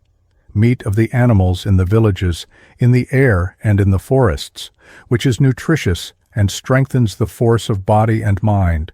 Fish, which is tasty and augments procreative potency. Roasted corn, which, easily obtained, grows in the earth and is the root of life in the three worlds. And fifthly, physical union with Shakti, the source of bliss of all living beings, the deepest cause of creation, and the root of the eternal world. But these five true things may only be used in the circle of initiates, and only after they have been consecrated by sacred formulas and ceremonies. The Mahanirvana Tantra lays stress on the fact that no abuse may be made of these five things. Who drinks immoderately is no true worshipper of the Devi. Immoderate drinking, which disturbs seeing and thinking, destroys the effect of the sacred action. In the sinful Kali age also, only the own spouse should be enjoyed as Shakti. In everything the Tantra takes all imaginable trouble to excuse the Pankatattva ceremonies and to prevent their abuse. In the Kali age, sweets, milk, sugar, honey, must be used instead of intoxicating drink, and the adoration of the lotus feet of the Devi should be substituted for the physical union. The worship should not be secret, indecencies should not occur, and evil, impious people should not be admitted to the circle of the worshippers. True, it is permissible for the hero, Vira, who is qualified to the sadhaka, or magician, to unite in secret worship with other Shaktis. Only in the highest heavenly condition, Divyabhava, of the saint, do purely symbolical actions take the place of the five true things.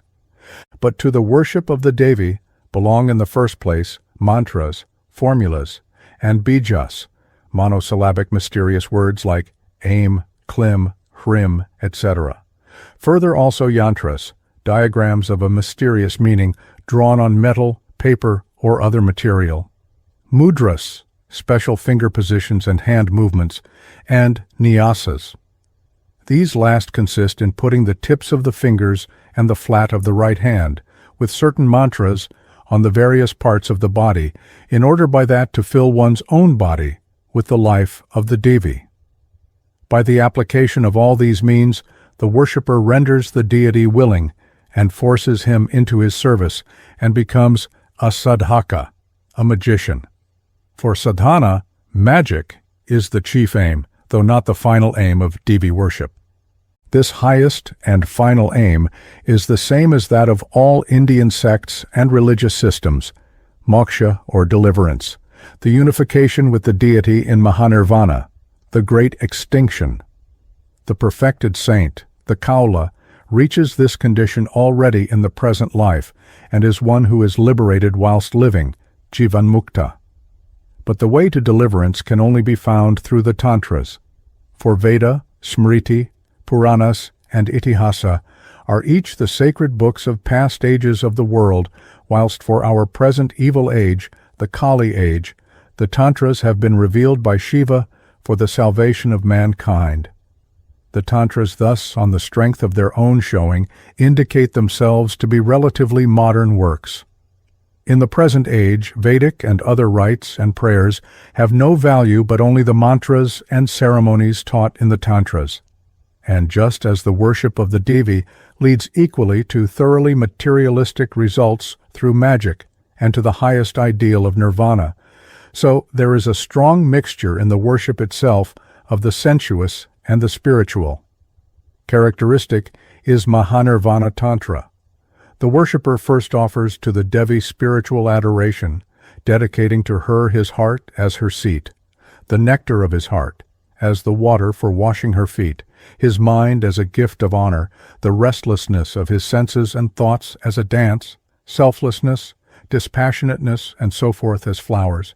But then he offers to the Devi an ocean of intoxicating drink, a mountain of meat and dried fish, a heap of roasted corn and milk, with sugar and butter, nectar, and other things. Besides the 5 true things and other elements of this most sensuous worship, which is calculated to produce the intoxication of the senses, and in which also bells, incense, flowers, lights, and rosaries are not lacking, there is also the quiet contemplation, dhyana, of the deity. And likewise we find side by side with mantras which are completely senseless and insipid such beautiful sayings as, for instance, O Adya Kali, who dwellest in the innermost soul of all, who art the innermost light, O Mother, accept this prayer of my heart. I bow down before thee. The Shaktas are a sect of the religion which is commonly designated Hinduism, a term which is a facile one, but which has not been chosen very happily. The word embraces all the sects and creeds which have originated from Brahmanism through a mixture with the cults of the aborigines of India, and thus present a kind of degeneration of the old Brahmanical religion, but which still hold fast, more or less, to orthodox Brahmanism, and so distinguish themselves from the heretical sects, Buddhists and Jains. In reality, there is strictly no sense in speaking of Hinduism as a system or as one religion, for it is impossible to say where Brahmanism ends and where Hinduism begins. We are also altogether ignorant as to how much the old Brahmanic religion had already assimilated from the faith and the customs of the non-Aryan populace, for it is not admissible to classify without further ado all animal worship, all demon worship, all fetichism, and so on, as non-Aryan. In reality, all sects of Hinduism, which are related to a worship of Vishnu or of Shiva, are nothing but offshoots of the original Brahmanism, which they never, however, deny. So also Shaktism has, as a special characteristic, merely the worship of the Shaktis, of the female deities, with its accessory matter, of the 5 true things, the worship in the kakra, or circle, of the initiates, and so on. For the rest, its dogmatics, or if it be preferred, its metaphysics, as well as its ethics, are altogether those of Brahmanism, of which also the essential ritual institutions have been preserved. In dogmatics, it is the teachings of the orthodox systems of the Vedanta and the Samkhya, which meet us also in the Tantras clearly enough, sometimes even under the trash of senseless magic formulas. And as far as ethics are concerned, the moral teaching in the 8th chapter of the Mahanirvana Tantra reminds us from beginning to end of Manu's Code, the Bhagavad Gita, and the Buddhist sermons. Notwithstanding the fact that in the ritual proper of the Shakta there are no caste differences, but in Shakti worship all castes as well as the sexes are equal.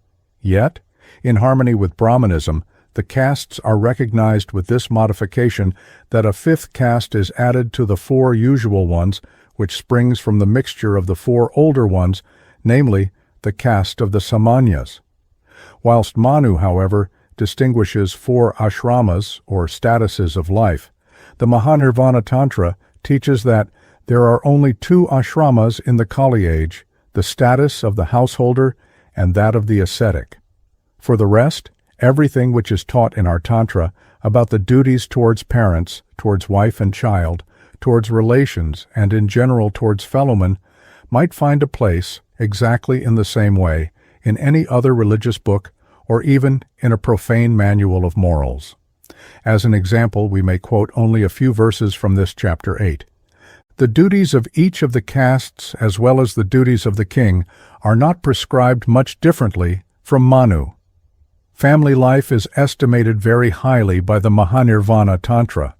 So it is rigorously prescribed that no one is allowed to devote himself to the ascetic life who has children, wives, or such like near relations to maintain. Entirely in consonance with the prescriptions of the Brahmanic texts also are the sacraments from conception until the marriage which are described in the 9th chapter of the Mahanirvana Tantra, samskaras. Likewise, in the 10th chapter, the direction for the disposal and the cult of the dead, shraddha, are given. A peculiarity of the Shaktas in connection with marriage consists in the fact that side by side with the Brahma marriage, for which the Brahmanic prescriptions are valid, there is also a Shaiva marriage, that is, kind of marriage for a limited period, which is only permitted to the members of the circle, kakra, of the initiates. But children out of such a marriage are not legitimate and do not inherit. So far, Brahmanic law applies also to the Shaktas, and so the section concerning civil and criminal law in the 11th and 12th chapters of the Mahanirvana Tantra substantially agree with Manu. Of course, notwithstanding all this, the Kaula Dharma expounded in the Tantra is declared the best of all religions in an exuberant manner, and the veneration of the Kula saint is praised as the highest merit. It is said in a well-known Buddhist text, "As ye monks, there is place for every kind of footprints of living beings that move in the footprint of the elephant, because, as is known indeed, the footprint of the elephant is the first in size amongst all. So, ye monks, all salutary doctrines are contained in the Four Noble Truths." So it is said in the Mahanirvana Tantra, probably in recollection of the Buddhist passage.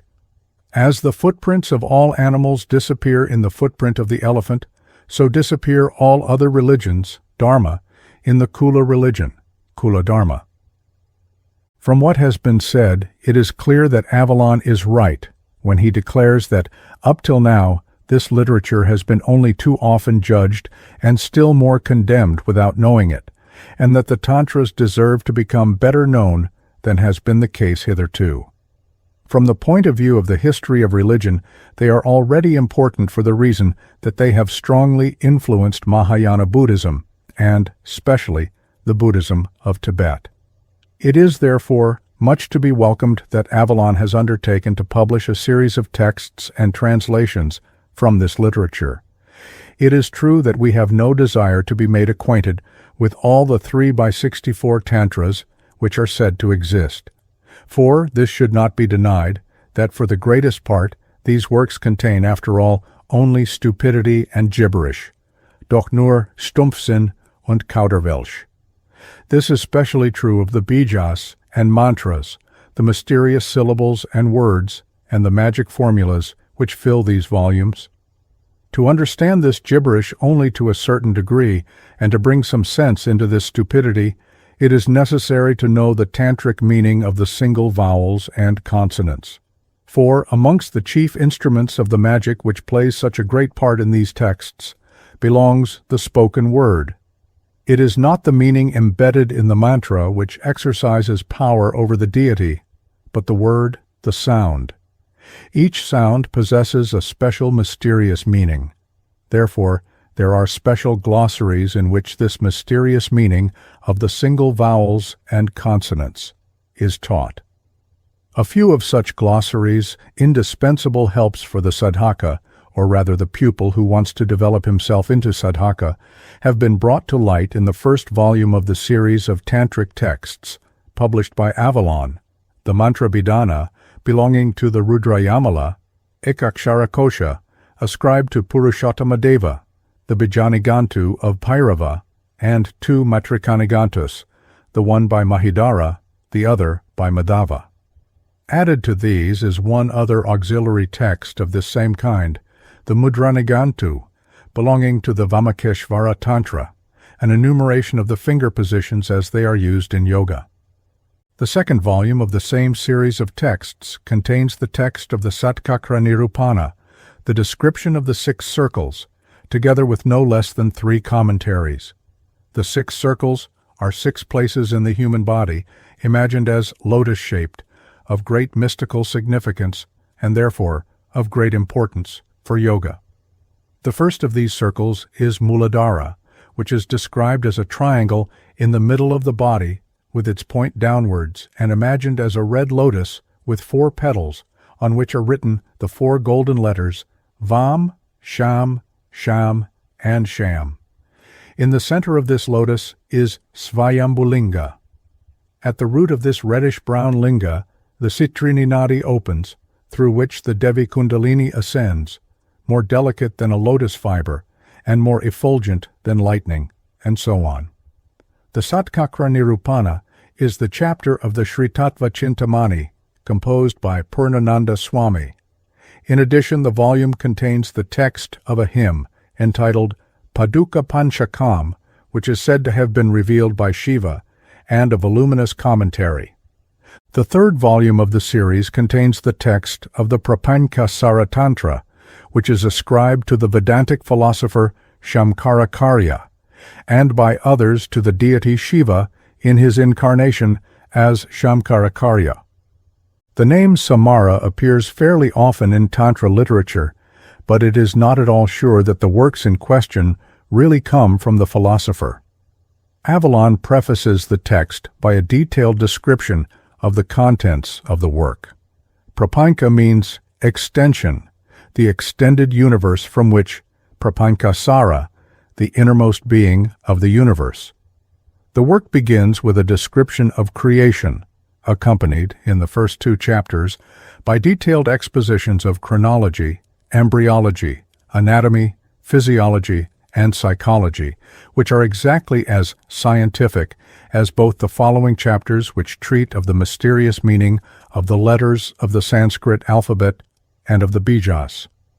The further chapters, which partly contain rituals, partly prayers, meditations, and stotras, are of greater importance from the standpoint of the history of religion.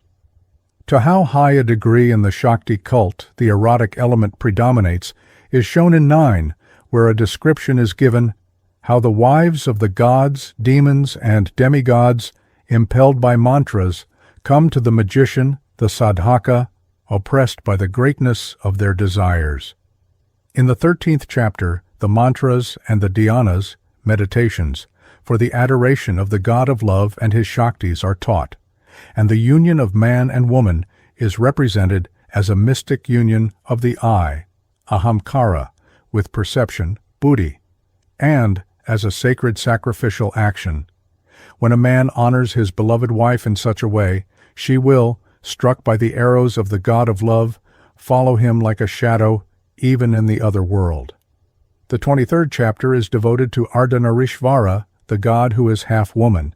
Shiva, represented as a wild-looking man, forms the right-hand half of the body, and his Shakti represented as a voluptuous woman, the left-hand half.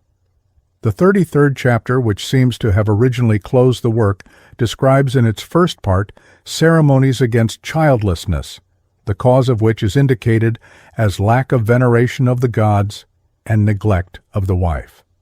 The second part is connected with the relation between teacher and pupil, which is of extreme importance for the Shakta religion. Indeed, worship of the guru, the teacher, plays a prominent part in this sect. However, the rituals and mantras described in this tantra are not exclusively connected with the different forms of the Devi and Shiva, but Vishnu and his avatars are also often honored. The 36th chapter contains a disquisition on Vishnu Trilokya Mohana, the enchanter of the triple world, in verses 35-47 translated by Avalon. It is a description, glowing and sensuous. Vishnu shines like millions of suns and is of infinite beauty. Full of goodness, his eye rests on Shri, his spouse, who embraces him, full of love. She, too, is of incomparable beauty. All the gods and demons and their wives offer homage to the august pair. The goddesses, however, press themselves in a burning yearning of love towards Vishnu, whilst exclaiming, "Be our husband, our refuge, august Lord." In addition to this passage, Avalon has also translated the hymns to Prakriti, to Vishnu, and to Shiva. Of these hymns, the same holds good as of the collection of hymns to the Devi, which Avalon, together with his wife, has translated in a separate volume. Whilst many of these texts are mere insipid litanies of names and epithets of the worshipped deities, there are others, which as to profoundness of thought and beauty of language, may be put side by side with the best productions of the religious lyrics of the Indians. So the hymn to Prakriti in the Prapanchasara begins with the words, Be gracious to me, O Pradhana, who art Prakriti in the form of the elemental world, life of all that lives. With folded hands I make obeisance to thee, Our Lady, whose very nature it is to do that which we cannot understand. It is intelligible that the poets have found much more intimate cries of the heart when they spoke of the deity as their mother than when they addressed themselves to God as Father. So, for instance, it is said in a hymn to the goddess ascribed to Shamkara, 2. By my ignorance of thy commands, by my poverty and sloth, I had not the power to do that which I should have done, hence my omission to worship thy feet. But, O Mother, auspicious deliverer of all this should be forgiven me, for a bad son may sometimes be born, but a bad mother never. 3. O Mother, thou hast many sons on earth, but I, your son, am of no worth. Yet it is not meet that thou shouldst abandon me, for a bad son may sometimes be born, but a bad mother never. 4. O Mother of the world, O Mother, I have not worshipped thy feet, nor have I given abundant wealth to thee, yet the affection which thou bestowest on me is without compare. For a bad son may sometimes be born, but a bad mother never. Avalon looks with great sympathy on the Shakta religion, which has found the highest expression for the divine principle in the conception mother. He is of opinion that when the European thinks that it is a debasement of the deity to conceive of it as feminine, then this can only be because he looks upon his mother's sex as lower than his own, and because he thinks it unworthy of the deity to conceive it otherwise than masculine. That the conception of the Indian, and especially of the Shakta, is, in this connection, the more unbiased and unprejudiced one, we will freely concede to Avalon. He, however, goes still further, and believes that the Tantras not only have an interest from the point of view of the history of religion, but that they also possess an independent value as manuals of sadhana, that is, magic. However grateful we might be to the editor and translator of these texts for having made us better acquainted with a little-known and much misunderstood Indian system of religion, we yet would hope to be saved from the possibility of seeing added to the Vedantists, Neo-Buddhists, Theosophists, and other India faddists in Europe and America, adherents of the sadhana of the Shakti cult. The student of religion cannot, and may not, leave the Tantras and Shaktism unnoticed. They have their place in the history of religion. But may this occultism, which often flows from very turbid sources, this word should not be translated as secret science, thus abusing the sacred name of science, but rather as mystery-mongering Geheimtuerei, remain far away from our intellectual life. To the above may be added a recent criticism of M. Masson Oursel of the Collège de France in the journal Isis, which is summarized and translated from the French. The obscurity of language, strangeness of thought and rites, sometimes adjudged scandalous, have turned away from the study of the immense Tantric literature even the most courageous savants. If, however, the Tantras have appeared to be a mere mass of aberrations, it is because the key to them was unknown. The Tantras are the culmination of the whole Indian literature. Into them how both the Vedic and popular cults. Tantricism has imposed itself on the whole Hindu mentality. Le tantrisme est imposé à toute la mentalité hindoue. Arthur Avalon has undertaken with complete success a task which in appearance seems to be a thankless one, but is in reality fecund of results. The article of Dr. Winternitz deals largely with the Mahanirvana Tantra. Because objections cannot be easily found against this Tantra, the theory has been lately put forward by Dr. Farquhar in his last work on Indian literature that this particular scripture is exceptional and the work of Ram Mohan Roy's Guru Hariharananda Parati. The argument is, in effect, all Tantras are bad. This is not bad. Therefore, it is not a Tantra. In the first place, the manuscript, referred to in the preface to A. Avalon's translation of this Tantra as having been brought to Calcutta, was an old manuscript, having the date Shakabda 1300 odd, that is, several hundreds of years ago. Secondly, the Mahanirvana, which belongs to the Vishnukranta, or as some say, Rathakranta, is mentioned in the Mahasiddhisara Tantra, an old copy of which was the property of Raja Sir Radhakant Dev, a contemporary of Raja Ram Mohan Roy, 1774-1833, who survived the latter's son.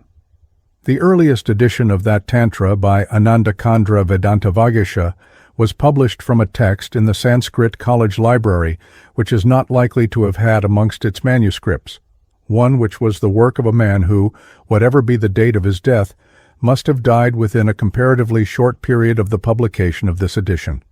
In fact, the catalogue describes it as an old manuscript and an original Tantra. Dr. Rajendra Lala Mitra, in his notice of a manuscript of the Tagore collection, speaks of it as containing only the first half of 14 chapters. This is so. The second half is not published and is very rare. The Pandit's copy, to which reference was made in the preface to A.A.'s translation of the Mahanirvana, contained both parts. How comes it that if the Tantra was written by Raja Ram Mohan Roy's guru, that we have only the first half and not the second, containing amongst other things the so-called magic or Shatkarma? It should be mentioned that there are 3 Tantras, the Nirvana, Brihanirvana, and Mahanirvana Tantras, similar to the group Nila, Brihanila, and Mahanila Tantras.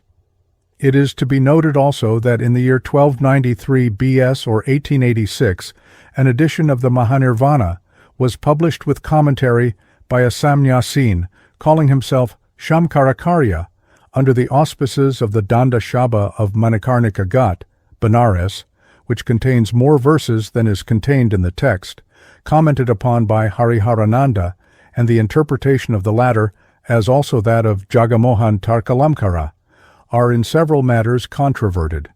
We are asked to suppose that Hariharananda was both the author of and commentator on the Tantra. That the Mahanirvana has its merits is obvious, but there are others which have theirs. The same critic speaks of the Prapankasara as a rather foul work. This criticism is ridiculous. The text is published for anyone to judge. All that can be said is what Dr. Winternitz has said, namely, that there are a few passages with sensuous erotic imagery. These are descriptive of the state of women in love. What is wrong here? There is nothing foul in this except for people to whom all erotic phenomena are foul.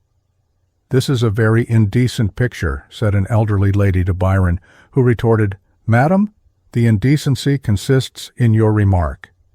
It cannot be too often asserted that the ancient East was purer in these matters than the modern West, where under cover of a pruriently modest exterior, a cloaca of extraordinarily varied psychopathic filth may flow. This was not so in earlier days, whether of East or West, when a spade was called a spade and not a horticultural instrument. In America, it is still, I am told, considered indecent to mention the word leg. One must say limb. Said Tertullian, natura veneranda et non erubescenda, that is, where the knower venerates his unknowing critic blushes.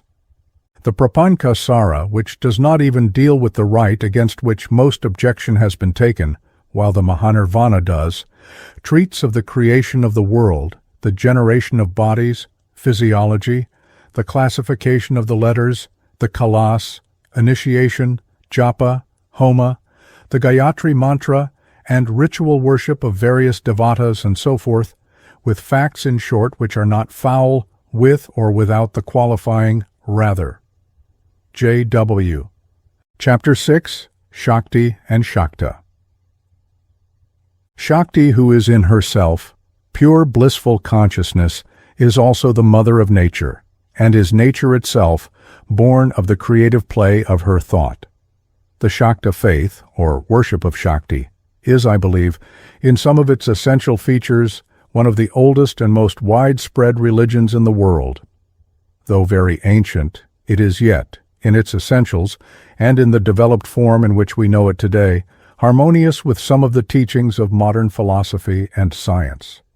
Not that this is necessarily a test of its truth.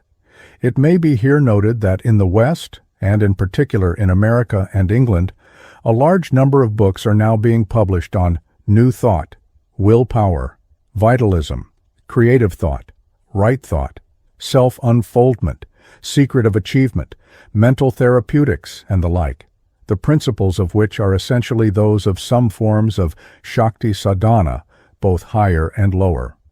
There are books of disguised magic as how to control, Vashishtha, by making them buy what they do not want, how to secure affection, and so forth, which, notwithstanding some hypocrisies, are in certain respects on the same level as the Tantric Shavara, as a low class of books on magic are called. Shavara, or Kundala, are amongst the lowest of men. The ancient, and at the same time distinguishing character of the faith, is instanced by temple worship. The old Vedic worship was generally in the home or in the open by the river. The cult of images, of linga and yoni, neither of which, it is said, were part of the original Vedic practice. The worship of Devas and of the Magna Mater, the great Vedic Devata, was the male Indra, and other matters of both doctrine and practice. Many years ago, Edward Sellon, with the aid of a learned Orientalist of the Madras Civil Service, attempted to learn its mysteries, but for reasons, which I need not here discuss, did not view them from the right standpoint. He, however, compared the Shaktas with the Greek Telestica, or Dynamica, the mysteries of Dionysus, fire born in the cave of initiation, with the Shakti Puja, the Shakti Shodhana, with the purification shown in de Honkerville's antique Greek vases, and after referring to the frequent mention of this ritual in the writings of the Jews and other ancient authors, concluded that it was evident that we had still surviving in India in the Shakta worship a very ancient, if not the most ancient form of mysticism in the whole world. Whatever be the value to be given to any particular piece of evidence, he was right in his general conclusion. For, when we throw our minds back upon the history of this worship, we see stretching away into the remote and fading past the figure of the mighty Mother of Nature, most ancient among the ancients, the Adya Shakti, the dusk divinity, many-breasted, crowned with towers whose veil is never lifted, Isis, the one who is all that has been, is and will be, Kali, Hathor, Cybele, the cow-mother goddess Ida, Tripura Sundari, the Ionic mother, Teph the spouse of Shu, by whom he effects the birth of all things, Aphrodite, Astarte, in whose groves the Baalim were set, Babylonian Melita, Buddhist Tara, the Mexican Ish, Hellenic Osea, the consecrated, the free and pure, African Salambo, who like Parvati roamed the mountains, Roman Juno, Egyptian Bast, the flaming mistress of life, of thought, of love, whose festival was celebrated with wanton joy, the Assyrian mother Sukkoth Benoth, northern Freya, Mulaprakriti, Semele, Maya, Ishtar, Saitik ninth mother of the gods, eternal deepest ground of all things, Kundali, Guhyamahabhairavi, and all the rest. And yet there are people who allege the Tantric cult is modern. To deny this is not to say that there has been or will be no change or development in it. As man changes, so do the forms of his beliefs. An ancient feature of this faith, and one belonging to the ancient mysteries, is the distinction which it draws between the initiate whose Shakti is awake, Prabuddha, and the Pashu, the unillumined or animal, and, as the Gnostics called him, material man. The natural, which is the manifestation of the Mother of Nature, and the spiritual, or the Mother, as she is in and by herself, are one. But the initiate alone truly recognizes this unity. He knows himself in all his natural functions as the one consciousness, whether in enjoyment, bhukti, or liberation, mukti. It is an essential principle of tantric sadhana that man in general must rise through and by means of nature, and not by an ascetic rejection of her. A profoundly true principle is here involved, whatever has been said of certain applications of it. When Orpheus transformed the old Bacchic cult, it was the purified who, in the beautiful words of Euripides, went dancing over the hills with the daughters of Iacchos. I cannot, however, go into this matter in this paper, which is concerned with some general subjects and the ordinary ritual. But the evidence is not limited to mysteries of the Shakti Puja. There are features in the ordinary outer worship which are very old and widespread, as are also other parts of the esoteric teaching. In this connection, a curious instance of the existence, beyond India, of Tantric doctrine and practice is here given. The American Indian Maya scripture of the Zunis, called the Popol Vuh, speaks of huracan, or lightning, that is, I am told, Kundalini Shakti, of the air tube, or white cord, or the Sushumna Nadi, of the twofold air tube, that is, Ida and Pingala, and of various bodily centers which are marked by animal glyphs. Perhaps the Panchatattva ritual followed by some of the adherents of the Tantras is one of the main causes which have operated in some quarters against acceptance of the authority of these scriptures, and as such responsible for the notion that the worship is modern. On the contrary, the usage of wine, meat, and so forth is itself very old. There are people who talk of these rites as though they were some entirely new and comparatively modern invention of the Tantra, wholly alien to the spirit and practice of the early times. If the subject be studied, it will, I think, be found that in this matter those worshippers who practice these rites are, except possibly as to Mithuna, the continuators of very ancient practices which had their counterparts in the earlier Vaidicara, but were subsequently abandoned, possibly under the influence of Jainism and Buddhism. I say counterpart, for I do not mean to suggest that in every respect the rites were the same. In details and as regards, I think, some objects in view, they differed. Thus we find in this Panchatattva ritual a counterpart to the Vedic usage of wine and animal food. As regards wine, we have the partaking of soma. Meat was offered in Mamsashtaka Shraddha, fish in the Ashtaka Shraddha and Preta Shraddha, and Mithuna, as a recognized rite, will be found in the Vamadevya Vrata and Maravrata of universally recognized Vedic texts, apart from the alleged and generally unknown Saubhagikanda of the Atharva Veda, to which the Kalikopanishad and other Tantric Upanishads are said to belong. Possibly, however, this element of Mithuna may be foreign and imported by Cinacara. So again, as that distinguished scholar Professor Ramendra Sundara Trivedi has pointed out in his Vichitra Prasanga, the mudra of Panchatattva corresponds with the Purodasa cake of the Soma and other yagas.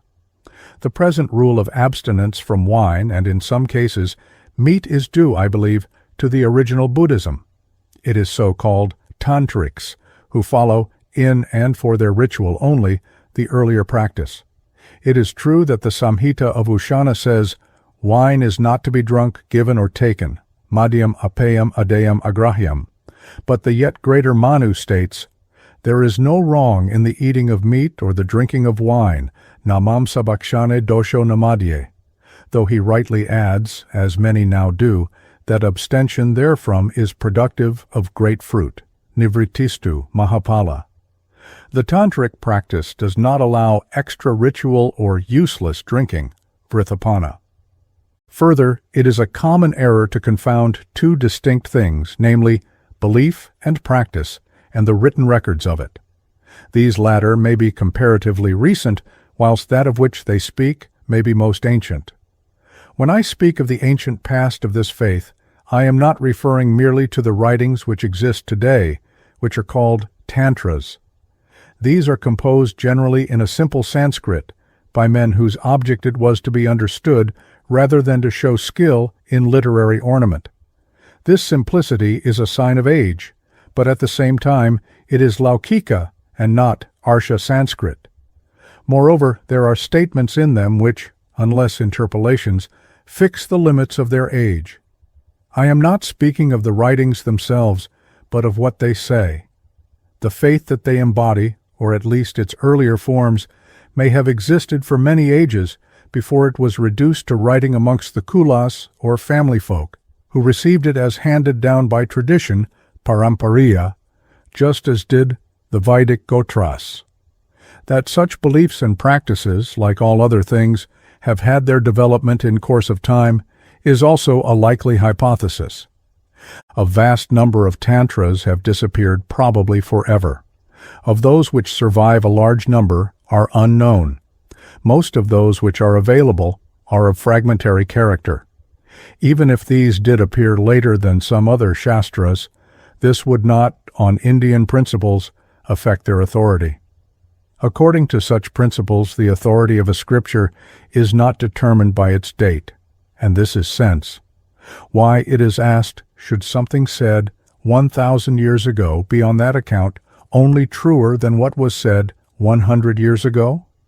It is held that whilst the teaching of the Agama is ever existent, particular Tantras are constantly being revealed and withdrawn. There is no objection against a Tantra merely because it was revealed today. When it is said that Shiva spoke the Tantras, or Brahma wrote the celebrated Vaishnava poem called the Brahma Samhita, it is not meant that Shiva and Brahma materialized and took a reed and wrote on birch bark or leaf, but that the divine consciousness to which men gave these and other names inspired a particular man to teach or to write a particular doctrine or work touching the eternally existing truth. This again does not mean that there was anyone whispering in his ear, but that these things arose in his consciousness. What is done in this world is done through man. There is a profounder wisdom than is generally acknowledged in the saying, God helps those who help themselves. Inspiration, too, never ceases. But how, it may be asked, are we to know that what is said is right and true? The answer is, by its fruits. The authority of a Shastra is determined by the question whether siddhi is gained through its provisions or not. It is not enough that Shiva Uvaka, Shiva says, is writ in it. The test is that of Ayurveda. A medicine is a true one if it cures. The Indian test for everything is actual experience. It is from Samadhi that the ultimate proof of Advaitavada is sought. How is the existence of kalpas known? It is said they have been remembered, as by the Buddha, who is recorded as having called to mind 91 past kalpas. There are arguments in favor of rebirth, but that which is tendered as real proof is both the facts of ordinary daily experience, which can, it is said, be explained only on the hypothesis of pre-existence, as also actual recollection by self-developed individuals of their previous lives. Modern Western methods operate through magnetic sleep, producing regression of memory. See A de Rochas, La Vie Successive, and Lancelin la Vie Posthume.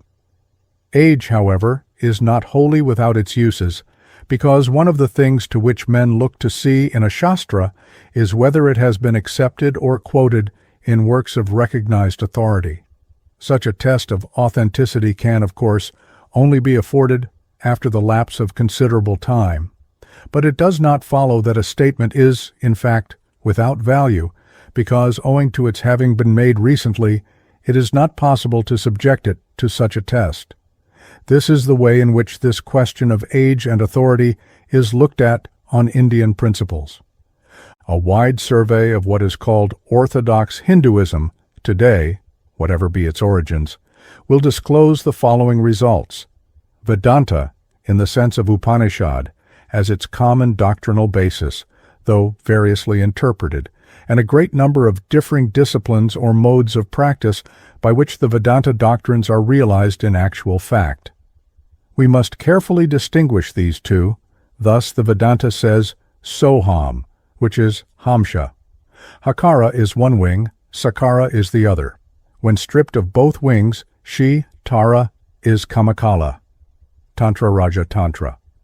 The Akaras set forth the means by which Soham is to be translated into actual fact for the particular sadhaka. Sadhana comes from the root sad, which means effort or striving or accomplishment. Effort for and towards what? The answer for those who desire it is liberation from every form in the hierarchy of forms, which exist as such, because consciousness has so limited itself as to obscure the reality which it is, and which Soham or Shivoham affirms. And why should man liberate himself from material forms? Because it is said, that way only lasting happiness lies, though a passing yet fruitful bliss may be had here by those who identify themselves with active Brahman, Shakti.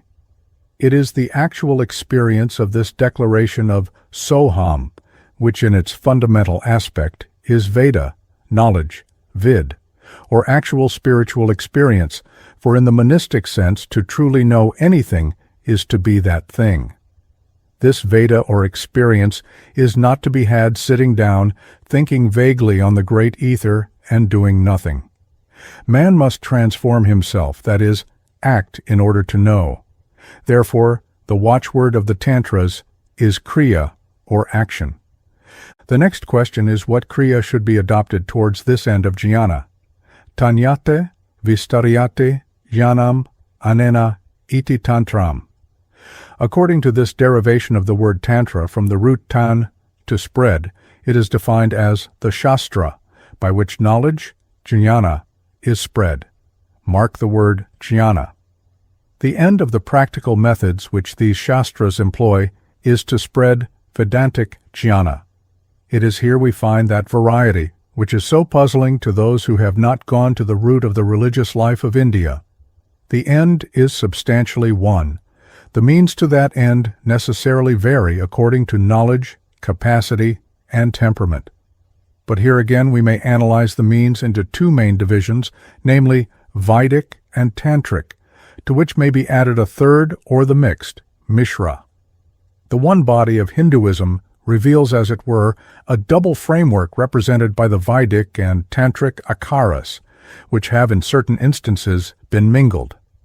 The word Tantra by itself simply means, as I have already said, treatise, and not necessarily a religious scripture. When it has the latter significance, it may mean the scripture of several divisions of worshippers who vary in doctrine and practice.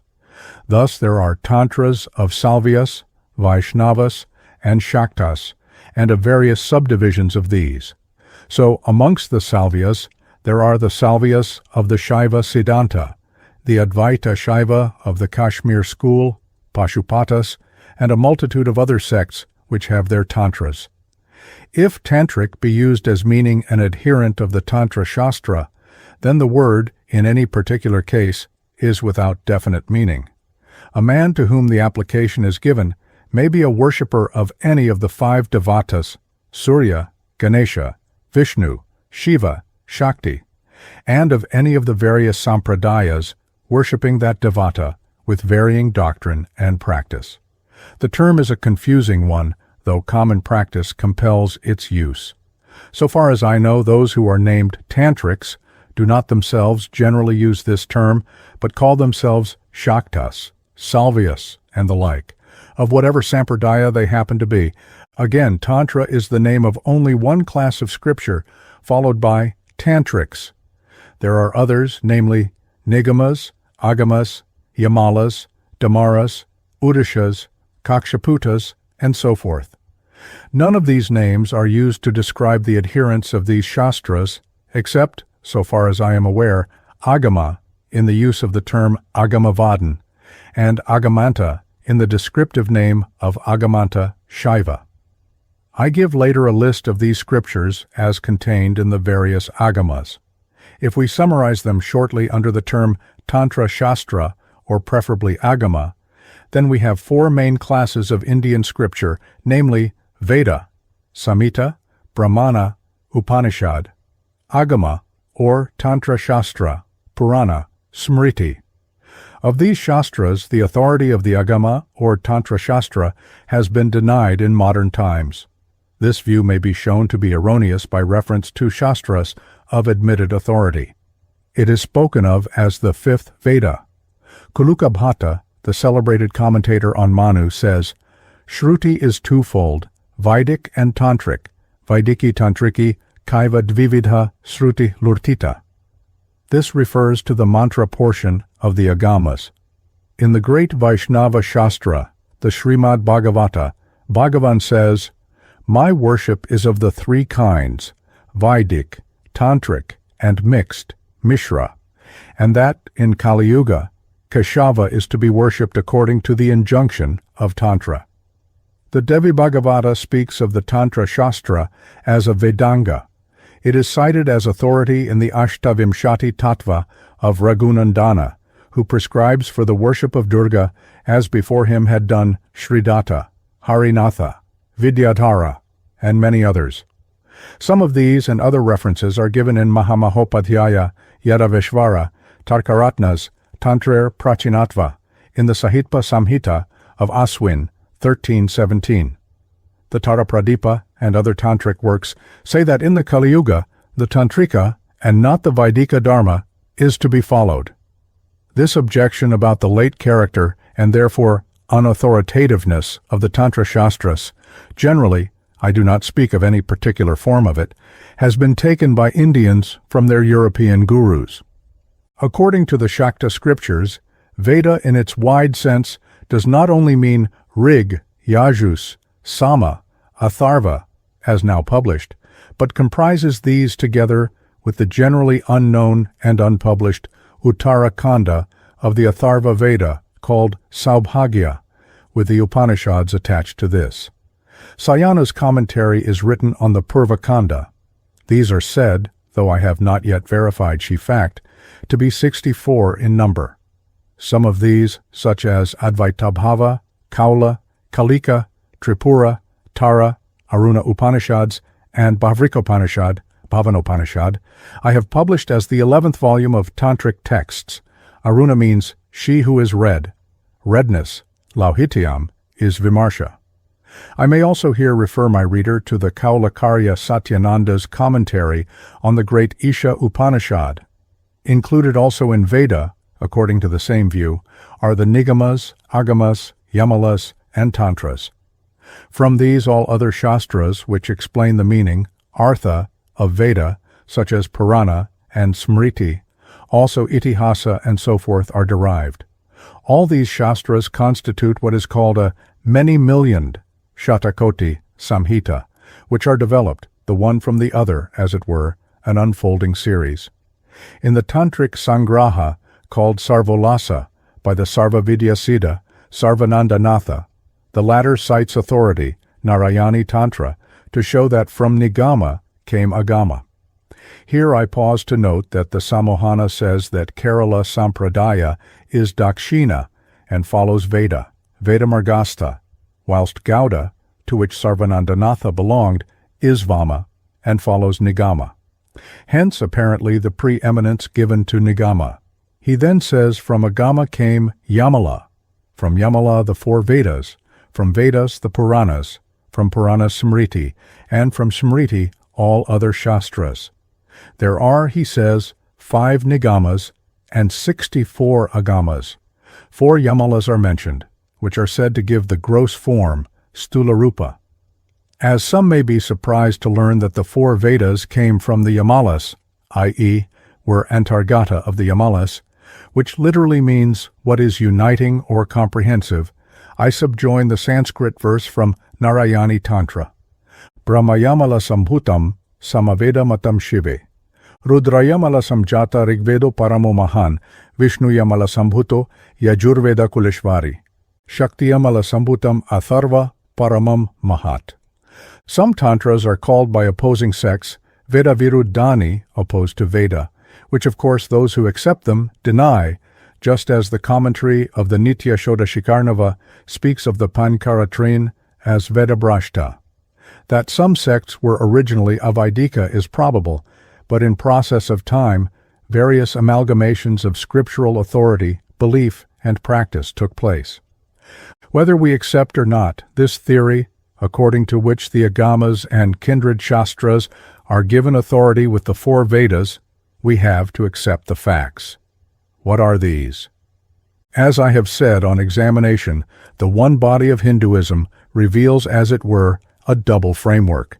I am now looking at the matter from an outside point of view, which is not that of the Shakta worshipper. We find on the one hand the 4 Vedas with their Samhitas, Brahmanas, and Upanishads, and on the other what has been called the 5th Veda, that is, Nigama, Agama, and kindred Shastras, and certain especially Tantric Upanishads attached to the Saubhagya Kanda of the Atharva Veda. There are Vedic and Tantric Kalpa Sutras and Suktas, such as the Tantrika Devi and Matsya Suktas. As a counterpart of the Brahma Sutras, we have the Shakti Sutras of Agastya. Then there is both Vedic and Tantric ritual, such as He-10 Vedic Samskaras and the Tantric Samskaras, such as Abhisheka, Vedic and Tantric initiation, Upanayana, and Diksha, Vedic and Tantric Gayatri, the Vedic Om, the so-called Tantric Bijas, such as Hring, Vaidika, Guru and Deshika Guru, and so forth. This dualism may be found carried into other matters as well, such as medicine, law, writing. So whilst the Vedic Ayurveda employed generally vegetable drugs, the Tantrics used metallic substances. A counterpart of the Vaidika Dharmapatni was the Shaiva wife, that is, she who is given by desire, kama. I have already pointed out the counterparts of the Panchatattva in the Vedas. Some allege a special form of Tantric script, at any rate, in Gauda Desha, and so forth. What is the meaning of all this? It is not at present possible to give a certain answer. The subject has been so neglected and is so little known. Before tendering any conclusions with any certainty of their correctness, we must examine the Tantric texts which time has spared. It will be readily perceived, however, that if there be such a double frame as I suggest, it indicates that there were originally 2 sources of religion, one of which, possibly in some respects the older, incorporated parts of, and in time, largely superseded the other. And this is what the Tantrics impliedly allege in their views as to the relation of the 4 Vedas and Agamas. If they are not both of authority, why should such reverence be given to the Deshika Gurus and to Tantric Diksha? Probably there were many Avaidika cults, not without a deep and ancient wisdom of their own, that is, cults outside the Vedic religion, Vedabahya, which in the course of time adopted certain Vedic rites, such as Homa, the Vaidikas, in their own turn, taking up some of the Avaidika practices. It may be that some Brahmanas joined these so-called Anarya Sampradayas, just as we find today Brahmanas officiating for low castes and being called by their name.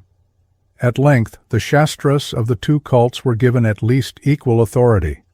The Vedic practice then largely disappeared, surviving chiefly both in the smarta rites of today and as embedded in the ritual of the Agamas. These are speculations to which I do not definitely commit myself. They are merely suggestions which may be worth consideration when search is made for the origin of the Agamas. If they be correct, then in this, as in other cases, the beliefs and practices of the soil have been upheld until today against the incoming cults of those Aryas who followed the Vedic rites and who in their turn influenced the various religious communities without the Vedic fold. The Smartas of today represent what is generally called the Srauta side, though in these rites there are mingled many Puranic ingredients. The Arya Samaja is another present-day representative of the old Vaidika Akara, mingled, as it seems to me, with a modernism, which is Puritan and otherwise. The other, or Tantric side, is represented by the general body of present-day Hinduism, and in particular by the various sectarian divisions of Salvias, Shaktas, Vaishnavas, and so forth, which go to its making. Each sect of worshippers has its own Tantras. In a previous chapter, I have shortly referred to the Tantras of the Shaiva Siddhanta, of the Pankaratra Agama, and of the Northern Saivaism, of which the Malinivijapa Tantra sets the type. The old 5-fold division of worshippers was, according to the Pankopasana, Saura, Ganapatya, Vaishnava, Shaiva, and Shakta, whose Mula Devatas were Surya, Ganapati, Vishnu, Shiva, and Shakti respectively. At the present time, the threefold division, Vaishnava, Shaiva, Shakta, is of more practical importance, as the other two survive only to a limited extent today. In parts of western India, the worship of Ganesha is still popular, and I believe some sauras or traces of sauras here and there exist, especially in Sindh. 6 amnayas are mentioned in the Tantras, Shadamnaya. These are the 6 faces of Shiva, looking east, Purvamnaya, south, Dakshinamnaya, west, Paschim Amnaya, north, Uttaramnaya, upper, Urdvamnaya, lower, and concealed, Adhamnaya. The 6 amnayas are thus so called according to the order of their origin. They are thus described in the Devyagama, cited in the Tantra Rahasya. See also, with some variation probably due to corrupt text, Patala 2 of Cinacara Tantra. 1. The face in the east, that is in front, is of pearl-like luster with 3 eyes and crowned by the crescent moon. By this face, I, Shiva, revealed the Devas, Shri Bhuvaneshvari, Triputa, Lalita, Padma, Shulini, Sarasvati, Tvarita, Nitya, Vajraprastarim, Annapurna, Mahalakshmi, Lakshmi, Bhagavadini, with all their rites and mantras. 2. The southern face is of a yellow color with 3 eyes. By this face I revealed Prasada Sadashiva, Mahaprasada Mantra, Dakshinamurti, Vatuka, Manjugosha, Bhairava, Mrita Sanjivana Vidya, Mrityunjaya, with their rites and mantras. 3. The face in the west, that is at the back, is of the color of a freshly formed cloud. By this face I revealed Gopala, Krishna, Narayana, Vasudeva, Nrsimha, Vamana, Varaha, Ramakandra, Vishnu, Harihara, Ganesha, Agni, Yama, Surya, Vidhu, Kandra, and other planets, Garuda, Dikpalas, Hanuman, and other suras, their rites and mantras. 4. The face in the north is blue in color and with 3 eyes. By this face I revealed the Devas, Dakshinakalika, Mahakali, Guhyaka, Smashanakalika, Padrakali, Ekajata, Ugratara, Taritni, Katyayani, Chinnamasta, Nilasarasvati, Durga, Jayadurga, Navadurga, Vashuli, Dhumavati, Vishalakshi, Gauri, Bagalamukhi, Pratyangira, Matangi, Mahishamardini, their rites and mantras. 5. The upper face is white. By this face I revealed Shrima Tripura Sundari, Tripureshi, Bhairavi, Tripura Bhairavi, Smashana Bhairavi, Bhuvaneshi Bhairavi, Shatkuta Bhairavi, Annapurna Bhairavi, Pankami, Shodashi, Malini, Valavala, with their rites and mantras. 6. The 6th face, below, is lustrous of many colors and concealed. It is by this mouth that I spoke of Devatasthana, Asana, Yantra, Mala, Naivedya, Balidana, Sadhana, Purashkarana, Mantrasiddhi. It is called Ishanamnaya. The Cinacara Tantra, Chage 2, says that whilst the first 4 amnayas are for the Katarvarga or Dharma, Artha, Kama, Moksha, the upper, Urdvamnaya, and lower, Adhamnaya, are for liberation only. The Samohana Tantra first explains Purvamnaya, Dakshinamnaya, Paschimamnaya, Uttaramnaya, Urdvamnaya, according to what is called Desha Pariyaya. I am informed that no puja of Adhamnaya is generally done, but that Shadanvaya Shambhavas, very high sadhakas, at the door of liberation Donyasa, with this 6th concealed face. It is said that Patala Amnaya is Sambhoga Yoga. The Nishkala aspect in Shakti Krama is for Purva, Tripura, for Dakshina, Saura, Ganapatya, and Vaishnava, for Paschima, Raudra, Bhairava, for Uttara, Ugra, Apatarini. In Shaiva Karma the same aspect is for the first, Sampatprada and Mahisha, for the second, Agora, Kalika, and Vaishnava Darshana, for the third, Raudra, Bhairava, Shaiva, for the fourth, Kubera, Bhairava, Saudra Shaka, and for Urdvamnaya, Ardhanarisha, and Pranava. Niruttara Tantra says that the first 2 amnayas contain rites for the Pashu Sadhaka. See as to the meaning of this and the other classes of sadhakas, the chapter on Panchatattva, ritual purvamnayoditam, karma, pashavam, kathitam, priye, and so with the next. The third or paschimamnaya is a combination of pashu and vira, paschimamnayajam, karma, pashuvirasamashritam. Uttaramnaya is for vira and divya, uttaramnayajam karma, divpavirashritam, priye. The upper amnaya is for the divya, urdvamnayoditam karma, divya bhavashritam priye. It adds that even the divya does sadhana in the cremation ground in virabhava, that is, heroic frame, of mind and disposition, but he does such worship without virasana. The Samohana also gives a classification of tantras according to the amnayas, as also special classifications, such as the tantras of the 6 amnayas according to Vatukamnaya.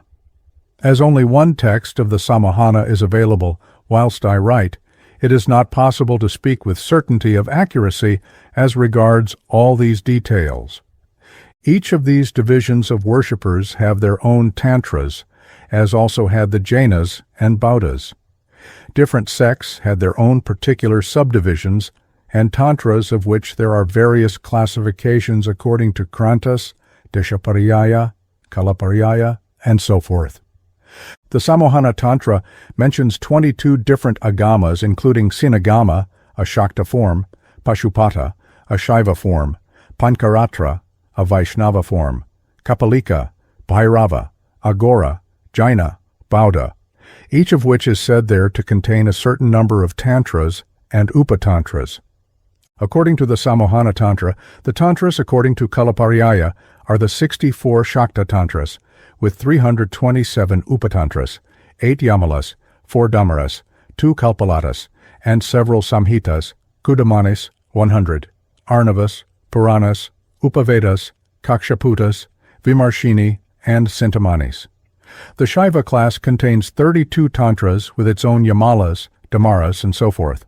The Vaishnava class contains 75 tantras with the same, including kalpas and other shastras. The Sara class has tantras with its own yamalas, udishas, and other works. And the Ganapatya class contains 30 tantras with upatantras, kalpas, and other shastras, including 1 damara and 1 yamala. The Bauddha class contains kalpadrumas, kamadhenus, suktas, kramas, ambaras, puranas, and other shastras. According to the Kularnava and Janadipa Tantras, there are 7 akaras, of which the first 4, Veda, Vaishnava, Shaiva, and Dakshina, belong to Pashvakara. Then comes Vama, followed by Siddhanta, in which gradual approach is made to Kaulakara, the reputed highest. Elsewhere, 6 and 9 akaras are spoken of, and different kinds of bhavas, sabhava, vibhava, and dehabhava, and so forth, which are referred to in Bhavakudamani. An account of the akaras is given in the Haratattva Diditi. Vedakara is the lowest, and Kaulakara the highest. Their characteristics are given in the 24th Patala of Vishvasara Tantra. The first 4 belong to Pashvakara, see chapter on Shakta Sadhana, and the last 3 are for Vira and Divya Sadakas.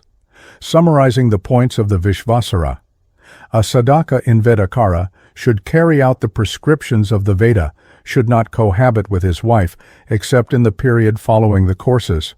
He should not eat fish and meat on the Parva days. He should not worship the Deva at night. In Vaishnavakara he follows injunctions, niyama, of Vedakara. He must give up eating of flesh. Nitya Tantra says he must not kill animals, avoid sexual intercourse, and even the talk of it. This doubtless means a negation of the Vira ritual. He should worship Vishnu. This akara is distinguished from the last by the great endurance of tapas and the contemplation of the Supreme everywhere. In Shaivakara, Vedakara is prescribed with this difference that there must be no slaughter of animals, and meditation is on Shiva. Dakshinakara is said to have been practiced by Rishi Dakshinamurti, and is therefore so called. This akara is preparatory for the Vira and Divya Bhavas. Meditation is on the Supreme Ishvari after taking Vijaya, hemp. Japa of mantra is done at night. Siddhi is attained by using a rosary of human bone, mashanka, at certain places including a Shaktipitha. Vamakara is approved for Viras and Divyas. One should be continent, Brahmachari, at day, and worship with the Panchatattva at night. Panchatattva kramanaiva ratrau devim prapujayat. The statement of Nitya, Panchatattvanukalpena ratrau devim prapujayat, is, if correctly reported, I think incorrect. This is Vira sadhana, and the Vira should generally only use substitutes when the real tattvas cannot be found. Kakra worship is done, Siddhi is destroyed by revelation thereof, therefore the Vama path is hidden. The Siddhantakari is superior to the last by his knowledge hidden in the Vedas, Shastras, and Puranas, like fire in wood, by his freedom from fear of the Pashu, by his adherence to the truth, and by his open performance of the Panchatattva ritual. Open and frank, he cares not what is said. He offers the Panchatattvas openly. Then follows a notable passage. Just as it is not blamable to drink openly in the Sautramani Yajna, Vedic rite, so in Siddhantakara, wine is drunk openly. As it is not blamable to kill horses in the Ashvamedha Yajna, Vedic rite, so no offense is committed in killing animals in this Dharma. Nitya Tantra says that an article, be it pure or impure, becomes pure by purification. Holding a cup made of human skull and wearing the Rudraksha, the Siddhantakari moves on earth in the form of Bhairava himself. The knowledge of the last akara, that of the Kaula, makes one Shiva. Just as the footprint of every animal disappears in that of the elephant, so every Dharma is lost in the greatness of Kula Dharma. Here there are no injunctions or prohibitions, no restriction as to time or place, in fact no rule at all. A Kaula is himself Guru and Sadashiva, and none are superior to him. Kaulas are of three classes: inferior, the ordinary or Prakrita Kaula, who is ever engaged in rituals such as japa, homa, puja, follows Virakara with Panchatattva, and strives to attain the highland of knowledge. Middling is the Kaula who does sadhana with Panchatattva, is deeply immersed in meditation, dhyana, and samadhi. Superior, the Kaula who, O mistress of the Kaulas, sees the imperishable and all-pervading self in all things, and all things in the self. He is a good Kaula who makes no distinction between mud and sandal paste, gold and straw, a home and the cremation ground. He is a superior Kaula who meditates on the self with the self, who has equal regard for all, who is full of contentment, forgiveness, and compassion. Nitya Tantra, Patala 3, says that Kaulas move about in various shapes, now as an ordinary man of the world adhering to social rules, Shishta, at other times as one who has fallen therefrom, Brashta. At other times he seems to be as weird and unearthly as a ghost, Bhuta. Kaulakara is, it says, the essence which is obtained from the ocean of Veda and Agama after churning it with the staff of knowledge. In a modern account of the Akaras, see Sanatana, Sadhana Tattva, or Tantra Rahasya by Sachidananda Swami, it is said that some speak of Agorakara and Yogacara as two further divisions between the last but one and last. However this may be, the Agoras of today are a separate sect who, it is alleged, have degenerated into mere eaters of corpses, though Agora is said to only mean one who is liberated from the terrible Gora, samsara. In Yogacara was learnt the upper heights of sadhana and the mysteries of yoga, such as the movements of the Vayu in the bodily microcosm, Kshudravramanda, the regulation of which controls the inclinations and propensities, vritti. Yogacara is entered by Yoga Diksha, and achievement in Ashtanga Yoga qualifies for Kaulakara. Whether there were such further divisions I cannot at present say. I prefer for the time being to follow the Kularnava. The Swami's account of these is as follows. Vedakara, which consists in the daily practice of the Vedic rites, with, I may add, some tantric observances, is the gross body, Sthula Deha, which comprises within it all the other akaras, which are, as it were, its subtle body, Sukshma Deha, of various degrees. The worship is largely of an external character, the object of which is to strengthen Dharma. This is the path of action, Kriya Marga. This and some other observations may be a modern reading of the old facts, but are on the whole, I think, justified. The second stage of Vaishnavakara is the path of devotion, Bhakti Marga, and the aim is union of devotion with faith previously acquired. The worshipper passes from blind faith to an understanding of the supreme protecting energy of the Brahman, towards which his devotion goes forth. With an increasing determination to uphold Dharma and to destroy adharma, the sadhaka passes into the third stage, or Shaivakara, which the author cited calls the militant, kshatriya, stage, wherein to love and mercy are added strenuous striving and the cultivation of power. There is union of faith, devotion, and inward determination, antarlaksha. Entrance is here made upon the path of knowledge, Jnana Marga. Following this is the fourth stage, or Dakshinakara, which originally and in Tantra Shastra does not mean right-hand worship, but according to the author cited, is the akara favorable to the accomplishment of the higher sadhana, of which Dakshina Kalika is Devi. The Vishvasara already cited derives the word from Dakshinamurti Muni, but Dakshina in either case has the same meaning. Dakshina Kali is a Devi of Uttaramnaya, and approach is here made to Vira rituals. This stage commences when the worshipper can make dhyana and dharana of the threefold Shakti of the Brahman, Icha, Kriya, Jnana, and understands the mutual connection of the three and of their expression as the gunas, and until he receives the rite of initiation called Purnabhisheka. At this stage, the sadhaka is Shakta and qualified for the worship of the threefold Shakti of Brahman, Brahma, Vishnu, Maheshvara. He worships the Adya Shakti as Dakshina Kalika, in whom are united the three Shaktis. The aim of this stage is the union of faith, devotion, and determination with a knowledge of the threefold energies. Passage is thus made from the Deva aspect to the Deva whole. Up to this stage, the sadhaka has followed Pravriti Marga, or the outgoing path, the path of worldly enjoyment, albeit curbed by Dharma. The sadhaka now, upon the exhaustion of the forces of the outward current, makes entry on the path of return, Nivriti Marga.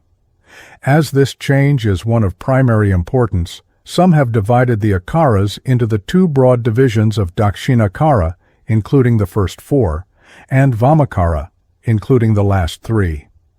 Strictly, however, the first three can only be thus included in the sense that they are preparatory to Dakshinakara proper, and are all in the Pravriti Marga, and are not Vamakara. It is thus said that men are born into Dakshinakara, but are received by initiation into Vamakara. As Dakshinakara does not mean right-hand worship, so Vamakara does not mean, as is vulgarly supposed, left-hand worship. Left hand in English has a bad sense, and it is not sense to suppose that the Shastra, which prescribes this akara, itself gives it a bad name. Vama is variously interpreted. Some say it is the worship in which woman, Vama, enters, that is, Latasadhana. Vama, this author says, means adverse, that is, the stage adverse to the Pravriti, which governs in varying degrees the previous akaras. For entry is here made on the Nivriti path of return to the source of outgoing. In this akara also there is worship of the Vamadevi. In Vamakara, the sadhaka commences to directly destroy Pravriti, and with the help of the Guru, to cultivate Nivriti. The help of the Guru throughout is necessary. It is comparatively easy to lay down rules for the Pravriti Marga, but nothing can be achieved in Vamakara without the Guru's help. Some of the disciplines are admittedly dangerous, and if entered upon without authority and discretion, will probably lead to abuse. The method of the guru at this stage is to use the forces of pravriti in such a way as to render them self-destructive. The passions which bind, notably the fundamental instincts for food, drink, and sexual satisfaction, may be, it is said, so employed as to act as forces whereby the particular life, of which they are the strongest physical manifestation, is raised to the universal life. Passion, which has hitherto run downward and outwards, often to waste, is directed inwards and upwards, and transformed to power. But it is not only the lower physical desires of eating, drinking, and sexual intercourse which must be subjugated. The sadhaka must at this stage commence. The process continues until the fruit of Cinacara is obtained, to cut off all the 8 bonds, pasha, which have made him a pashu, for up to and including Dakshinakara is pashu worship. These pasha, bonds or afflictions, are variously enumerated, but the more numerous classifications are merely elaborations of the smaller divisions. Thus, according to the Devi Bhagavata, moha is ignorance or bewilderment, and mahamoha is the desire for worldly pleasure which flows from it. The Kularnava Tantra mentions 8 primary bonds, daya, that is, pity, as the feeling which binds as opposed to divine compassion or karuna, moha, ignorance, lajja, shame, which does not mean that a man is to be a shameless sinner, but weak worldly shame of being looked down upon, of infringing conventions and so forth. Family, kula, which ceases to be a tie. Shila, here usage, convention. And varna, caste, for the enlightened is beyond all its distinctions. When, to take the Swami's example, Sri Krishna stole the clothes of the bathing gopis or milkmaids and cowherds and made them approach him naked, he removed the artificial coverings which are imposed on man in the samsara. The gopis were 8, as are the bonds, and the errors by which the jiva is misled are the clothes which Krishna stole. Freed of these, the jiva is liberated from all bonds arising from his desires, family, and society. Formerly it was sufficient to live in worldly fashion according to the morality governing life in the world. Now the sadhaka must go further and transcend the world, or rather seek to do so. He rises by those things which are commonly the cause of fall. When he has completely achieved his purpose and liberated himself from all bonds, he reaches the stage of Shiva, Shivatva. It is the aim of the Nivritti Sadhana to liberate man from the bonds which bind him to the samsara and to qualify the Vira Sadhaka through Rajasika Upasana, see chapter on Panchatattva, of the highest grades of sadhana in which the Sattvika guna predominates. He is then divya or divine. To the truly sattvic there is neither attachment, fear, nor disgust, grina. What is thus commenced in Vamakara is gradually completed by the rituals of Siddhantakara and Kaulakara. In the last 3 akaras, the sadhaka becomes more and more freed from the darkness of samsara and is attached to nothing, hates nothing, is ashamed of nothing, really shameful acts being ex hypothesi below his acquired stage, and has freed himself of the artificial bonds of family, caste, and society. He becomes an avadhuta, that is, one who has washed off everything and has relinquished the world. Of these, as stated later, there are several classes. For him there is no rule of time or place. He becomes, like Shiva himself, a dweller in the cremation ground, smashana. He attains brahmajnana, or the gnosis, in perfect form. On receiving Mahapurna Diksha, he performs his own funeral rites and is dead to the samsara.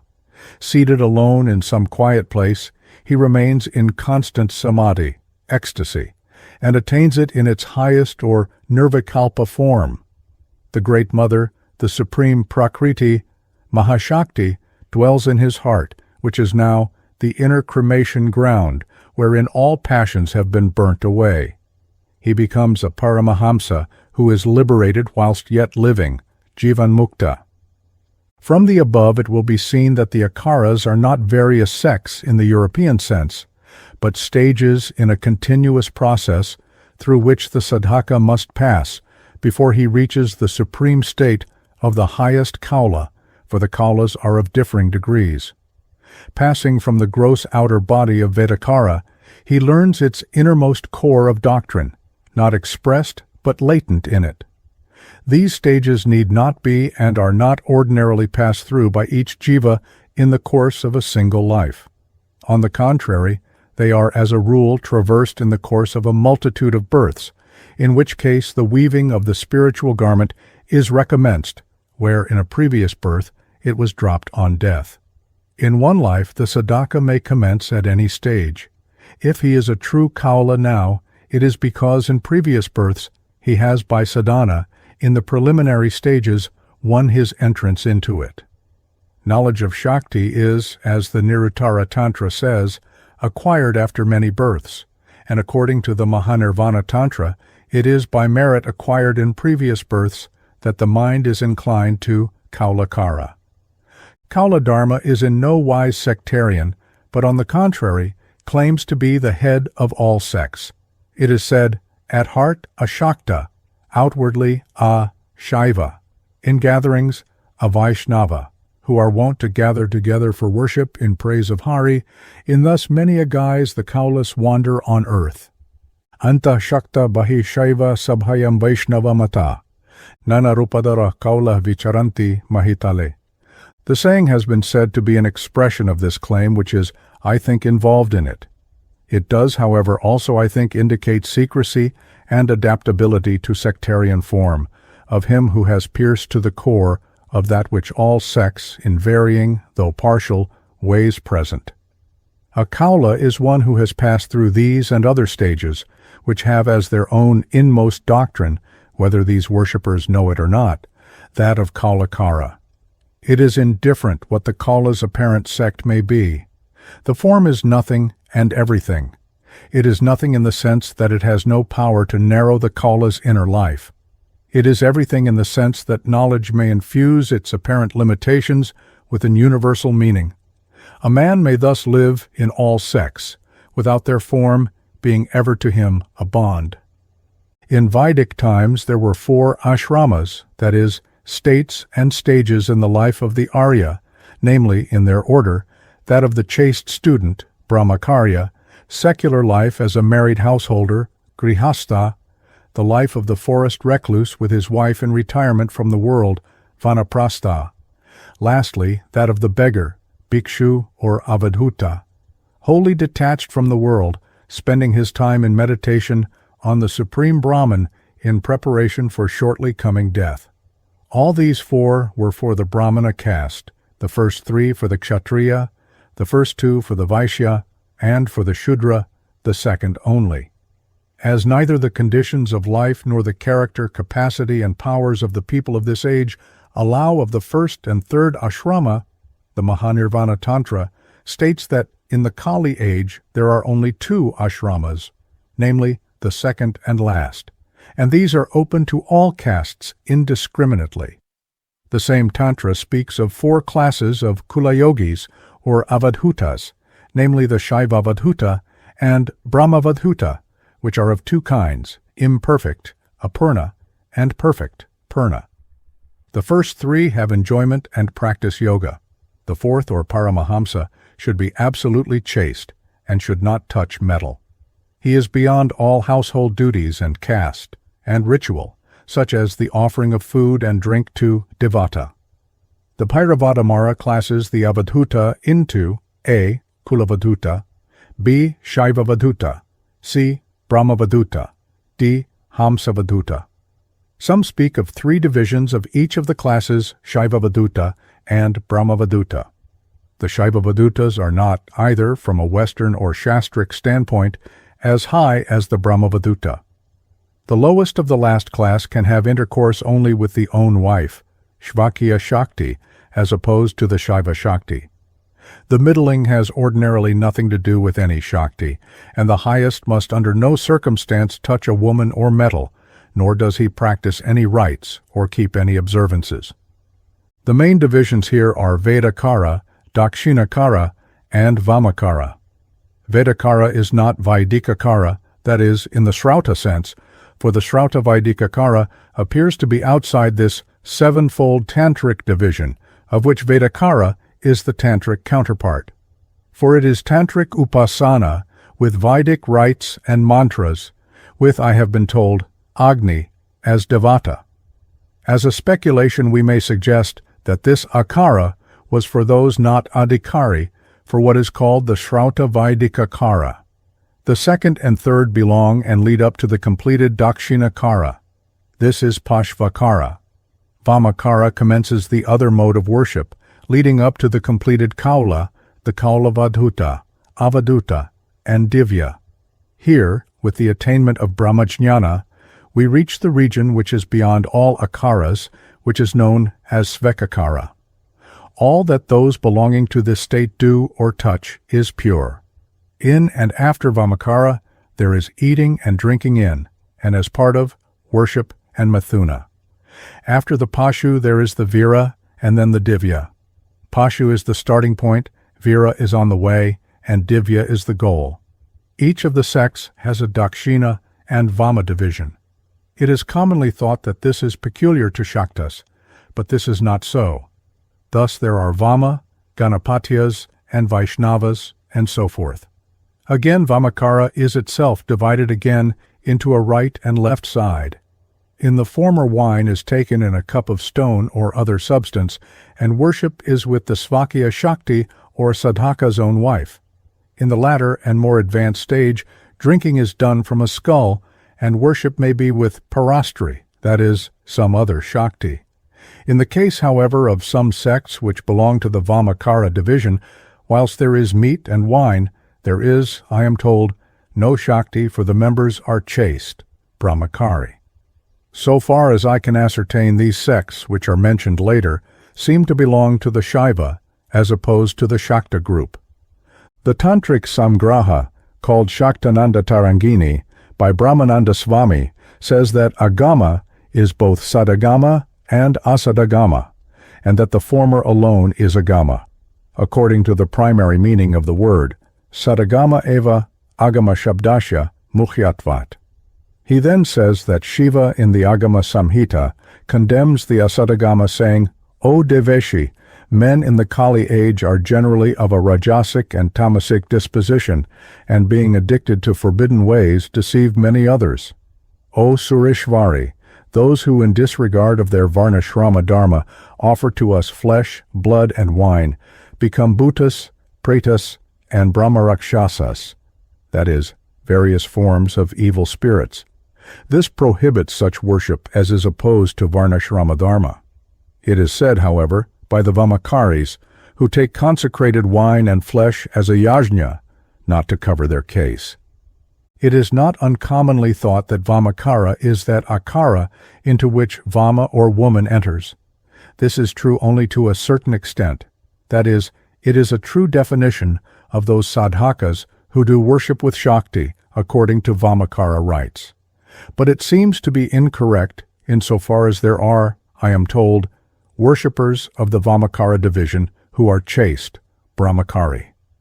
Vamakara means literally left way, not left-handed, in the English sense, which means what is bad. As the name is given to these sadhakas by themselves, it is not likely that they would adopt a title which condemns them. What they mean is that this akara is the opposite of Dakshinakara. Philosophically, it is more monistic. It is said that even in the highest city of a Dakshinakari, there is always someone above him. But the fruit of Vamakara, and its subsequent and highest stages, is that the sadhaka becomes the emperor himself. The bhava differs, and the power of its method compared with Dakshinakara is said to be that between milk and wine. Moreover, it is to be noted that the Devi whom they worship is on the left of Shiva. In Vamakara we find Kapalikas, Kalamukas, Pashupatas, Pandikaras, Digambaras, Agoras, followers of Cinacara, and Kaulas, generally who are initiated. In some cases, as in that of the advanced division of Kaulas, worship is with all 5 tattvas, Panchatattvas. In some cases there is brahmacharya, as in the case of Agora and Pashupata, though these drink wine and eat flesh food.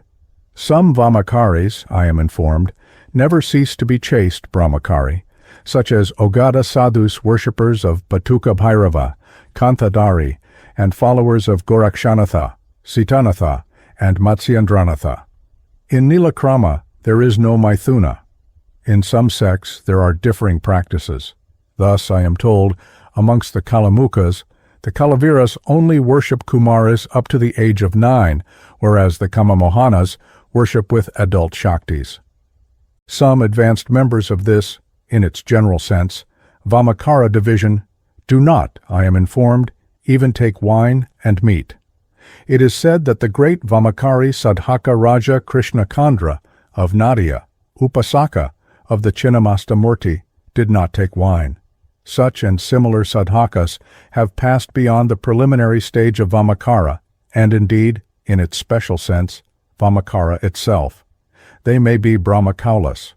As regards sadhakas generally, it is well to remember what the Mahakala Samhita, the great Shastra of the Madhyastha Kaulas, says in the 11th Ulasa, called Sharira Yoga Kathanam. Some Kaulas there are who seek the good of this world, aihikarthadritatmana.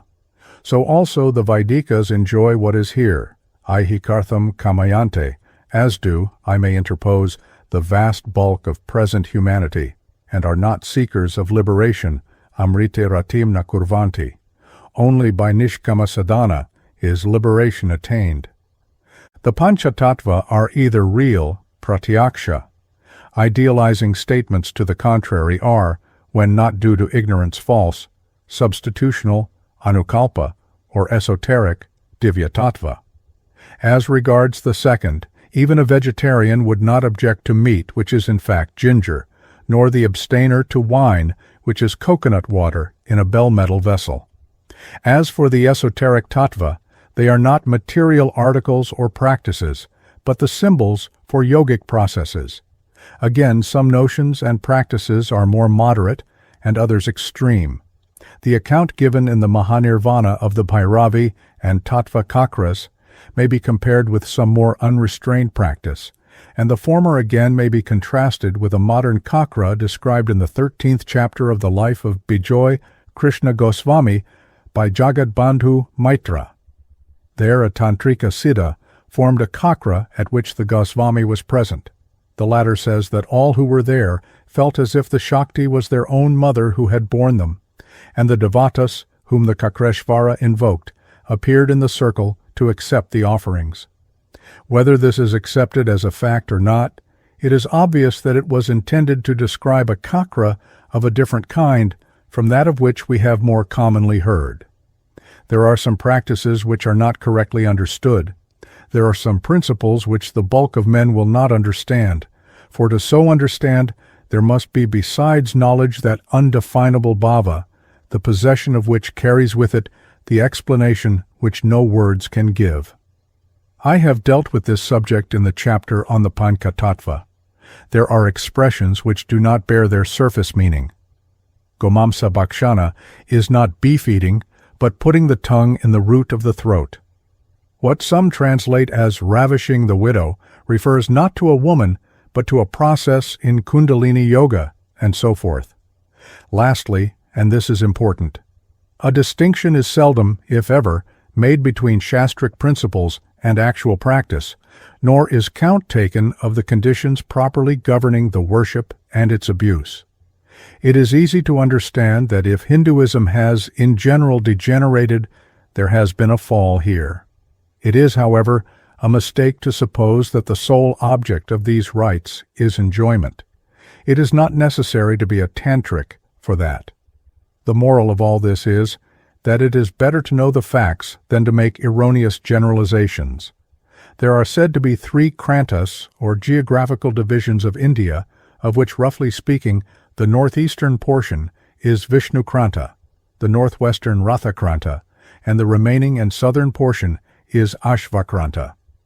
According to the Shaktamarigala and Mahasiddhisara Tantras, Vishnu Kranta, which includes Bengal, extends from the Vindhya range to Chatala, or Chittagong. From Vindhya to Tibet and China is Rathakranta. There is then some difference between these two tantras as to the position of Ashvakranta. According to the first, this last kranta extends from the Vindhya to the sea, which perhaps includes the rest of India. According to the Mahasiddhisara Tantra, it extends from the Karatoya River to a point which cannot be identified with certainty in the text cited, but which may be Java. To each of these 64 tantras have been assigned. One of the questions awaiting solution is whether the tantras of these three geographical divisions are marked by both doctrinal and ritual peculiarities, and if so, what they are. This subject has been referred to in the first part of the Principles of Tantra, wherein a list of tantras is given. In the Shakta division there are 4 sampradayas, namely Kerala, Kashmira, Gauda, and Vilasa, in each of which there is both outer and inner worship. The Samohana Tantra gives these 4 sampradayas also the number of tantras, not only in the first 3 sampradayas, but in Sina and Dravida. I have been informed that out of 56 deshas, which included besides Hunas, places outside India such as Sina, Mahatsina, Bhota, Simhala, 18 follow Gauda, extending from Nepala to Kalinga, and 19 follow Kerala, extending from Vindhyakala to the southern sea, the remaining countries forming part of the Kashmira Desha, and that in each sampradaya there are padatis such as Shuddha, Gupta, Ugra. There is variance in devatas and rituals, some of which are explained in the Tarasukta and Shakti Samgama Tantra. There are also various matas such as Kadi Mata, called Viradanutara, of which the devata is Kali. See Introduction to Tantra Raja, Tantra, a short analysis. Hadimata, called Hamsa Raja, of which Tripura Sundari is Devata, and Kahadimata, the combination of the two of which Tara is Devata, that is Nilasarasvati. Certain deshas are called Kadi, Hadi, Kahadi deshas, and each mata has several amnayas. It is said that the Hamsatara Mahavidya is the sovereign lady of yoga, whom Jainas call Padmavati, Shakta Shakti, Baudas Tara, Sina Sadakas Mihogra, and Kaulas Kakreshvari. The Kadis call her Kali, the Hadis Sri Sundari, and the Kadi Hadis Hamsa. Volumes 8 and 12 of Tantric texts contain that portion of the Tantra Raja which belongs to Kadi Mata, and in the English introduction mentioned above, I have dealt with this subject. Gauda Sampradaya considers Kadi the highest mata, whilst Kashmira and Kerala worship Tripura and Tara. Possibly there may have been originally deshas, which were the exclusive seats of specific schools of Tantra, but later and at present, so far as they exist, this cannot be said. In each of the deshas, different sampradayas may be found, though doubtless at particular places, as in Bengal, particular sects may be predominant. In my opinion, it is not yet possible to present, with both accuracy and completeness, the doctrine and practice of any particular tantric school, and to indicate wherein it differs from other schools. It is not possible at present to say fully and precisely who the original Shaktas were, the nature of their subdivisions, and of their relation to, or distinction from, some of the Shaiva group. Thus, the Kaulas are generally in Bengal included in the Brahmajnani Shakta group, but the Samohana in one passage already cited mentions Kaula and Shakta separately. Possibly it is there meant to distinguish ordinary Shaktas from the special group called Kaula Shaktas. In Kashmir, some Kaulas, I believe, call themselves Shaivas. For an answer to these and other questions, we must await a further examination of the texts. At present I am doing clearing of mud, pankodara, from the tank, not in the expectation that I can wholly clear away the mud and weeds, but with a desire to make a beginning which others may complete. He who has not understood Tantra Shastra has not understood what Hinduism is as it exists today. The subject is an important part of Indian culture, and therefore worth study by the duly qualified. What I have said should be sufficient to warn the ignorant from making rash generalizations. At present we can say that he who worships the mantra and yantra of Shakti is a Shakta, and that there were several sampradayas of these worshippers. What we can and should first do is to study the Shakta darshana as it exists today, working back from the known to the unknown.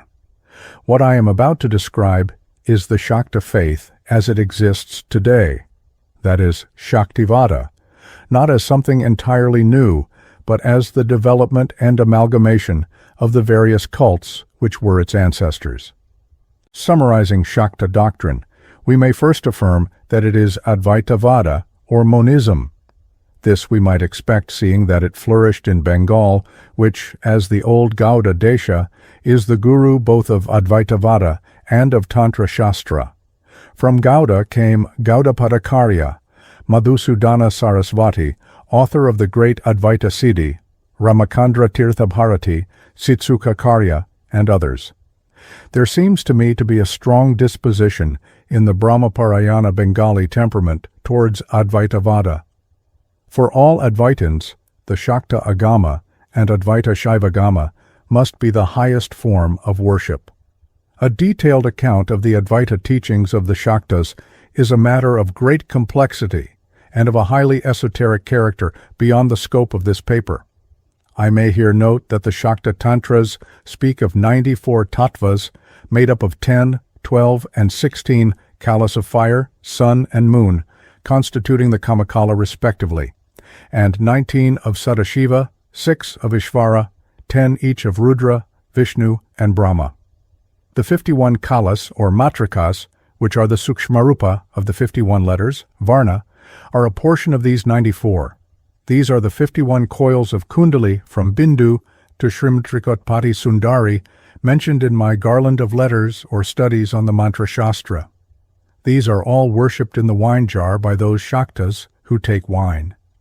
The Shastras also set out the 36 tattvas, which are common to Shaktas and Salvias, the 5 kalas, which are samanya to the tattvas, namely Nivriti, Pratishtha, Vidya, Shanta, Shantiatita, and the Shadadva, namely Varna, Pada, and Mantra, Kala, Tattva, Bhuvana, which represent the Artha aspect and the Shabda aspect, respectively. See Garland of Letters. To pass to more popular matters, a beautiful and tender concept of the Shaktas is the motherhood of God, that is, God as Shakti, or the power which produces, maintains, and withdraws the universe. This is the thought of a worshipper. Though the Samohana Tantra gives high place to Shamkara as conqueror of Buddhism, speaking of him as a manifestation of Shiva, and identifying his 4 disciples and himself with the 5 Mahapretas, the Agamas as Shastras of worship do not teach Mayavada as set forth according to Shamkara's transcendental method.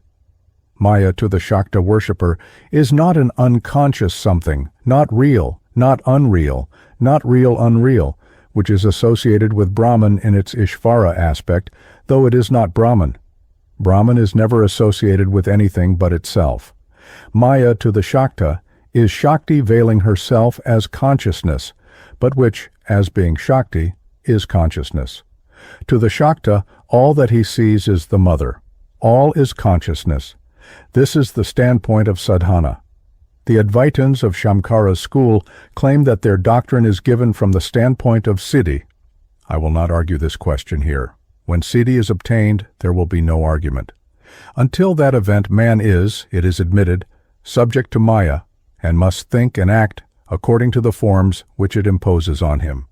It is more important, after all, to realize in fact the universal presence of the divine consciousness than to attempt to explain it in philosophical terms. The Divine Mother first appears in and as her worshipper's earthly mother, then as his wife.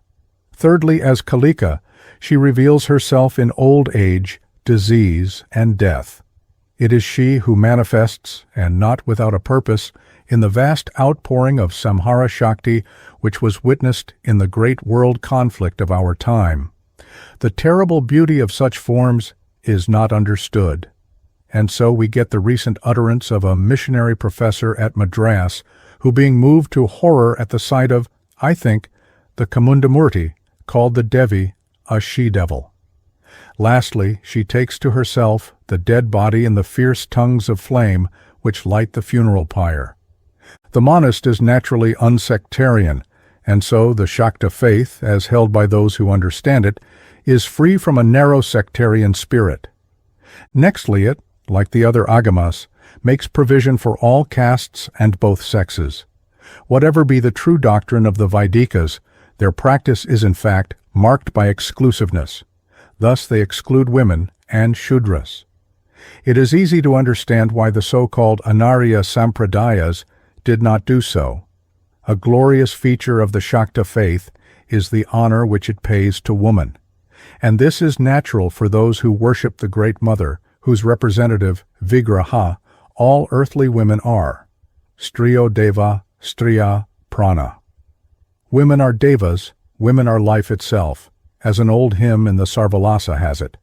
It is because woman is a Vigraha of the Amba Devi, her likeness in flesh and blood, that the Shakta Tantras enjoin the honor and worship of women and girls, Kumaris, and forbid all harm to them such as the sati rite, enjoining that not even a female animal is to be sacrificed.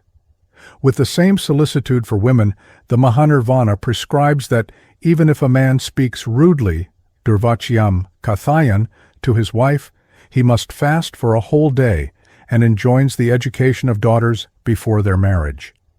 The Muslim author of the Dabistan says, "The Agama favors both sexes equally. Men and women equally compose mankind. This sect hold women in great esteem and call them Shaktis, and to ill-treat a Shakti, that is, a woman, is a crime." The Shakta Tantras again allow of women being guru, or spiritual director, a reverence which the West has not, with rare exceptions, yet given them. Initiation by a mother bears eightfold fruit. Indeed, to the enlightened Shakta, the whole universe is Stri or Shakti. Aham Stri, as the Advabhavana Upanishad says. A high worship, therefore, which can be offered to the mother today, consists in getting rid of abuses which have neither the authority of ancient Shastra nor of modern social science, and to honor, cherish, educate, and advance women, Shakti. Striyo Deva, Striya Prana. Gautamiya Tantra says, Sarvavarna Dikarashcha Narinam Yogya Evaka. That is, the Tantra Shastra is for all castes and for women.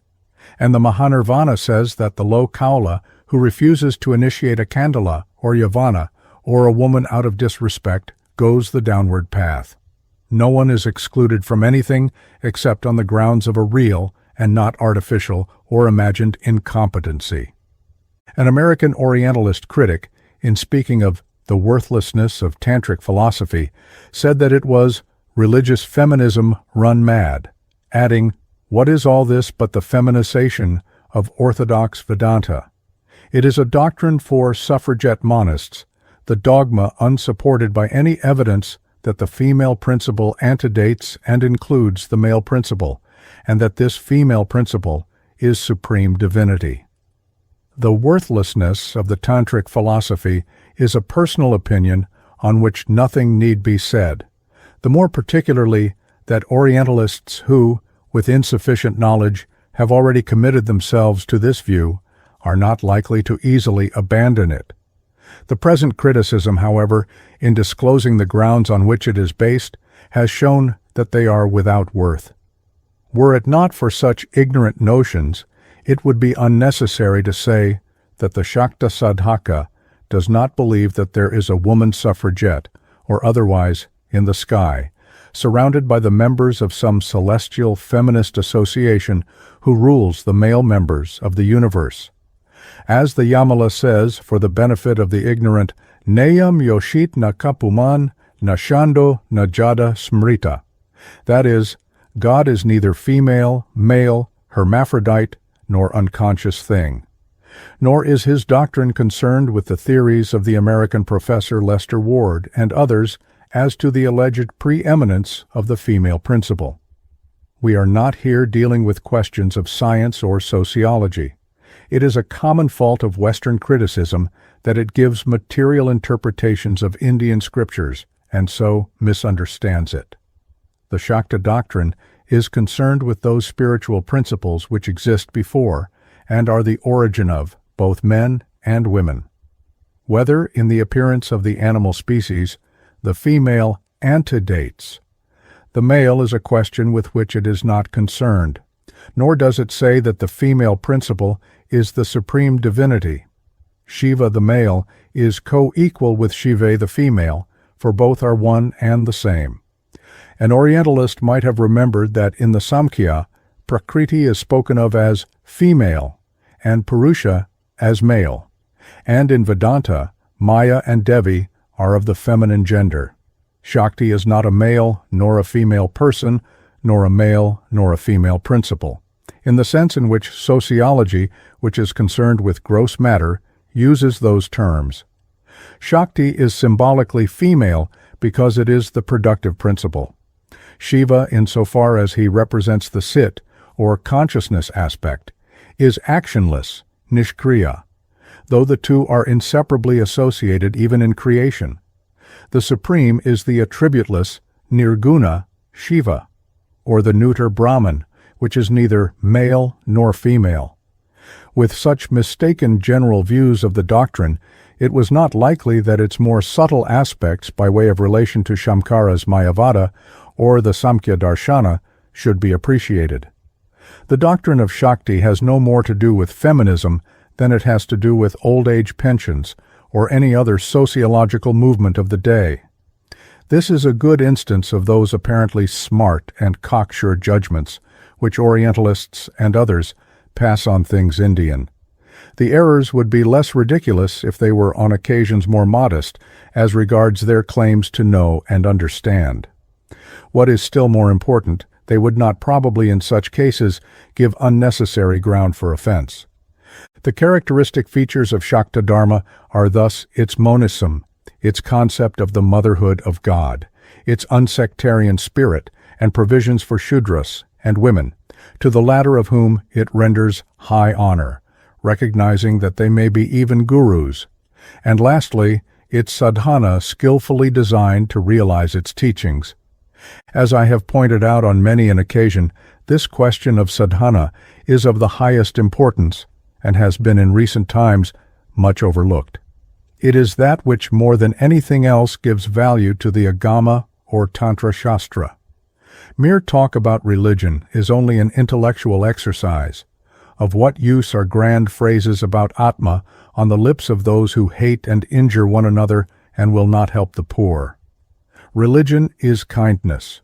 Religion again is a practical activity. Mind and body must be trained. There is a spiritual as well as a mental and physical gymnastic. According to Shakta doctrine, each man and woman contains within himself and herself a vast latent magazine of power or Shakti, a term which comes from the root shak, to be able, to have force to do, to act.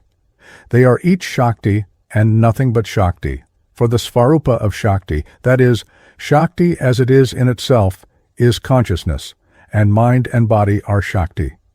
The problem, then, is how to raise and vivify Shakti. This is the work of sadhana in the religion of power.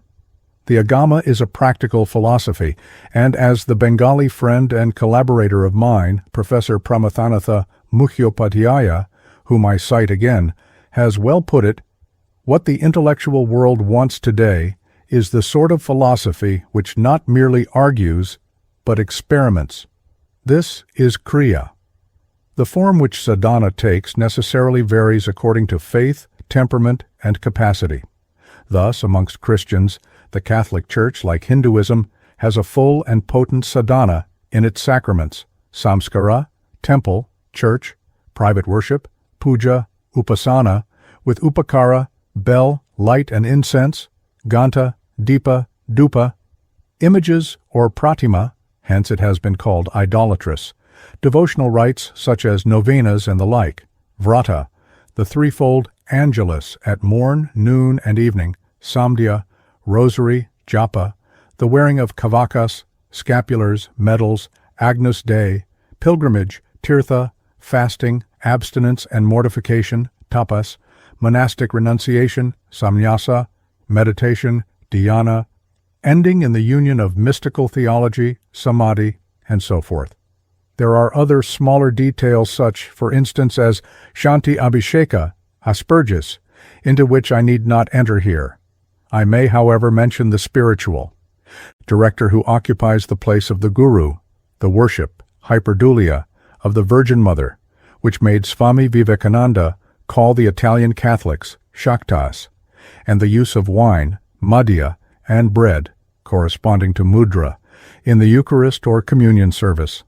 Whilst, however, the Blessed Virgin evokes devotion as warm as that which is here paid to Devi, she is not Devi, for she is not God, but a creature selected as the vehicle of his incarnation, avatara. In the Eucharist, the bread and wine are the body and blood of Christ, appearing under the form or accidents of those material substances. So also Tara is Dravamayi, that is, the Savior in liquid form. In the Catholic Church, though the early practice was otherwise, the laity no longer take wine but bread only, the officiating priest consuming both. Whilst, however, the outward forms in this case are similar, the inner meaning is different. Those, however, who contend that eating and drinking are inconsistent with the dignity of worship may be reminded of Tertullian's saying that Christ instituted his great sacrament at a meal. These notions are those of the dualist with all his distinctions. For the Advaitin, every function and act may be made a yajna. Agape, or love feasts, a kind of kakra, were held in early times and discontinued as orthodox practice on account of abuses to which they led, though they are said still to exist in some of the smaller Christian sects of the day. There are other points of ritual which are peculiar to the Tantra Shastra, and of which there is no counterpart in the Catholic ritual, such as nyasa and yantra.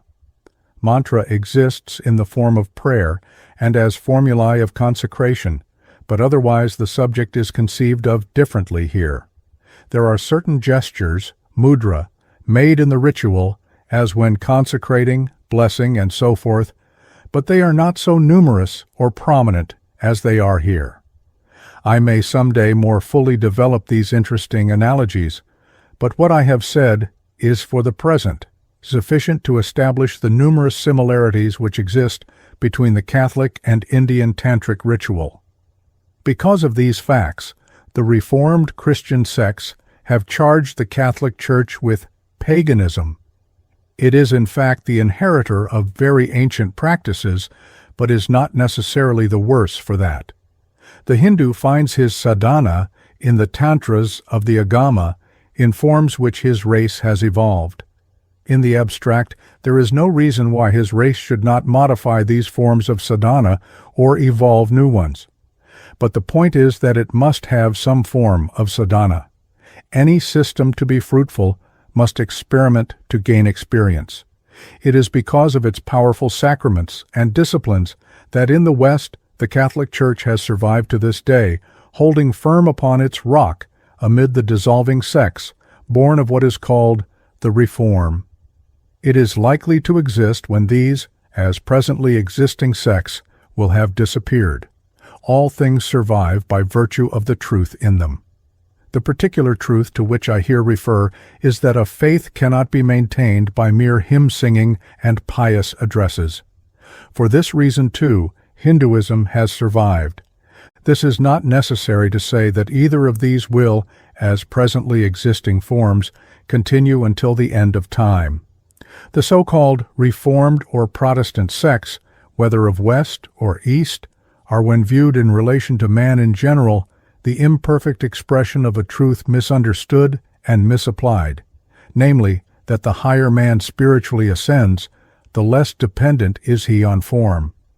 The mistake which such sects make is to look at the matter from one side only, and to suppose that all men are alike in their requirement. The Agama is guilty of no such error.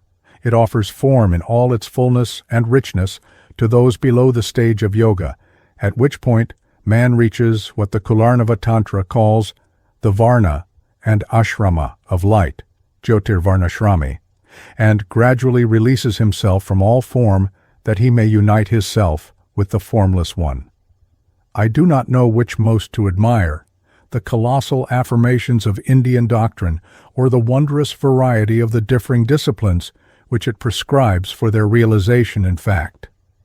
The Buddhists called Brahmanism Shilavrata Paramarsha, that is, a system believing in the efficacy of ritual acts. And so it is, and so at length was Buddhism. When passing through Mahayana, it ended up with the full Tantric sadhana of the Vajrayana school. There are human tendencies which cannot be suppressed. Hinduism will, however, disappear if and when sadhana, whatever be its form, ceases, for that will be the day on which it will no longer be something real, but the mere subject of philosophical and historical talk. Apart from its great doctrine of Shakti, the main significance of the Shakta Tantra Shastra lies in this, that it affirms the principle of the necessity of sadhana and claims to afford a means available to all of whatever caste and of either sex, whereby the teachings of Vedanta may be practically realized. But let no one take any statement from anyone, myself included, blindly, without examining and testing it. I am only concerned to state the facts as I know them. It is man's prerogative to think. The Sanskrit word for man comes from the root man, to think. Those who are Shaktas may be pleased at what I have said about their faith. It must not, however, be supposed that a doctrine is necessarily true simply because it is old. There are some hoary errors. As for science, its conclusions shift from year to year. Recent discoveries have so abated its pride that it has considerably ceased to give itself those pontifical airs which formerly annoyed some of us. Most will feel that if they are to bow to any master, it should be to a spiritual one. A few will think that they can safely walk alone. Philosophy, again, is one of the noblest of life's pursuits, but here, too, we must examine to see whether what is proposed for our acceptance is well-founded. The maxim is current that there is nothing so absurd, but that it has been held by some philosopher or another. We must each ourselves judge and choose, and if honest, none can blame our choice. We must put all to the test. We may here recollect the words of Shruti, Shrotavya, Mantavya, Nididhyasitavya, listen, reason, and ponder. For as Manu says, Yastarkin nanusandate sadharmam Veda netara. He who by discussion investigates, he knows Dharma, and none other. Ultimately, there is experience alone, which in Shakta speech is Saham, she I am. Note to Chapter 6. I have referred to the Vedic and Agamic strands in Indian Dharma. I wish to add some weighty remarks made by the well-known Vedantic monthly, the Prabhuddha Bharata. They were elicited by the publication of Arthur Avalon's Principles of Tantra. After pointing out that a vindication of the Tantras rebounds directly to the benefit of Hinduism as a whole, for Tantricism in its real sense is nothing but the Vedic religion struggling with wonderful success to reassert itself amidst all those new problems of religious life and discipline which historical events and developments have thrust upon it. And after referring to the introduction to that work, the author of the review wrote as follows. In this new publication, the most noteworthy feature of this new introduction he has written for the Tantra Tattva is his appreciative presentation of the orthodox views about the antiquity and the importance of the Tantras, and it is impossible to overestimate the value of this presentation. For hitherto all theories about the origin and the importance of the Tantras have been more or less prejudiced by a wrong bias against Tantricism, which some of its own later sinister developments were calculated to create. This bias has made almost every such theory read either like a condemnation or an apology. All investigation being thus disqualified, the true history of Tantricism has not yet been written. and we find cultured people mostly inclined either to the view that Tantricism originally branched off from the Buddhistic Mahayana or Vajrayana as a cult of some corrupted and self-deluded monastics, or to the view that it was the inevitable dowry which some barbarous non-Aryan races brought along with them into the fold of Hinduism. According to both these views, however, the form which this Tantricism, either a Buddhistic development or a barbarous importation, has subsequently assumed in the literature of Hinduism is its improved edition as issuing from the crucibles of Vedic or Vedantic transformation. But this theory of the curious commingling of the Vedas and Vedanta with Buddhistic corruption or with non-Aryan barbarity is perfectly inadequate to explain the all-pervading influence which the Tantras exert on our present-day religious life. Here it is not any hesitating compromise that we have got before us to explain, but a bold organic synthesis, a legitimate restatement of the Vedic culture for the solution of new problems and new difficulties which signalize the dawn of a new age. In tracing the evolution of Hinduism, modern historians take a blind leap from Vedic ritualism direct to Buddhism, as if to conclude that all those newly formed communities with which India had been swarming all over since the close of the fateful era of the Kurukshetra war, and to which was denied the right of Vedic sacrifices, the monopoly of the higher threefold castes of pure Orthodox descent, were going all the time without any religious ministrations. These Aryanized communities, we must remember, were actually swamping the Vedic orthodoxy, which was already gradually dwindling down to a helpless minority in all its scattered centers of influence, and was just awaiting the final blow to be dealt by the rise of Buddhism. Thus, the growth of these new communities and their occupation of the whole land constituted a mighty event that had been silently taking place in India on the outskirts of the daily shrinking orthodoxy of Vedic ritualism long before Buddhism appeared on the field. And this momentous event our modern historians fail to take due notice of. Either it may be because of a curious blindness of self-complacency, or because of the dazzle which the sudden triumph of Buddhism and the overwhelming mass of historical evidences left by it create before their eyes. The traditional Kali Yuga dates from the rise of these communities, and the Vedic religious culture of the preceding Yuga underwent a wonderful transformation, along with a wonderful attempt it made to Aryanize these rising communities. History, as hitherto understood and read, speaks of the Brahmins of the Buddhistic age, their growing alienation from the Jnana Kanda or the Upanishadic wisdom, their impotency to save the orthodox Vedic communities from the encroachments of the non-Vedic hordes and races, their ever-deepening religious formalism and social exclusiveness. But this history is silent on the marvelous feats which the Upanishadic sects of anchorites were silently performing on the outskirts of the strictly Vedic community with the object of Aryanizing the new India that was rising over the ashes of the Kurukshetra conflagration. This new India was not strictly Vedic, like the India of the bygone ages, for it could not claim the religious ministrations of the orthodox Vedic Brahmins, and could not, therefore, perform yajnas like the latter. The question, therefore, is as to how this new India became gradually Aryanized, for Aryanization is essentially a spiritual process, consisting in absorbing new communities of men into the fold of the Vedic religion. The Vedic ritualism that prevailed in those days was powerless, we have seen, to do anything for these new communities springing up all over the country. Therefore, we are obliged to turn to the only other factor in Vedic religion besides the Karma Kanda for an explanation of those changes which the Vedic religion wrought in the rising communities in order to Aryanize them. The Upanishads represent the Jnana Kanda of the Vedic religion, and if we study all of them, we find that not only the earliest ritualism of yajnas was philosophized upon the earlier Upanishads, but the foundation for a new and no less elaborate ritualism was fully laid in many of the later Upanishads. For example, we study in these Upanishads how the philosophy of Pankaupasana, fivefold worship, vis-a-vis the worship of Shiva, Devi, Sun, Ganesha, and Vishnu, was developed out of the mystery of the pranava, Om.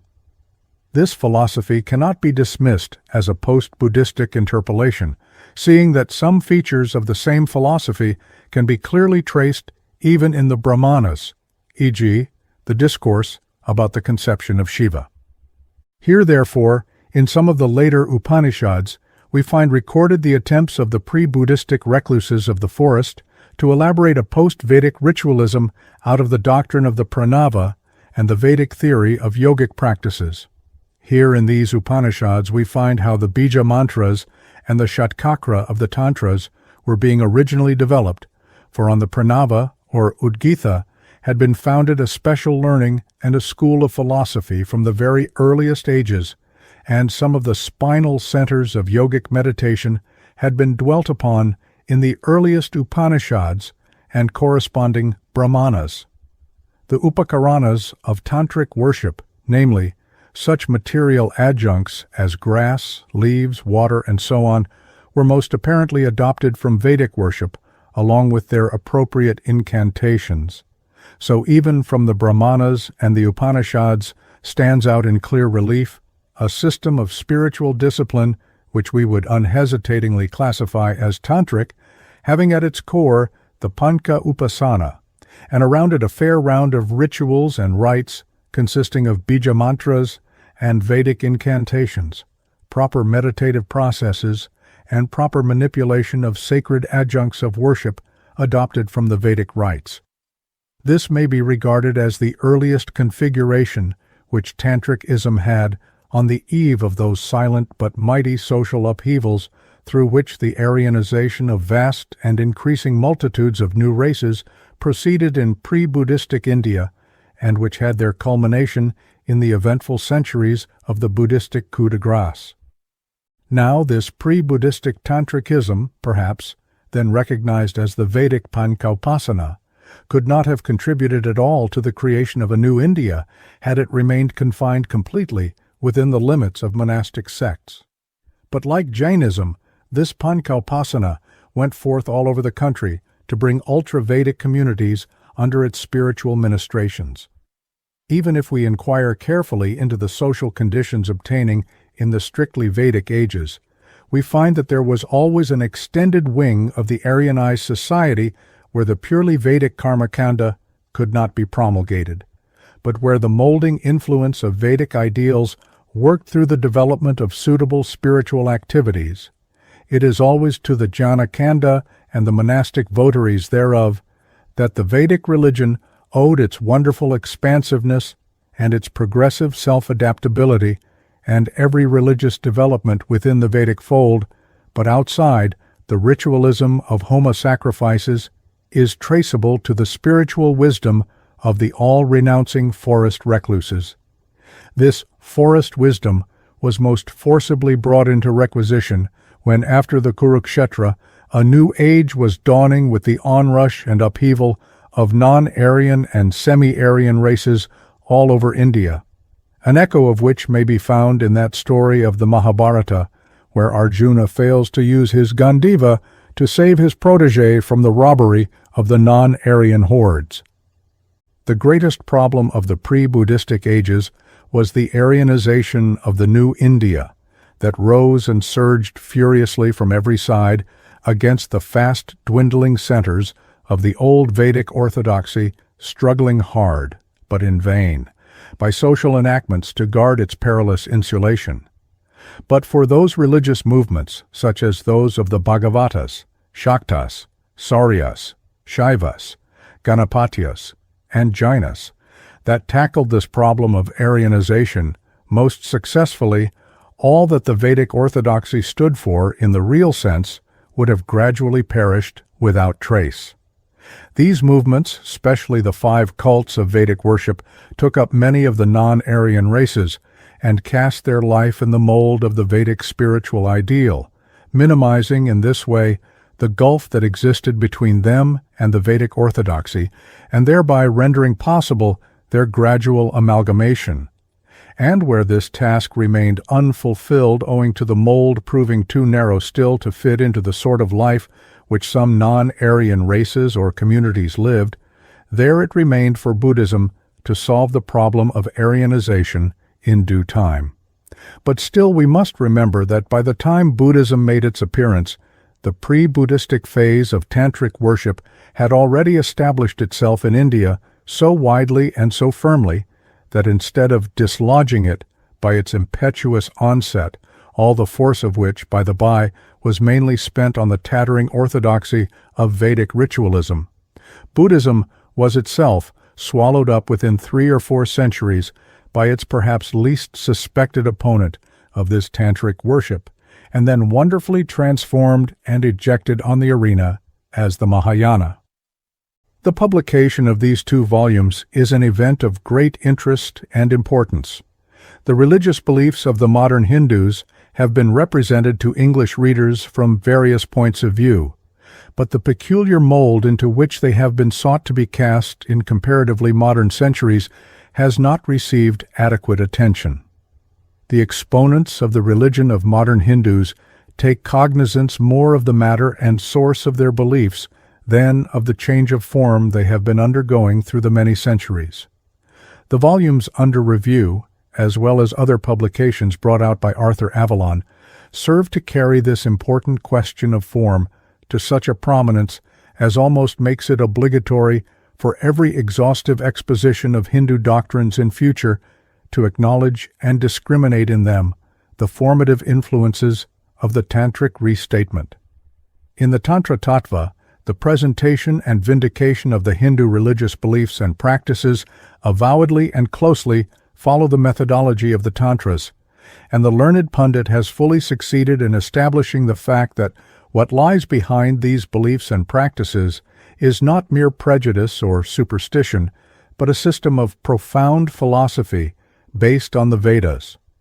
Every student of modern Hinduism should acquaint himself with this, namely, its immediate background of Tantric philosophy and ritualism. The Hindu religious consciousness is like a mighty Ganges emerging from the Himalayas of Vedic wisdom, receiving tributaries and sending out branch streams at many points in its course. And though the nature of the current, its color, velocity, or uses may vary at different places, the Ganges is the same Ganges whether at Hardware, Allahabad, or Calcutta. The stream is not only one, but it has also its one main channel in spite of all the many tributaries and branches. And the whole of the stream is sacred, though different sects may choose special points and confluences as of special sanctity to themselves, deriving inspiration thence for their special sectarian developments. Now, though the rise of Tantric philosophy and ritualism created in former times new currents and backwaters along the stream of Hinduism, it was essentially an important occurrence in the mainstream and channel, and instead of producing a permanent bifurcation in that stream, it coalesced with it, coloring and renovating, more or less, the whole tenor of the Hindu religious consciousness. As a result, we find Tantric thought and sentiment equally operative in the extreme metaphysical wing of Hinduism, as well as in its lower matter-of-fact phases. This actual permeation of Hindu religious consciousness by Tantric thought and sentiment should receive the fullest recognition at the hands of every up-to-date exponent. His predecessors of former generations might have to strengthen their advocacy of Tantric doctrines by joining issue with the advocates of particular phases of Hindu religion and philosophy. But the present epoch in the history of our religious consciousness is preeminently an epoch of wonderful synthetic mood of thought and sentiment, which is gradually pervading the Hindu religious consciousness ever since Sri Ramakrishna Paramahamsa embodied in himself its immediate possibilities to find in the literature that is being so admirably provided for English readers by Arthur Avalon an occasional tendency to use Tantric doctrines as weapons for combating certain phases of Hindu belief and practice. This tendency seems to betray quite a wrong standpoint in the study of the Tantras, their relation to other scriptures, and their real historical significance. Chapter 7. Is Shakti Force? There are some persons who have thought and still think that Shakti means force, and that the worship of Shakti is the worship of force. Thus Keshub Chunder Sen wrote, 4 centuries ago the Shaktas gave way before the Bhaktas. Chaitanya's army proved invincible and carried all Bengal captive. Even today his gospel of love rules as a living force, though his followers have considerably declined both in faith and in morals. Just the reverse of this we find in England and other European countries. There the Shaktas are driving the Bhaktas out of the field. Look at the Huxleys, the Tyndalls, and the Spencers of the day. What are they but Shaktas, worshippers of Shakti or force? The only deity they adore, if they at all adore one, is the prime force of the universe. To it they offer dry homage. Surely then the scientists and materialists of the day are a sect of Shakti worshippers who are chasing away the true Christian devotees who adore the God of love. Alas, for European Vaishnavas, they are retreating before the advancing millions of Western Shaktas. We sincerely trust, however, the discomfiture of devotion, and bhakti will be only for a time, and that a Chaitanya will yet arise in the West, crush the Shaktas, who only recognize force as deity, and are sunk in carnality and voluptuousness, and lead natures into the loving faith, spirituality, simplicity, and rapturous devotion of the Vaishnava. Professor Monier Williams, Hinduism, also called it a doctrine of force. Recently, the poet Rabindranath Tagore has given the authority of his great name to this error. Modern Review, July 1919. After pointing out that egoism is the price paid for the fact of existence and that the whole universe is assisting in the desire that the I should be, he says that man has viewed this desire in 2 different ways, either as a whim of creative power or a joyous self-expression of creative love. Is the fact, then, of his being, he asks, a revealment of force or of love? Those who hold to the first view must also, he thinks, recognize conflict as inevitable and eternal.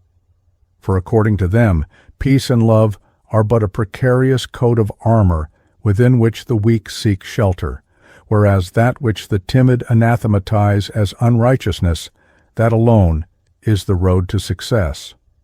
The pride of prosperity throws man's mind outwards, and the misery and insult of destitution draws man's hungering desires likewise outwards. These 2 conditions alike leave man unashamed to place above all other gods Shakti, the deity of power, the cruel one, whose right hand wields the weapon of guile. In the politics of Europe drunk with power, we see the worship of Shakti. In the same way, the poet says that in the days of their political disruption, the cowed and downtrodden Indian people, through the mouths of their poets, sang the praises of the same Shakti. The Chandi of Kavikankan and of the Anadamangala, the ballad of Manasa, the goddess of snakes, what are they but paeans of the triumph of evil? The burden of their song is the defeat of Shiva, the good at the hands of the cruel, deceitful, criminal Shakti. The male deity who was in possession was fairly harmless, but all of a sudden a feminine deity turns up and demands to be worshipped in his stead. That is to say that she insisted on thrusting herself where she had no right. Under what title? Force. By what method? Any that would serve.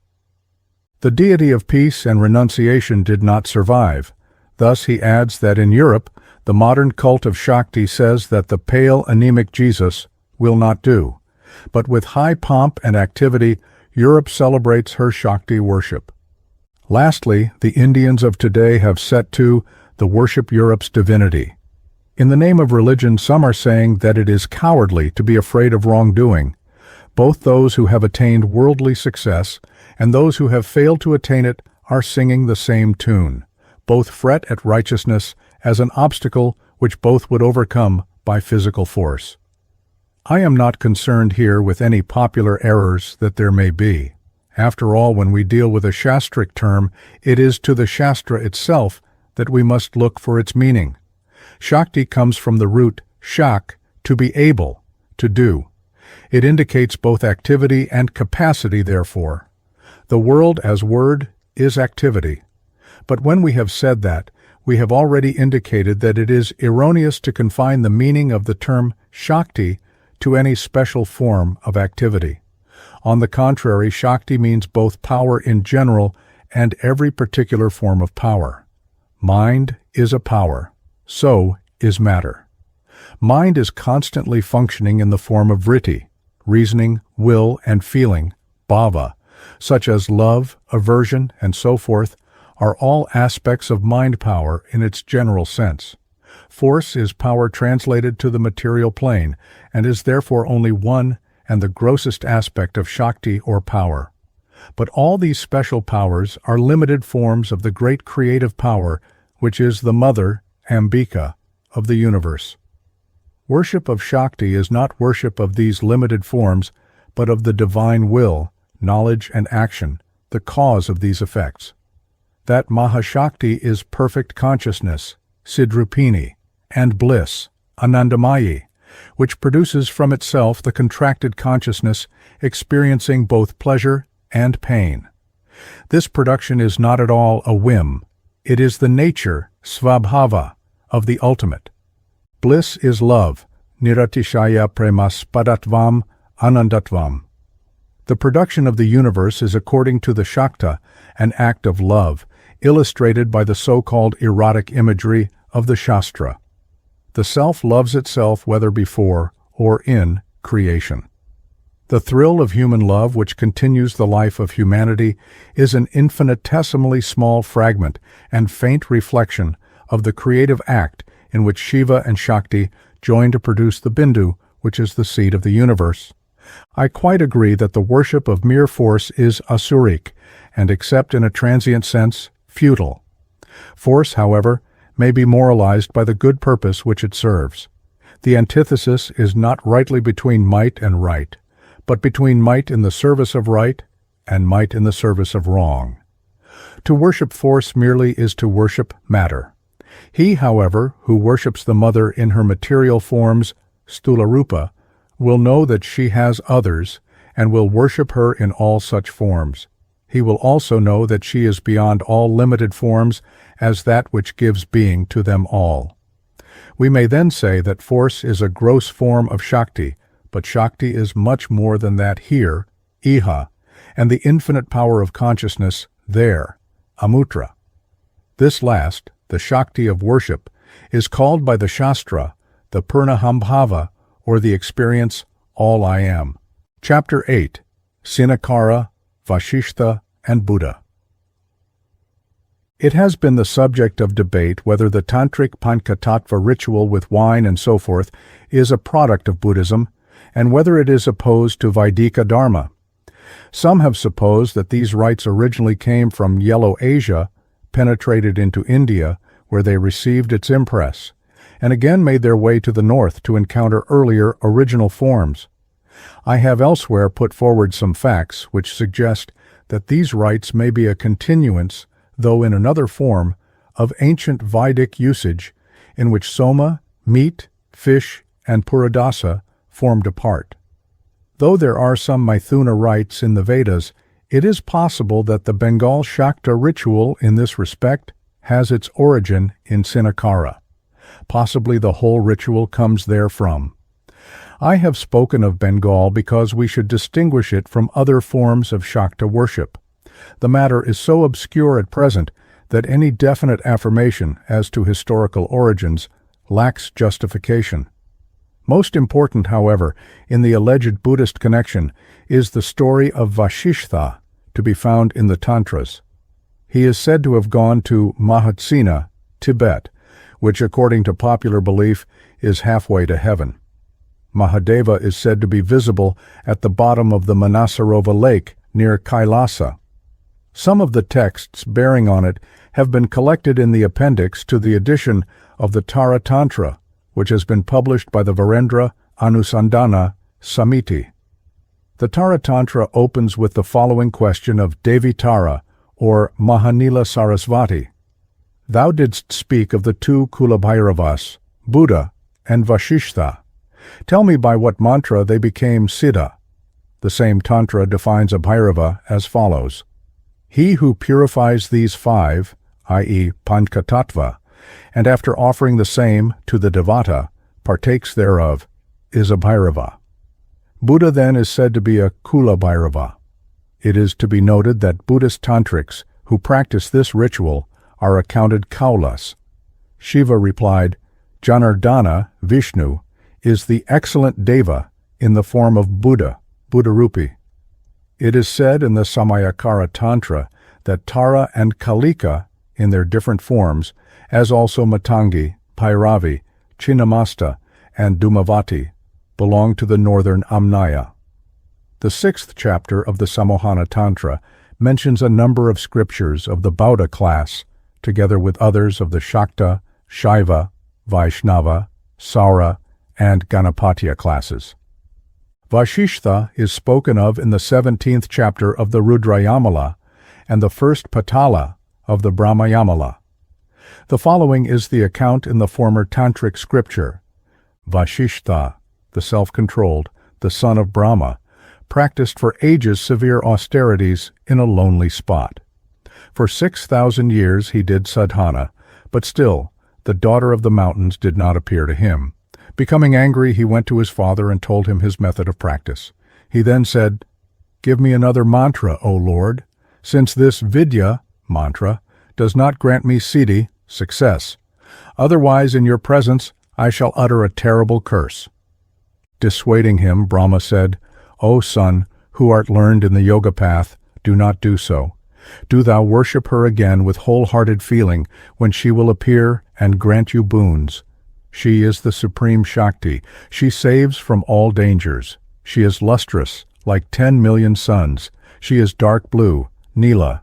She is cool, like 10 million moons. She is like 10 million lightning flashes. She is the spouse of Kala, Kalakamini.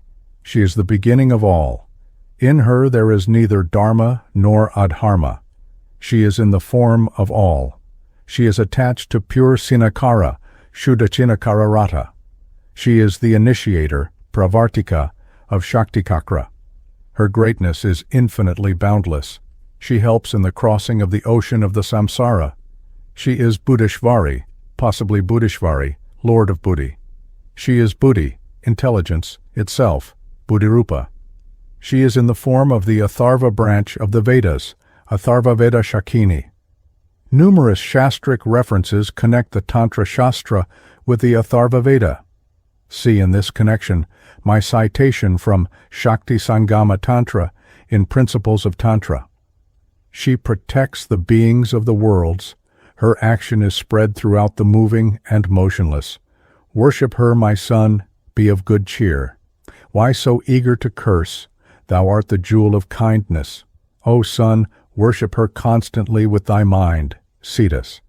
Being entirely engrossed in her, thou of a surety shalt gain sight of her.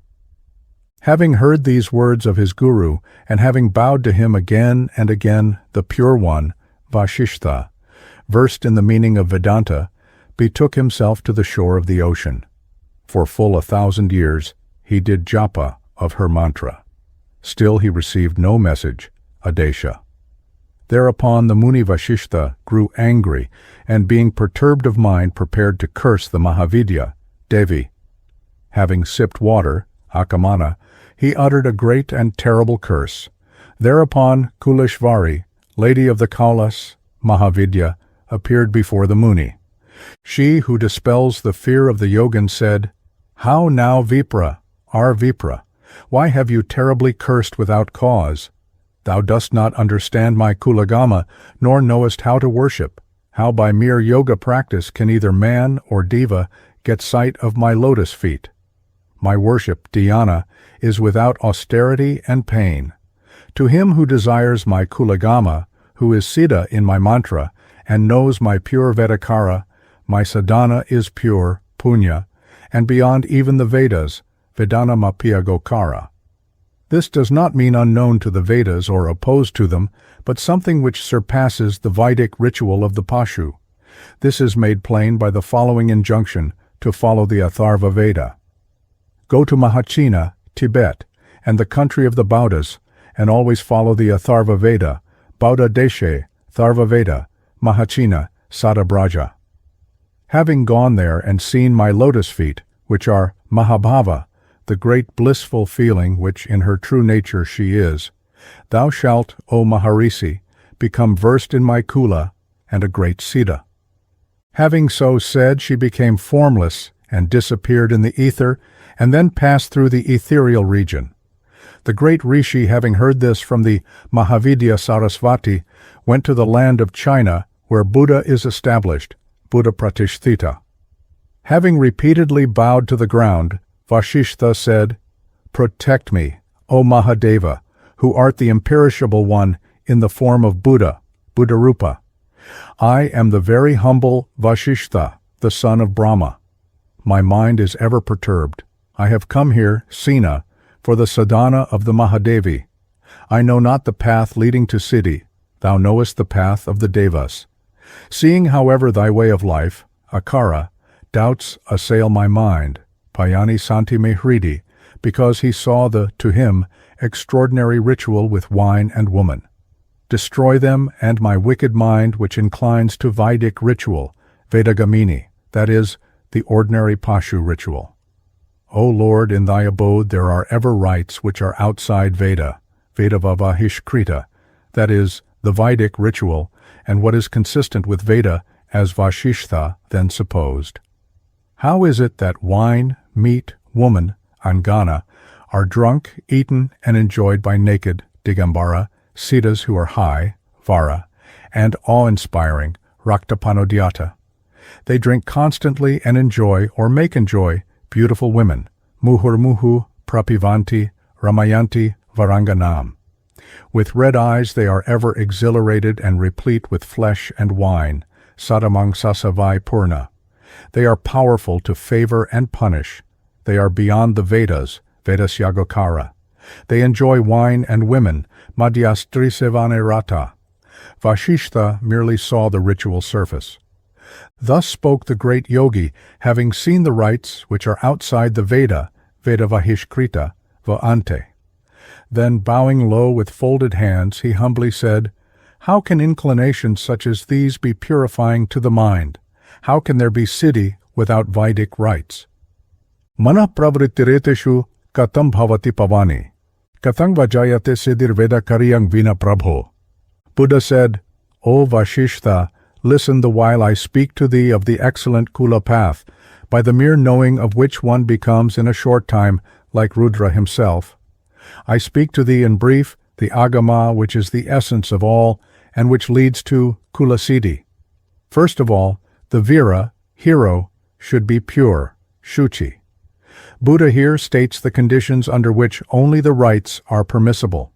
His mind should be penetrated with discrimination, viveka, and freed of all Pashubhava, state of an uninitiate Pashu or animal man. Let him avoid the company of the Pashu and remain alone in a lonely place, free from lust, anger, and other passions. He should constantly devote himself to yoga practice. He should be firm in his resolve to learn yoga. He should ever tread the yoga path and fully know the meaning of the Veda, Vedarthani Punamahan. In this way, the pious one, Dharmatma, of good conduct and largeness of heart, Audarya, should by gradual degrees restrain his breath, and through the path of breathing compass, the destruction of mind. Following this practice, the self-controlled Vashi becomes yogi. In slow degrees of practice, the body firstly sweats. This is the lowest stage, Adhama. The next is middling, Madhyama. Here there is trembling, Kampa. In the third or highest para stage, one is able to levitate, Bhumityaga. By the attainment of Siddhi in pranayama, one becomes a master in yoga.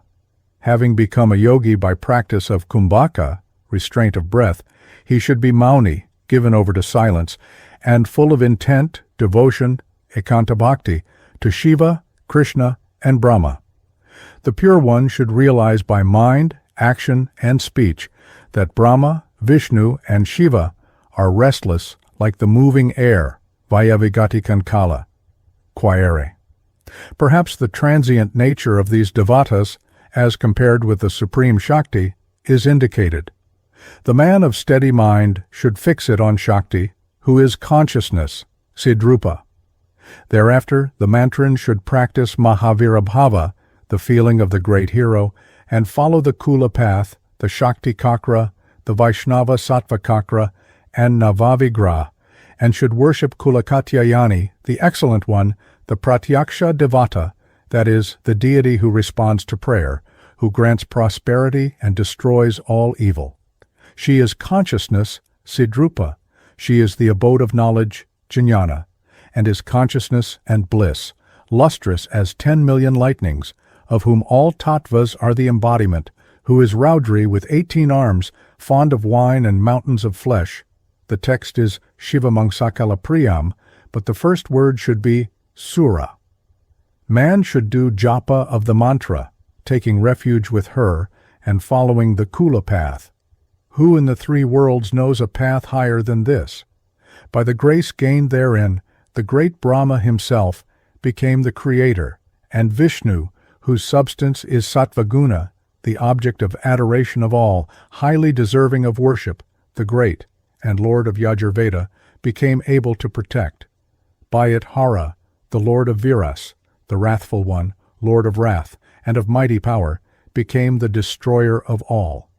By the grace of Virabhava, the Dikpalas, protectors of the quarters, became like unto Rudra. By a month's practice, power to attract Akarshana Siddhi is attained. In 2 months, one becomes the Lord of speech. In 4 months, one becomes like unto the Dikpalas. In 5 months, one becomes the 5 arrows, probably masters the 5 Tanmatras, and in 6 months, he becomes Rudra himself. The fruit of this method, Akara, is beyond all others. This is Kaulamarga. There is nothing which surpasses it. If there be Shakti, the Vipra becomes a complete yogi by 6 months' practice. Without Shakti, even Shiva can do naught. What then shall we say of men of small intelligence? Having said this, he whose form is Buddha, Buddharupi, made him practice sadhana. He said, O Vipra, do thou serve Mahashakti, do thou practice sadhana with wine, Madhya sadhana, and thus shalt thou get sight of the lotus feet of the Mahavidya. Vashishtha, having heard these words of the Guru, and meditating on Devi Sarasvati, went to the Kulamandapa to practice the wine ritual, Madhira sadhana, and having repeatedly done sadhana with wine, meat, fish, parched grain, and Shakti, he became a complete yogi, Purna yogi. A similar account is given in the Brahmayamala. There are some variants, however. Thus, while in the Rudrayamala, Vashishtha is said to have resorted to the shore of the ocean. In the Brahmayamala, he goes to Kamakhya, the great Tantric Pitha, and shrine of the Devi. The prevalence of her worship amongst the Mongolian Assamese is noteworthy. It may be here added that this Yamala states that, except at time of worship, wine should not be taken, nor should the Shakti be unclothed. By violation of these provisions, life, it says, is shortened, and man goes to hell. According to the account of the Brahmayamala, Vashishtha, complaining of his ill success, was told to go to the Blue Mountains, Nilakala, and worship Parameshvari near Kamakhya, Karma, in Assam. He was told that Vishnu, in the form of Buddha, Buddharupi, alone knew this worship according to Cinacara. Devi said, Without Cinacara, you cannot please me. Go to Vishnu, who is Udbodharupi, illumined, and worship me according to the Akara taught by him. Vashishtha then went to Vishnu in the country Mahachina, which is by the side of the Himalaya, Himavat Parshve, a country inhabited by great sadhakas and thousands of beautiful and youthful women whose hearts were gladdened with wine and whose minds were blissful with enjoyment, vilasa. They were adorned with clothes which inspired love, Shringaravesha, and the movement of their hips made tinkle their girdles of little bells. Free of both fear and prudish shame, they enchanted the world. They surround Ishvara and are devoted to the worship of Devi. Vashishtha wondered greatly when he saw him in the form of Buddha, Buddharupi, with eyes drooping from wine. What, he said, is Vishnu doing in his Buddha form? This map, Akara, is opposed to Veda, Vedavada Viruddha. I do not approve of it, Asamato Mama. Whilst so thinking, he heard a voice coming from the ether saying, O thou who art devoted to good acts, think not like this. This Akara is of excellent result in the sadhana of Tarini. She is not pleased with anything which is the contrary of this. If thou dost wish to gain her grace speedily, then worship her according to Cinacara. Hearing this voice, Vashishtha's hairs stood on end, and he fell to the ground. Being filled with exceeding joy, he prayed to Vishnu in the form of Buddha, Buddharupa. Buddha, who had taken wine, seeing him, was greatly pleased and said, Why have you come here? Vashishtha, bowing to Buddha, told him of his worship of Tarini. Buddha, who is Hari and full of knowledge, Tattvajnana, spoke to him of the 5 makaras, M, that is, the 5 commencing with the letter M, are madhya, or wine, and so forth, which are in Cinacara, Majnanam Cinacaradikaranam, saying that this should not be disclosed, a common injunction as regards this ritual, and renders it from the opponent's standpoint suspect. By practicing it thou shalt not again sink into the ocean of being. It is full of knowledge of the essence, tattvajnana, and gives immediate liberation, mukti. He then goes on to explain a principal feature of this cult, namely, its freedom from the ritual rules of the ordinary worship above which the sadhaka has risen. It is mental worship. In it, bathing, purification, japa, and ceremonial worship is by the mind only. No outward acts are necessary. The bathing and so forth is in the mind and not in actual water, as is the case in lower and less advanced worship. There are no rules as to auspicious and inauspicious times, or as to what should be done by day and by night. Nothing is pure or impure. There is no ritual defect of impurity, nor prohibition against the taking of food. Devi should be worshipped even though the worshipper has had his food, and even though the place be unclean. Woman who is her image should be worshipped, pujanam striya, and never should any injury be done to her, stridvesho naiva kartavya. Are we here dealing with an incident in which Sakyamuni or some other Buddha of Buddhism was concerned? According to Hindu belief, the Ramayana was composed in the Treta age, and Vashishtha was the family priest of Dasharatha and Rama. The Mahabharata was composed in Dvapara. Krishna appeared in the Sandhya between this and the Kali Yuga. Both Kurukshetra and Buddha were in the Kali age. According to this chronology, Vashishtha, who was the guru of Dasharatha, was earlier than Sakyamuni. There were, however, Buddhas before the latter. The text does not mention Sakyamuni or Gautama Buddha. According to Buddhistic tradition, there were many other Buddhas before him, such as Dipankara, the Luminous One, Krakuchanda, and others, the term Buddha being a term applicable to the enlightened, whoever he be. It will no doubt be said by the Western Orientalist that both these Yamalas were composed after the time of Sakyamuni. But if this be so, their author or authors, as Hindus, would be aware that according to Hindu chronology, Vashishtha antedated Sakyamuni. Apart from the fact of there being other Buddhas, according to Hinduism, types, as distinguished from forms of various things, ideas, and faiths, are persistent, though the forms are variable, just as is the case with the Platonic ideas or eternal archetypes.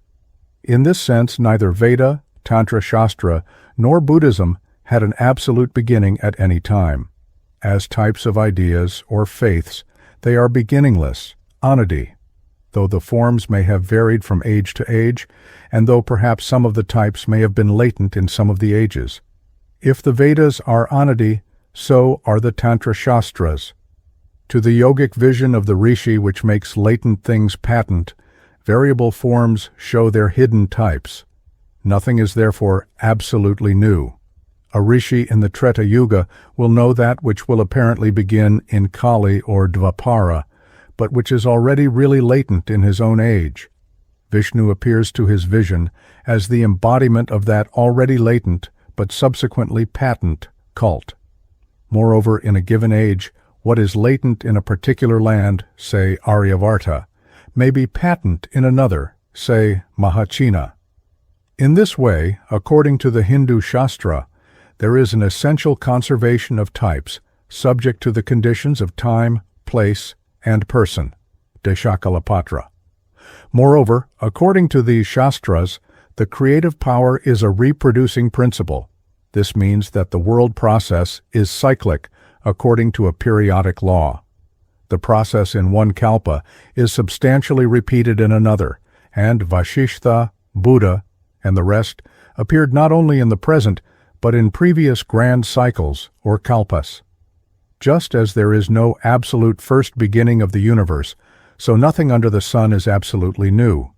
Vashishtha, therefore, might have remembered past Buddhas, as he might have foreseen those to come. In yogic vision, both the past and the future can project their shadows into the present. Every Purana and Samhita illustrates these principles of yogic intuition, backwards and forwards.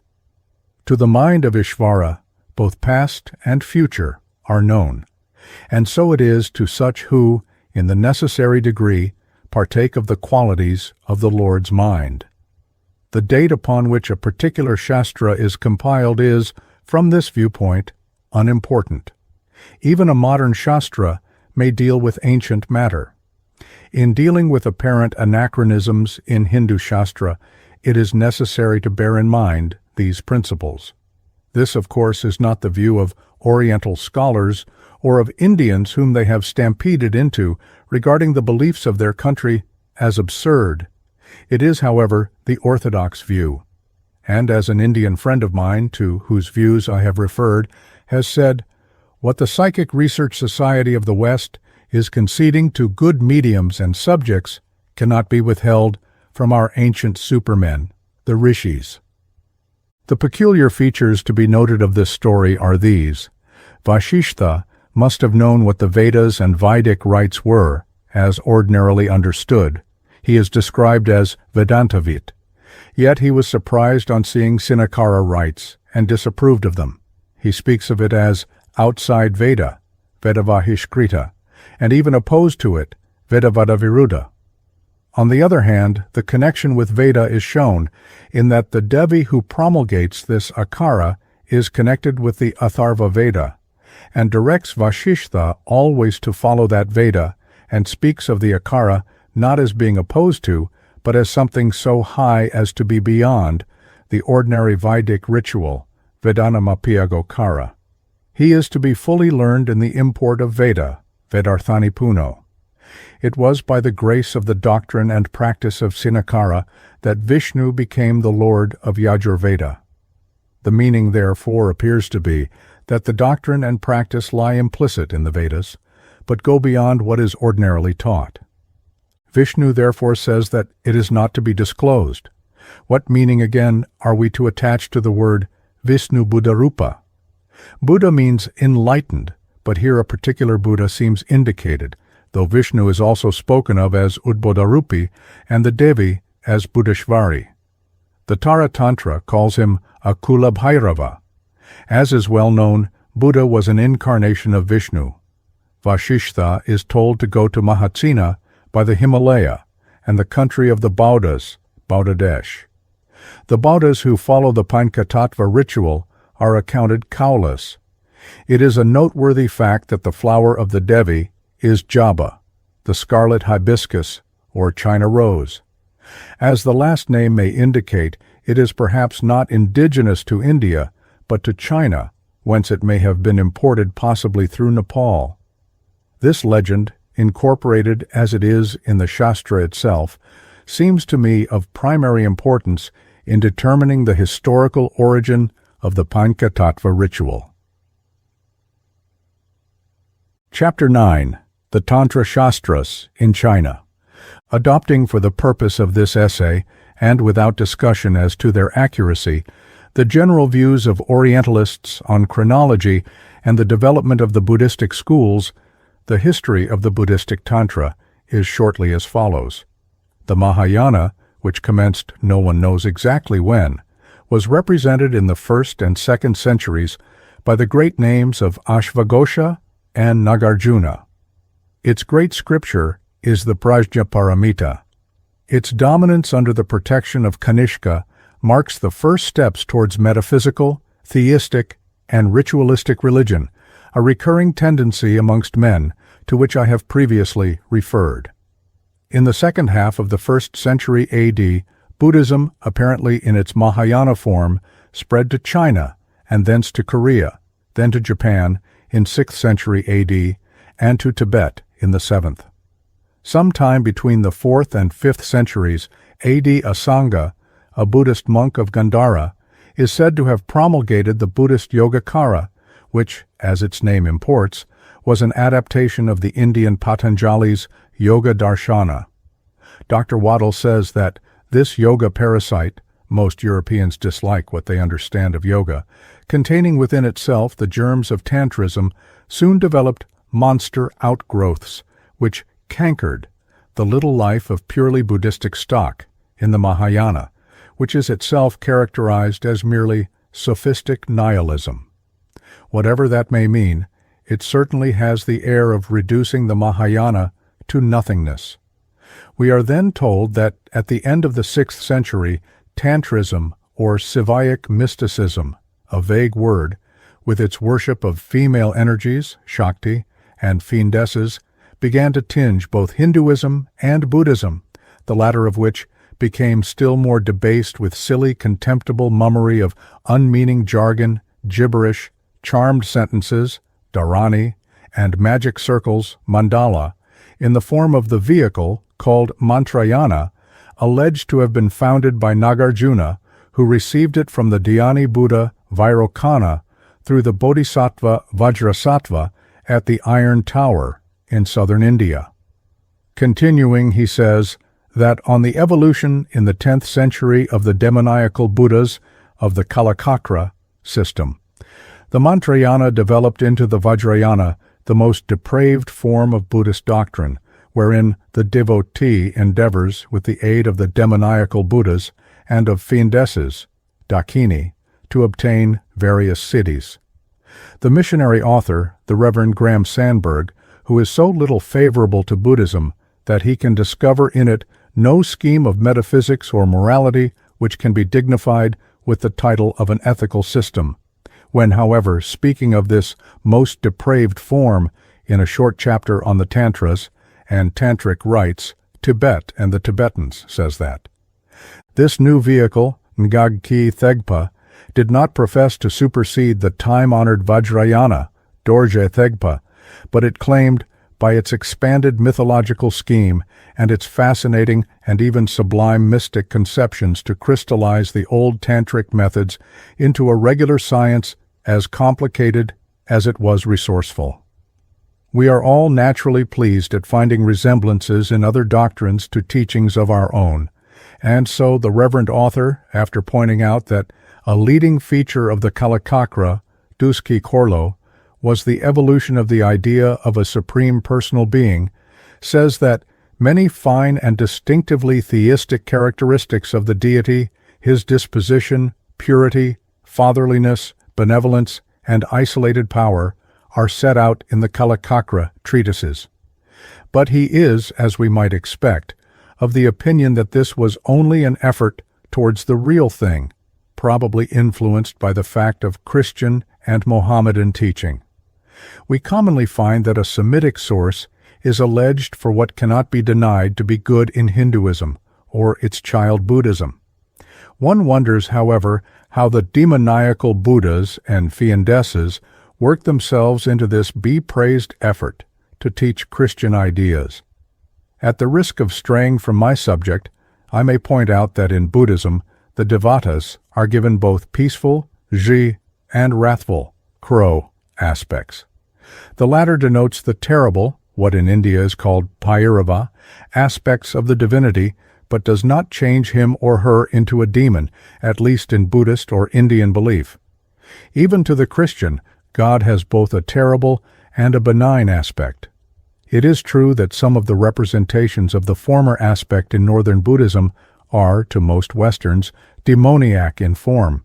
But that is the way the Tibetan mind works in endeavoring to picture the matter for itself, as the Hindus do with their Devas, Kali, Chinnamasta, and Kandi. Another and artistically conceived idea of Bhairava is pictured in a beautiful Indian Kangra painting in my possession, in which a smoldering, restrained wrath, as it were, a lowering dark storm cloud, envelopes the otherwise restrained face and immobile posture of the Devata. As regards the esoteric worship of Dakinis, I have said a word in the foreword to the 7th volume of my Tantric texts. Without having recourse to abuse, we can better state the general conclusion by saying that the Tantric cult introduced a theistical form of organized worship with prayers, litanies, hymns, music, flowers, incense, recitation of mantra, japa, kavakas, or protectors in the form of dharanas, offerings, help of the dead. In short, with all practical aids to religion for the individual, together with a rich and pompous public ritual for the whole body of the faithful. For the following facts, so far as China is concerned, I am indebted in the main to the learned work of the Jesuit Father L. Viguer, Histoire des croyances religieuses et des opinions philosophiques en Sina.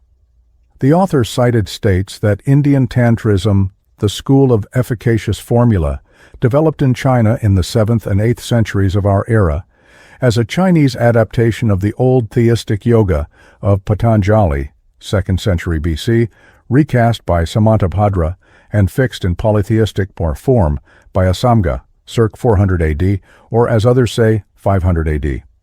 A treatise of the latter translated into Chinese in 647 AD had but little success.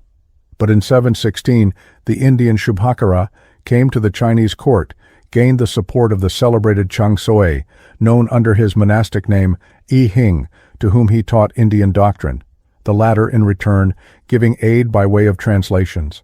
Shubhakara, in the Tantric way, thought that the Buddhist monks in China were losing their time in mere philosophizing since, I cite the author mentioned, the Chinese people were not capable of abstract speculations.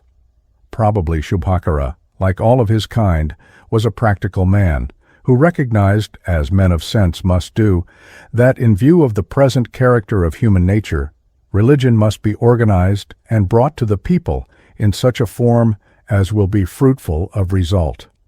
Metaphysical speculations count with them for little either in China or elsewhere. Shubhakara and his school taught the people that man was not like the banana, a fruit without kernel. His body contained a soul. A moral life was necessary, for after death the soul was judged, and if found wicked, was cast into hell. But how was man to guard against this and the evil spirits around him? How was he to secure health, wealth, pardon for his sins, good being in this world and the hereafter? The people were then taught the existence of divine protectors, including some forms of Hindu divinities, as also the manner in which their help might be invoked. They were instructed in the use of mantras, dharanas, and mudras, the meaning of which is not explained by Dr. Waddell's definition, certain distortions of the fingers. They were taught to pray, to make offerings, and the various other rituals everywhere to be found in Tantra Shastra. Father Viguer says that pardon of sins and saving from the punishment of hell was explained by the Chinese tantrics of this school not as a derogation from justice, but as the effect of the appeal to the divine protector which obtained for the sinful. Man a fresh lease of life, a kind of respite during which he was enabled to redeem himself by doing good in place of expiating his sins by torture in hell. The devout tantric who sought after his death to be born in the heaven of such and such Buddha obtained his wish. Sinners who had done nothing for themselves might be helped even after their death by the prayers of relatives, friends, and priests. The devotion of the tantrics for the salvation of the deceased was very great. Let us suppose, says one of the texts, that a member of your family is thrown in prison. What will you not do to relieve him there, or to get him out from it? In the same way, we must act for the dead who are in the great prison of hell. Prayer and charity with the view to aid them is accounted to their merit. Above all, it is necessary to obtain the aid of the priests who deliver these bound souls by the ritual ad hoc, accompanied by music which forms an important part of the Buddhist Tantric rites. The resemblance of all this to the Catholic practice as regards the souls in purgatory is obvious. As in the Indian compendia, such as the Tantric, there were prayers, mantras, and dharanis to protect against every form of evil, against the bad spirits, wild beasts, natural calamities, human enemies, and so forth, which were said to be effective, provided that they were applied in the proper disposition and at the right time and in the right manner. But more effective than all these was the initiation with water, abhisheka. For innumerable good spirits surround the initiates in all places and at all times, so that no evil touches them. It was recommended also to carry on the body the written name of one's protector, Ishtadevata, or one of those signs which were called transcendent seals, conquerors of all demons. This practice again is similar to that of the use by the Indian Tantrics of the Kavaka, and to the practice of Catholics who wear scapulars, Agnus Dei, and consecrated medals. In order to encourage frequent invocations, as also to count them, the Buddhist Tantrics had Buddhistic chaplets like the Indian Mala and Catholic Rosary. The beads varied from 1 to 80, quare 1008, to 27. In invoking the protectors, the worshipper held firmly one bead with 4 fingers, the thumb and first finger of both hands, and then centered his mind on the formula of invocation. Carried on the body, these rosaries protected from every ill and made all that one said a prayer. To use the Indian phrase, all that was then said was mantra. Tantricism was reinforced on the arrival in 719 AD of 2 Indian Brahmanas, Vajrabodhi and Amoga. The demand for Tantras then became so great that Amoga was officially deputed by the imperial government to bring back from India and Ceylon as many as he could. Amoga, who was the favorite of 3 emperors, holding the rank of minister and honored with many titles, lived till 774. He made Tantricism the fashionable sect. Father Uyghur says that in the numerous works signed by him, there is not to be found any of those rites, Indian or Tibetan, which come under the general term Vamakara, which includes worship with wine and women. He has it from Buddhist sources that they deplore the abuses which, as regards this matter, have taken place in India. In the state of decadence witnessed today, there largely remains only a liturgy of invocations accompanied by mudra and music, with lanterns and flags from which bonzes of low degree making a living when called upon by householders to cure the sick, push their business, and so forth. Amoga, however, demanded more of those who sought initiation. In the Indian fashion, he tested, pariksha, the would-be disciple, and initiated only those who were fit and had the quality of Vajra. To such only was doubtless confided the higher esoteric teachings and ritual. Initiation was conferred by the ritual pouring of water on the head, abhisheka, after a solemn act of contrition and devotion. The following is a description of the rite of initiation, abhisheka. It is the Buddha who speaks. Just as an imperial prince is recognized as he who shall govern, so my disciples, tested and perfectly formed, are consecrated with water. For the purpose of this ceremony, one places on a height, or at least on rising ground, a platform 7 feet in diameter, strewn with flowers and sprinkled with scented water. Let silence be kept all around. Persian incense is burnt. Place a mirror of bronze and 7 arrows to keep away demoniac spirits. The candidate, who has been previously prepared by a rigorous abstinence, fully bathed and clad in freshly washed garments, kneels on the platform and listens to a lecture explaining the meaning of the rite. His right shoulder is uncovered and his 2 hands joined. He forms interiorly the necessary intention.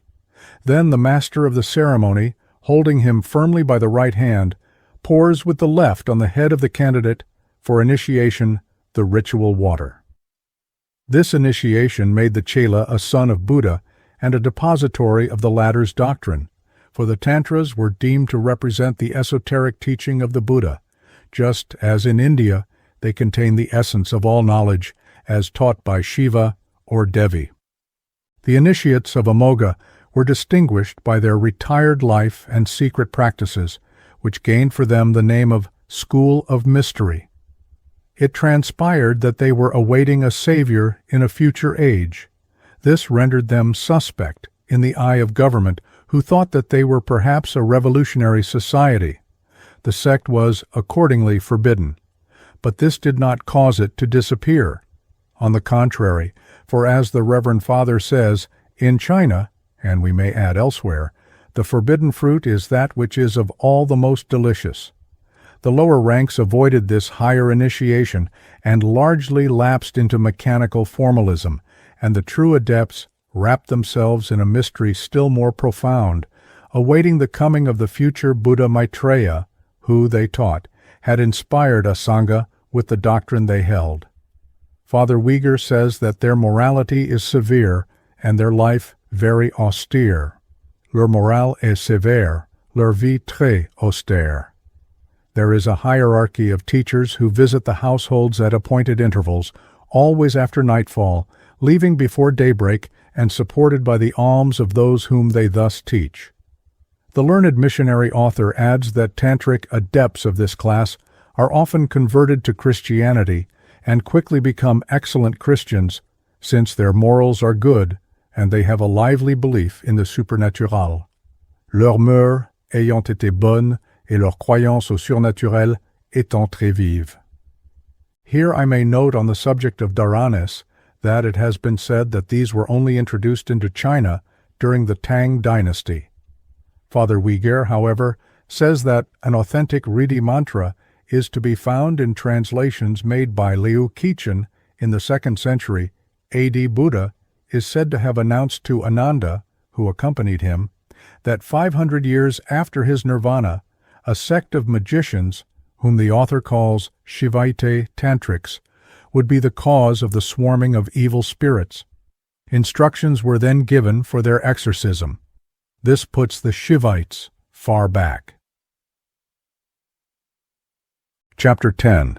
A Tibetan Tantra. This chapter is an admirably understanding review, reprinted from the Theosophist of July 1919 by Mr. Johann van Manen, the Tibetan scholar. It was written on the 7th volume of Tantric texts, which contains the first Tibetan Tantra to be published. The Tantra which was selected for the series was the Srikakra Sambhara, because the editor happened to have manuscripts of this and other works of the same school. All lovers of Indian philosophy are familiar with the magnificent series of works on the Tantra, which under the general editorship of Arthur Avalon have seen the light within the last few years. Some 15 volumes, either texts, translations, or studies, have hitherto been published, and the titles of a number of further works are announced as in preparation or in the press. Just now a new volume has been added to the series, constituting Volume 7 of the texts, and this book is undoubtedly one of the most interesting of all those hitherto issued.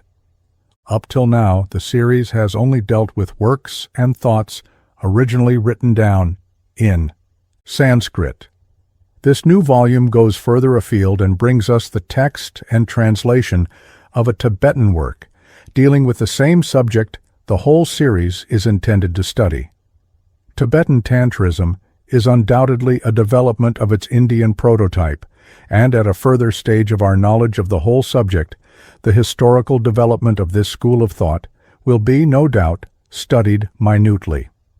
Though this present volume brings valuable material towards such an historical study, our knowledge of the Tantra under this aspect is as yet far too limited to enable us to say much about this side of the questions raised by its publication, or to find a place for it in the present review of the work.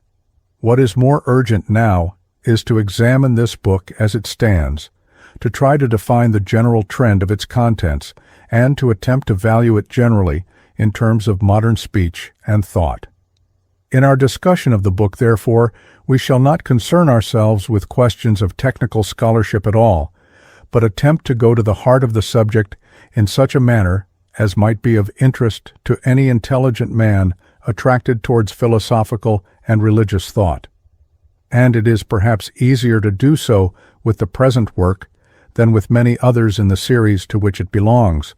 For more than these others, this work makes an appeal to the intellect direct and proves very human and logical, so as to evoke a response in even such readers as are not prepared by a detailed knowledge of system and terminology, to disentangle an elaborate outer form from the inner substance.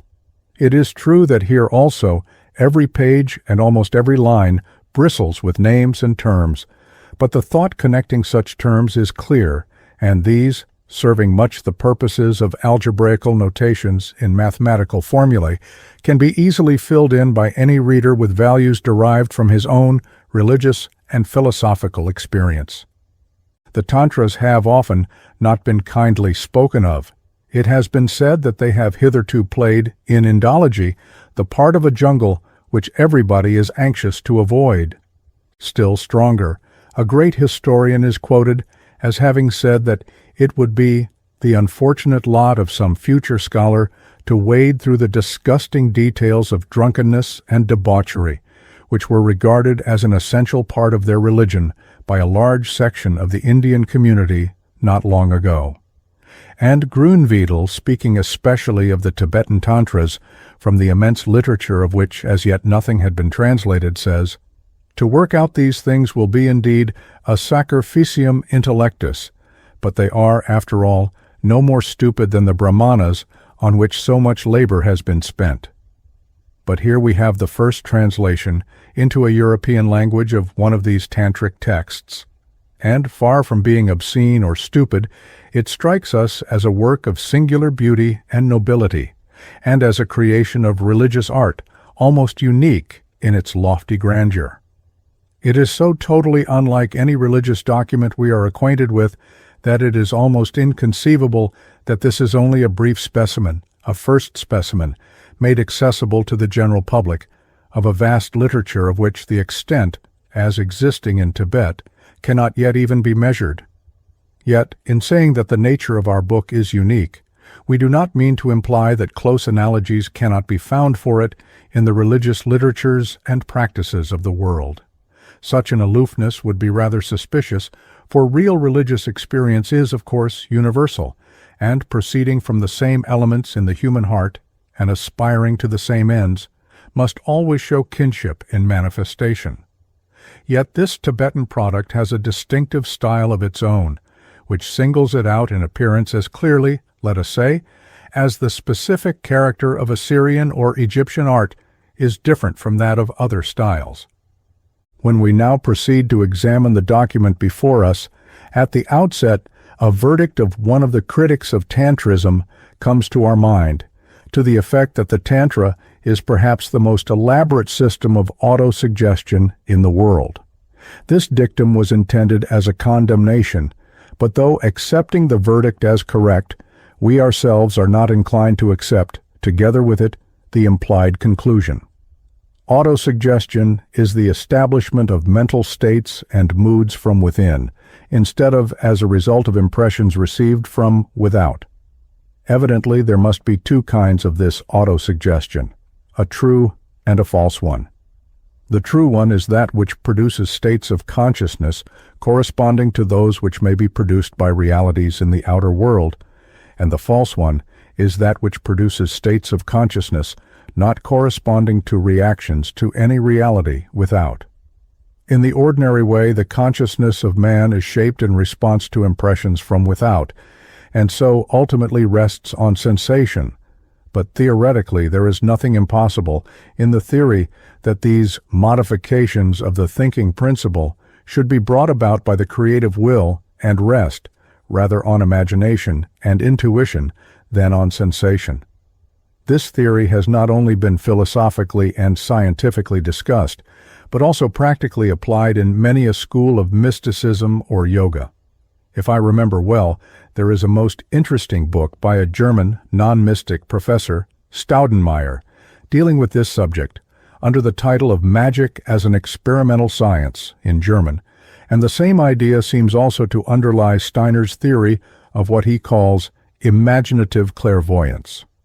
In Christian mysticism, this has been fully worked out by de Loyola in his Spiritual Exercises, as applied to the Passion of the Christ. In what is nowadays called New Thought, this principle is largely applied in various manners. In our book, we find it applied in terms of Tantric Buddhism with a fullness and detail surpassing all other examples of this type of meditation. In order to present the idea in such a way that it may look plausible in itself, we have first to sketch out the rationale underlying any such system. This is easily done. We can conceive of this universe as an immense ocean of consciousness or intelligence, in which the separate organisms, human beings included, live and move and have their being. If we conceive of this mass of consciousness as subject to laws, analogous to those of gravity, and at the same time as being fluidic in nature, then the mechanism of all intellectual activity might well be thought of, in one of its aspects, as hydraulic in character. Let any organism, fit to be a bearer of consciousness, only open itself for the reception of it, and the hydraulic pressure of the surrounding sea of consciousness will make it flow in such a form as the construction of the organism assumes. The wave and the sea, the pot and the water, are frequent symbols in the East, used to indicate the relation between the all-consciousness and the individual consciousness. If the human brain is the pot sunk in the ocean of divine consciousness, the form of that pot will determine the form which the all-consciousness will assume within that brain. Now, imagination, or autosuggestion, may determine that form. Through guess, intuition, speculation, tradition, authority, or whatever the determinate factor may be, any such form may be chosen. The man may create any form and then, by expectancy, stillness, passivity, love, aspiration, or whatever term we choose, draw the cosmic consciousness within him, only determining its form for himself, but impersonally receiving the power which is not from himself, but from without. The process is like the preparation of a mold in which molten metal is to be cast, with this difference, that the metal cast into the mold is not self-active and alive, and not ever-present and pressing on every side, as the living consciousness is which constitutes our universe. We may take an illustration from the mechanical universe. This universe is one seething mass of forces in constant interplay. The forces are there and at work all the time, but only become objectified when caught in suitable receivers. The wind force, if not caught by the arms of the windmill, the forces of stream or waterfall, if not similarly gathered in a proper mechanism, disperse themselves in space and are not focused in and translated into objective units of action. So, with the vibrations sent along the wire, in telegraphic or telephonic communication, or with the other vibrations sent wirelessly. In a universe peopled with intelligences, higher beings, gods, a whole hierarchy of entities, from the highest power and perfection to such as belong to our own limited class, constant streams of intelligence and consciousness must continuously flash through space and fill existence. Now it seems, theoretically indeed very probable, assuming that consciousness is one and akin in essence, that the mechanical phenomenon of sympathetic vibration may be applied to that consciousness as well as to what are regarded as merely mechanical vibrations. So, putting all the above reasonings together, it is at least a plausible theory that man, by a process of autosuggestion, may so modify the organs of his consciousness and likewise attune his individual consciousness in such a way as to become able to enter into a sympathetic relation with the forces of cosmic consciousness ordinarily manifesting outside him and remaining unperceived, passing him as it were, instead of being caught and harnessed. And this is not only a theory, but more than that, a definite statement given as the result of experience by mystics and meditators of all times and climes. Now we may ask, how has this method been applied in our present work? A careful analysis of its contents makes us discover several interesting characteristics. First of all, we have to remember that our text presupposes a familiarity with the religious conceptions, names, personalities, and philosophical principles of Northern Buddhism, which are all freely used in the composition. What is strange and foreign in them to the Western reader is so only because he moves in unfamiliar surroundings. But the character of the composition is one which might be compared to such analogous Western productions, with great differences, however, as the Passion Play at Oberammergau or the medieval mystery plays. Only in some of the latter the historical element predominates, whilst in the Tibetan composition the mythological element, for want of a better word, forms the basis and substance. In other words, in this ritual of meditation, the gods' powers and principles are the actors, and not historical or symbolical personages of religious tradition. Secondly, the play is enacted in the mind, inwardly, instead of on the scene, outwardly. The actors are not persons, but conceptions. First, the meditator has to swing up his consciousness to a certain pitch of intensity, steadiness, quiet, determination, and expectancy. Having tuned it to the required pitch, he fixes it on a simple center of attention which is to serve as a starting point or gate through which his imagination shall well up as the water of a fountain comes forth through the opening of the water pipe. From this central point, the mental pictures come forth. They are placed round the central conception. From simple to complex in orderly progression, the imaginative structure is elaborated. The chief gods appear successively, followed by the minor deities. Spaces, regions, directions are carefully determined. Attributes, colors, symbols, sounds are all minutely prescribed and deftly worked in, and explications carefully given. A miniature world is evolved, seething with elemental forces working in the universe as cosmic forces and in man as forces of body and spirit. Most of the quantities on this elaborate notation are taken from the body of indigenous religious teaching and mythology. Some are so universal and transparent that the non-Tibetan reader can appreciate them even without a knowledge of the religious technical terms of Tibet. But anyhow, an attentive reading and rereading reveals something, even to the outsider, of the force of this symbological structure and makes him intuitively feel that here we are, assisting in the unfolding of a grand spiritual drama, sweeping up the mind to heights of exaltation and nobility.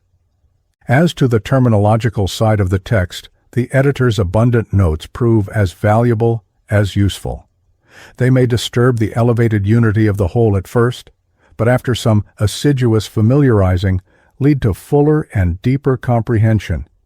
Even a single reading is sufficient to gain the impression that a stately and solemn mental drama is enacted before us with an inherent impressiveness which would attach, for instance, to a Christian, to the performance of a ritual in which all the more primary biblical persons, human and superhuman, were introduced in suitable ways as actors, and the superlative cleverness of this structure. Starting from a single basic note, this is developed into a chord, which again expands into a melody, which is then elaborately harmonized. Indeed, the meditation is in its essence both music and ritual. The initial motives are developed, repeated, elaborated, and new ones introduced. These again are treated in the same way. A symphony is evolved and brought to a powerful climax, and then again, this full world of sound, form, meaning, color, power is withdrawn, limited, taken back into itself, folded up and dissolved, turned inwards again, and finally returned into utter stillness and rest, into that tranquil void from which it was originally evoked and which is its eternal mother. I do not know of any literature which in its nature is so absolutely symphonic, so directly akin to music, as this sample of a Tibetan meditational exercise. And curiously enough, it makes us think of another manifestation of Indian religious art, For in words, this document is akin to the Indian temple decoration, especially the South Indian Gopura, which in its endless repetitions and elaborations seems indeed instinct with the same spirit which has given birth to this scheme of imagination taught in these Tantras. Only, in stone or plaster, the mythological host is sterile and immovable, whilst as created in the living mind, the similar structure partakes of the life of the mind within and without. The sculptural embodiment is, therefore, serviceable to the less evolved mind. The Tantra is for the religious thinker who possesses power. But we said that our meditational structure was also akin to ritual. What we mean by this is that all the figures and images evoked in the mind in this meditation are, after all, only meant, as the words, vestures, and gestures in a ritual, to suggest feelings, to provoke states of consciousness, and to furnish, if the simile be not thought too pathetic, pegs to hang ideas upon. Like as a fine piece of music or a play can only be well rendered when rehearsed over and over again, and practiced so that the form side of the production becomes almost mechanical, and all power in the production can be devoted to the infusion of inspiration, so can this meditation only be perfectly performed after untold practice and devotion. It would be a totally mistaken idea to read this book as a mere piece of literature, once to go through it to see what it contains, and then to let it go. Just as the masterpieces of music can be heard hundreds of times, just as the great rituals of the world grow in power on the individual in the measure with which he becomes familiar with them, and altogether identifies himself with the most infinitely small minutiae of their form and constitution, so this meditation ritual is one which only by repetition can be mastered and perfected. Like the great productions of art or nature, it has to grow on the individual. This meditational exercise is not for the small, nor for the flippant, nor for those in a hurry. It is inherently an esoteric thing, one of those teachings belonging to the regions of quiet and tranquility and rest of Taoistic philosophy. To the ignorant it must be jabber, and so it is truly esoteric, hiding itself by its own nature within itself, though seemingly open and accessible to all. But in connection with this meditation, we do not think of pupils who read it once or twice or 10 times or 100, but of austere thinkers who work on it as a life work through laborious years of strenuous endeavor. For what must be done to make this meditation into a reality? Every concept in it must be vivified and drenched with life and power. Every God in it must be made into a living God, every power manipulated in it made into a potency. The whole structure must be made vibrant with forces capable of entering into sympathetic relation with the greater cosmic forces in the universe, created in imitation on a lower scale within the individual meditator himself. To the religious mind, the universe is filled with the thoughts of the gods, with the powers of great intelligences and consciousnesses, radiating eternally through space and really constituting the world that is. The world is only a thought in the mind of God. It must take years of strenuous practice even to build up the power to visualize and correctly produce as an internal drama this meditation given in our book. To endow it with life and to put power into this life is an achievement that no small mind, no weak devotee can hope to perform. So this meditation is a solemn ritual like the Roman Catholic Mass.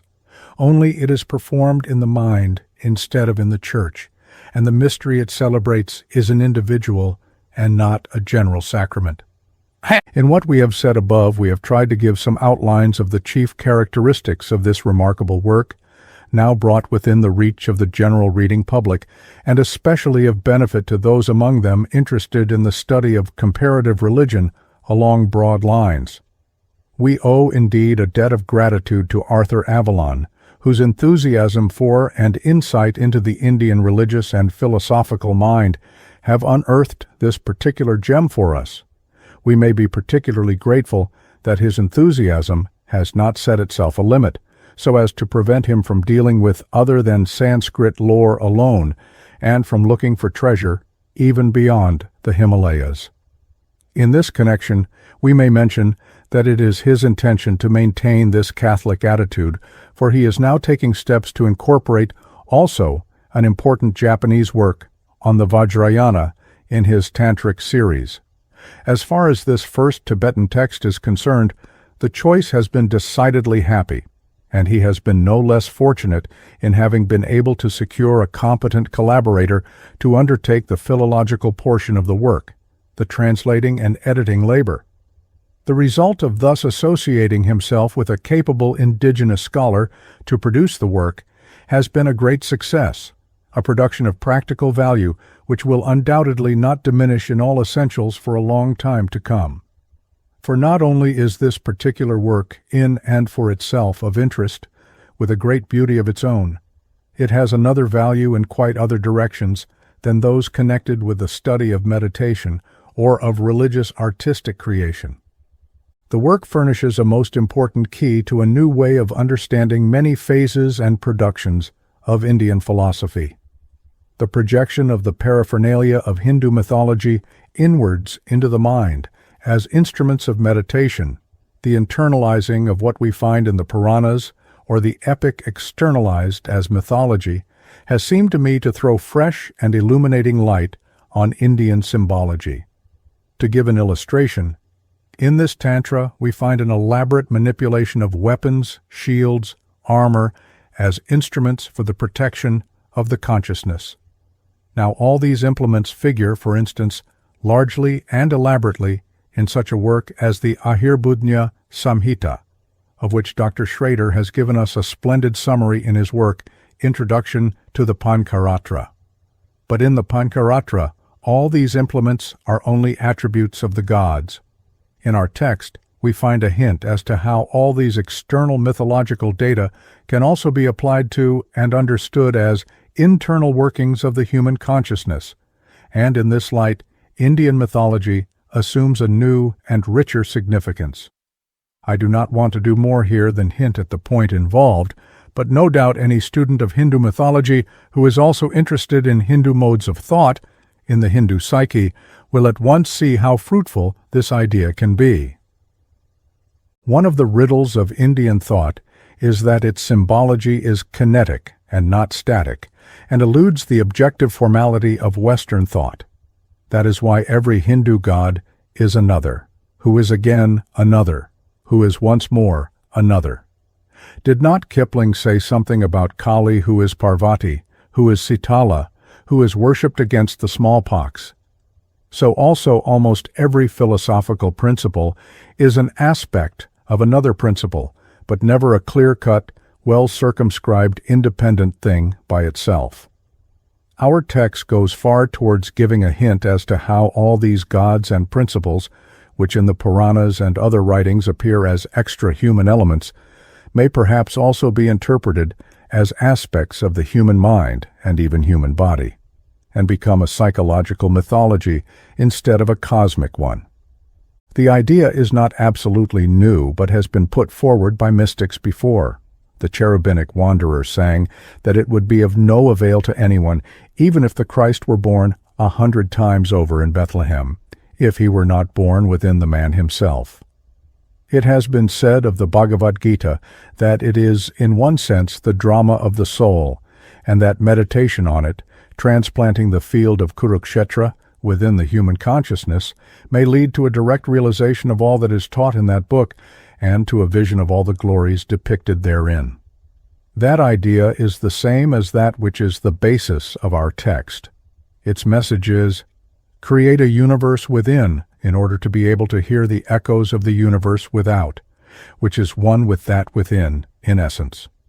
If seers, occultists, meditators really exist, they may be able to outline the way and method by which they themselves have attained. So it was with de Loyola and his spiritual exercises, and there is no reason why it should not be the same with the book we are discussing here. As to how far we have here a result of practical experience, or only an ingenious theory, a great attempt, as it were, we will not and cannot decide. To make statements about this needs previous experiment, and we have only read the book from the outside, not lived its contents from within. But however this may be, even such an outer reading is sufficient to reveal to us the grandeur of the conception put before us, and to enable us to feel the symphonic splendor of the creation as a work of religio-philosophic art. And that alone is enough to enable us to judge the work as a masterpiece and a document of first-class value in the field of religious and mystical literature. The form is very un-Western indeed, and in many ways utterly unfamiliar and perhaps bewildering. But the harmony of thought, the greatness of the fundamental conceptions, the sublimity of endeavor embodied in it, are clear. And these qualities are certainly enough to gain for it admirers and friends, perhaps here and there a disciple, even in our time so badly prepared to hear this Tibetan echo from that other world, which in many ways we in the West make it our strenuous business to forget and to discount.